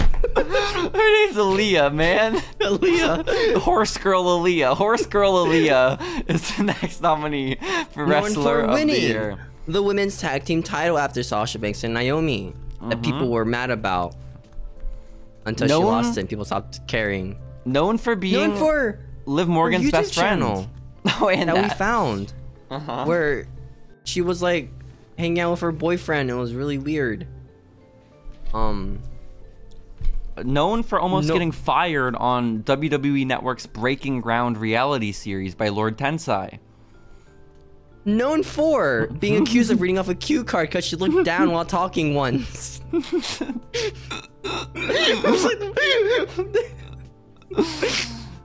And of However- course. Oh, yes? And of yes, course, yes, and yes. of course, and of course, and Oh, of I was course. gonna say, of course, she is most known, Steven, She is most known for her relationship from the years of 2013 to 2015 with a boy I forget the name of, but their love life is well documented, and I really think it's what propelled her to this fame that she currently has. No way, dude. Yeah. No way, Jose. I would say so. Because the next nominee is... Wait. No Way Jose. Holy fucking shit. No Way Jose has had a standout year. Known for his TikToks that became quite viral. Known for his afro. Known for no showing an indie event because he got a better booking in a TV show that gets views. YouTube show that gets views. Yes, also but it's known okay for... because it's a racist guy. Yeah, it's true, honestly. And you know how you know he's not a racist? No Way Jose? How? Well, he's a person of color, and also he had green dreadlocks at one time, you know? You know who else has green dreadlocks? No. Wild Boar. No, he doesn't. Nominee. Hold on. No, Wild Boar is a great nominee, but before we get to Wild Boar, we need to focus more on No Way Jose because Steven, and you know what? This goes for Wild Boar as well. This goes for both these men. We love Wild Boar so much. I love him. Wild Boar. We love Wild Boar. We love Wild Boar. Hell yeah, we do. And both these men have left WWE within recent years, and they have done what you are supposed to do, okay? Cody set the precedent. You leave and you make a name for yourself, okay? You leave and you show them why they were wrong. No Way Jose released. Wild Boar released. Well, you know what? Now they're tearing it up on the indies. Now they're main eventing bingo halls around the world. Now they're winning championships in bingo halls around the world. They're getting those hand dogs every night. Every night in their hotel rooms, they're getting those hand dogs. And so they are doing everything you are supposed to do. They are following the prototype. I will not be surprised to see them back on national television very shortly, but it'd be wrong of us not to include them on this list for the years they've had on the indies. But you know what? You know who else is not on the indies anymore? In fact, they were actually never in the indies in the first place. Really? Ever? Braun Breaker? The next nominee is Axiom. NXT 2.0 fame. Axiom is nominated for his first ever Trevor? I remember when Axiom debuted and his segment was, I read comic books and people bullied me for it. I remember when Axiom debuted and there was one luchador who was like, wait, that's me. What just happened? What the fuck? I never trademarked my mask. Shit. Oh no, that's so tough. But he's done a lot this year. Like, he's curried favor with Sean and Lord Tensai. How did they book this guy? Like what the fuck? Well, that's why he's nominated for Wrestler of the Year. I can't wait for Axiom to win Wrestler of the Year. Steven, are you able to do the honors of reading out the official Trevor winner? The Trevi. Yes. For Rest of the Year goes to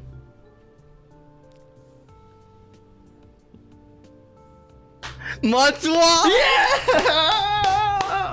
Let's go. Pick, the best pick. Let's go. For his YouTube channel that we cannot name because it's deleted. Known for my God. appearing at Saudi Arabia, being undefeated, winning the greatest battle royale of all time. Known for... He's also so hot. He's so sexy. He deserves this award. He deserves maximum everything. male models on TV. Unironically saying this, by the way. I want them on TV. Why are they on TV but not maximum male models? What the fuck? What is wrong with you guys? They literally have Maxine and she's not on TV, and I'm so sad by this. And but you know, I'm not sad. You know what else is really sad? You know.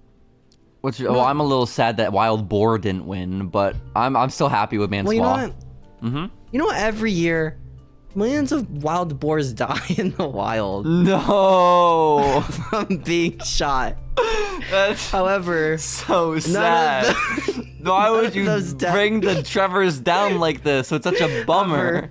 None of those deaths can add up to the best death in Following Lucha podcast of 2022, because the next award is the best Following Lucha death.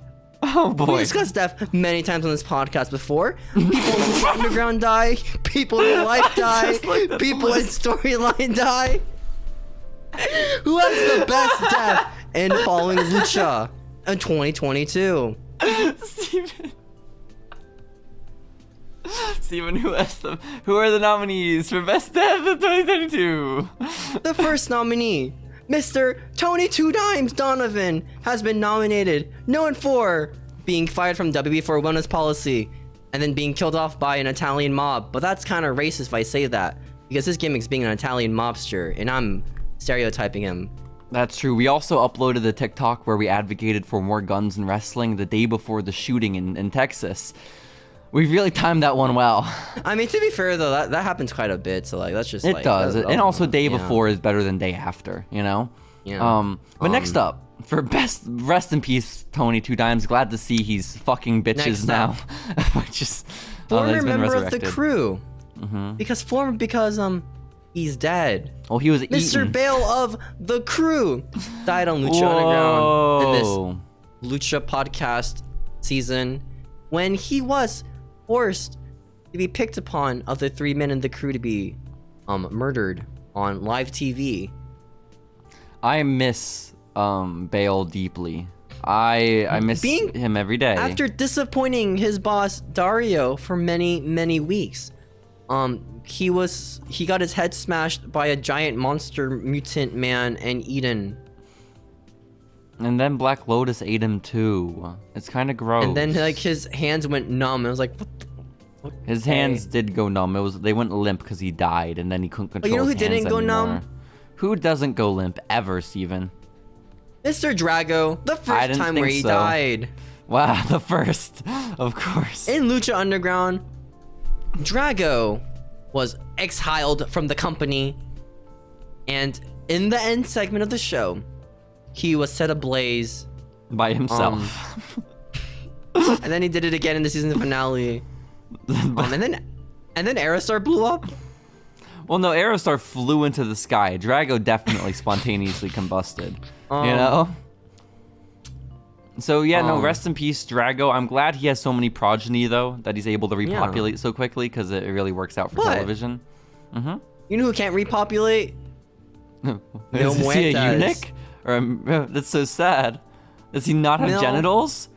Mil died because he was dead at a coffin. Poor Pasquale Mendoza. In his match with Rey Fenix in the coffin match, he Grave was consequences. the loser of the match and put inside, No, he suffered coffin. the gravest consequences. and then he suffocated inside the coffin just to be resurrected by his cuck girlfriend. Why was that part of the cucking? What was His that part of the cuck cucking girlfriend? category?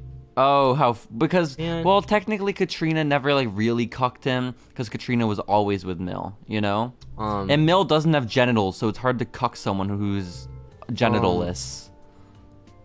You know what's So- the gentlest? You know who Who? actually does have genitals and has proof of genitals? Who has proof of genitals? The leader of Team Taz. Because Taz? his group, Team Taz, died this year. Does only Taz have genitals in Team Taz? Well, Do he Hook has and proof Ricky he and does. Hobbs? You've seen Taz's dick? Well, you seen Hook. Holy He must have shit. one. But also, Hook and Taz look nothing alike. Maybe he's not his real dad. You know? So that's something to known consider. for existing to put the FTW title on somebody, and then it just being a prop that's passed around now and Well, sometimes defended. Happens to the best of us. No, this is a very sad death. Team Taz has disbanded and has died, which is really, really devastating. The fact that Ricky, Hobbs, and Hook are no longer together. The feud between Hobbs and Ricky was just devastating on all fronts, if we're being honest about it. And Well, you know what's not devastating at all? what's that? Jungle Boy's dad. What does that mean? Because that's the next nominee of Best Following Lucha Death. You're talking about Luke Perry, the famous actor from Riverdale? You're saying the ninjas and ninjets in the audience nominated Jungle Boy's dad who died years Why ago? was this nominated in bad taste? Who the fuck nominated this? You know, you're a piece of shit. Whoever. Yeah, whoever fucking puts in there. audience, you're fucked up. Hey, You guys are really messed up. What the fuck, Why guys? the fuck Like, this is all fun and games, you know. We talk about fucking Team Taz. We're running out of people to talk about. Mm-hmm. What the fuck, dude? What What's the happened fuck, this year? guys? Just inappropriate. Just not even funny, honestly. Just insensitive.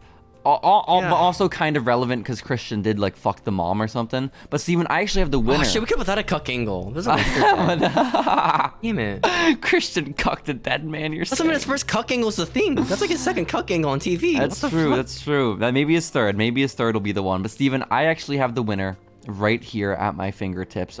Are you ready to learn? And the award for the best Following Lucha death goes to posthumously getting their Trevor. Is it Jungle Boy's dad? Don't be Jungle Boy's dad. Is Jungle Boy's dad. I think he's literally in the ground. I do believe send it to? I do believe Christian is accepting it on his behalf, which is good. Thank Christian.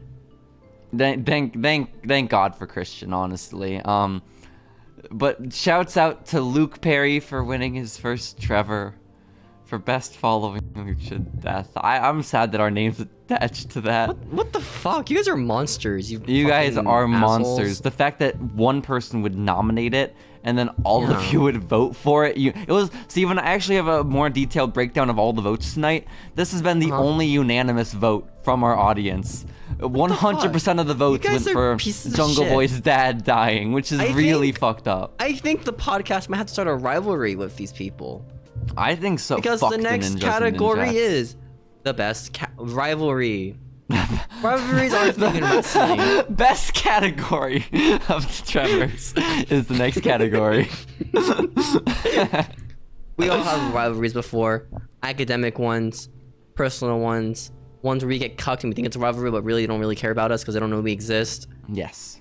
Rivalries have always existed in life. And the Lucha Underground podcast, Following Lucha, has to announce who had the best rivalry. Exactly, and who is going to walk away with a Trevor for the best rivalry? That's exciting. Imagine having matching Trevors with your rival. That's cool. We sent it to one of them. Yeah. Maybe both of them. Maybe both. No? Maybe both. Because maybe both. It'd be really hard considering the fact that the first nominee is Vince versus the women. First nominee for rivalry of the year is Vincent Kennedy McMahon versus half the human race. That's quite a lot of awards to send to people. That's a lot. That's like over 3 billion, which would just be a little bit. I don't know. Like, we have the funds, but I just don't know if I want it to go to known that. for having sex with women and then paying them millions of dollars, more than the payout of WCW. More than keep the payout. Quiet about it. More than my house loan. Vincent Kennedy McMahon tried to silence women who spoke up against him from sexual assault. He actually lost control of his company as a result. John Laurinaitis too. Well, Johnny Ace does not. Maybe he's nominated for another category. You know, I think there's one more category after best rivalry left here, Steven. So maybe Johnny Ace is down there. Maybe you're right, because the next rivalry is a very popular one that I forgot about. Tony Khan versus the Bots. In a Twitter rant once, Tony Khan made a tweet saying that the Bots were the reason why AEW gets a lot of hate online. It's true. It's true, and he's not lying. And he showed those bots who is boss, because after he tweeted about it, there's never been a single AEW... Steven, that's unprofessional. We're talking about the bots and Tony Khan. Sorry, someone's shit-talking me. Wait, am I the bot? Oh my god. I was about to say, after Tony Khan spoke out against it, all the bots got quiet, and there's been no more criticism of AEW since, which I appreciate as a fan of the product. And when I went to the show, how many bots were there? 3? I didn't see any. 3 computers, you know? Well, there were a lot of computers, honestly, but like, oh shit, we gotta let Tony know. You know what else I saw on my computer? A little pageant girl. That's not reassuring. Seawall. That's really bad. Okay. And her amazing rivalry with WWE superstar The Miz. Well, I just where you say little pageant star. Is this JoJo Siwa of the modern day, or is this her like back as a child? Do you remember the WrestleMania Hollywood premiere event where WWE sent wrestlers to promote the WrestleMania LA Hollywood event? Yeah, I think you mean SummerSlam. I think it's SummerSlam that you're thinking about. No, it was a WrestleMania preview where they fucking announced the tickets. You fucking idiot. Oh, sorry, bro. Anyways, I'm an idiot. I'm an asshole. in the I'm sorry. segment of Miz TV, JoJo Siwa was the guest, where she did a cartwheel and fell on her ass. No, that happens though. That happens though. When you fucking asked me if I get out too early? Nope. Also, too, I do believe that JoJo Siwa is taller than The Miz for shoot. And so that is a huge point of resentment between the two of them. And also, JoJo Siwa did beat him on Dancing with the Stars, which The Miz has never let go. He resents her greatly for it. No, nor would I. Steven, are you mad that JoJo Siwa is taller than you? You know what I'm mad about? What's that? I'm mad about the next category. The next. What do you mean? We didn't learn who won. Okay, I was about to say. Oh wow, the next nominee. Is a rivalry that spans a whole total of 1 week. Wow. The Young Bucks, Mr. Buck and the other Buck of Joe the and Tag Mike, Team Generation Me. The Young Bucks. I just think their names were Bucks for the wrestling name. And their amazing rivalry with former Ring of Honor champion, WWE champion, AEW champion, ECW champion, CM Punk. Oh my God, Punk is nominated yet again. Another nominee for all 3 men in this category. The Young Bucks, of course, being known for their politicking because they are the politics, because they are like power in the company. They are power in the company.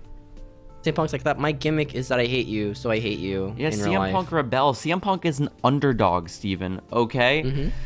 Listen, he puts his $1 million to good use. He buys Starbucks gift cards for all the girls in the locker room, okay? You know he's not doing that? Wrongfully, okay? He had to put Bobby Fish over by making him kick out of the GTS at the 3 count.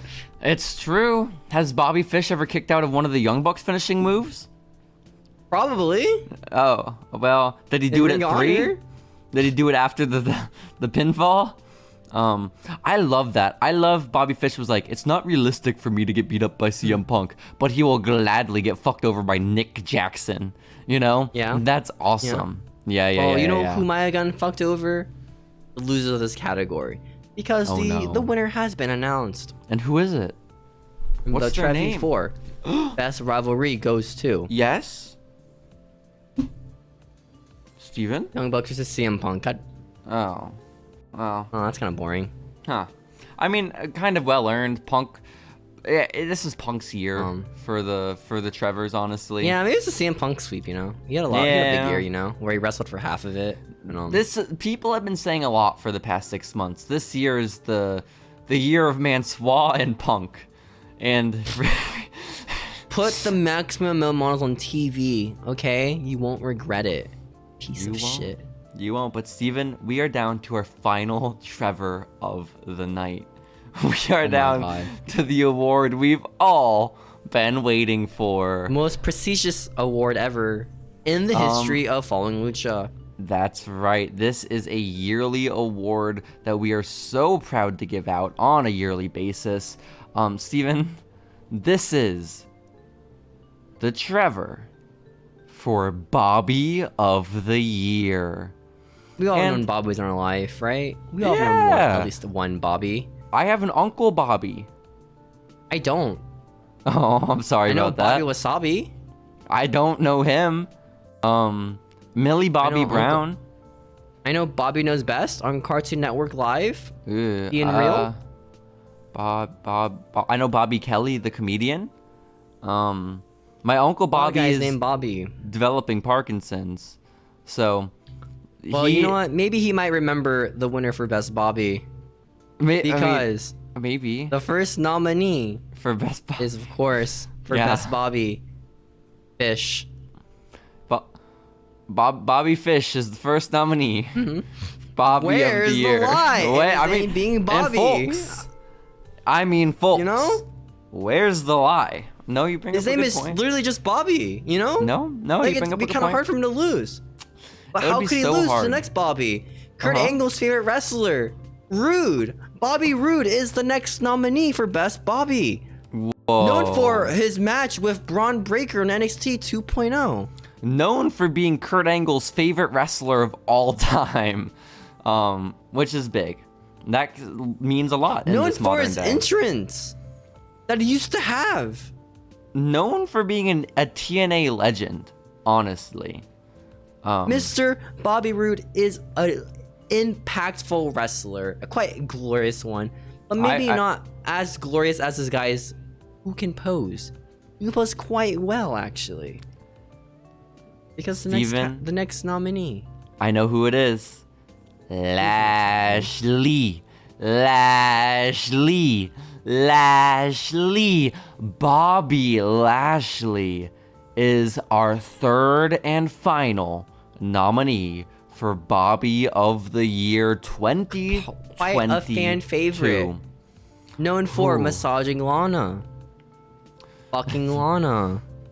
Known for getting his makeup on Lana's face during their wedding. Known for having a bunch of sisters. Bobby Lashley's quite a revolutionary wrestler. Quite a revolutionary Bobby, actually. I must have to He correct beat myself. Omos at WrestleMania this year, so that's like enough for a Trevor alone. He beat Brock Lesnar this year. Yeah, but was Omos that was last more year? impressive. I don't care, honestly. Well, The you know what we Omos do match care is where about? it's at. I care about the winner of the best Bobby. Because I the do fans too. have voted. Holy And vote, shit. we shall see. Vote Because we shall see. the He's never said it Trevi better myself. for the best Bobby of the year Mm-hmm. goes to Rude. Mr. Bobby Roode. Woo! Known for being in Earned Beer it. Money. Yeah. I believe he's also known for undergoing surgery and being out of action for almost the entire past year. Known for his run of Chad Gable. Known for his robes. Known for his Dolph Ziggler run. Known for fighting Shinsuke Nakamura in the main event of TakeOver San Antonio. Bobby Roode is quite a Bobby. But what's Because even... What can I ask you what what's your that? favorite Bobby Roode moment is from 2022 specifically? I liked when he was in NXT 2.0 that one time. Ooh. With Braun Breaker.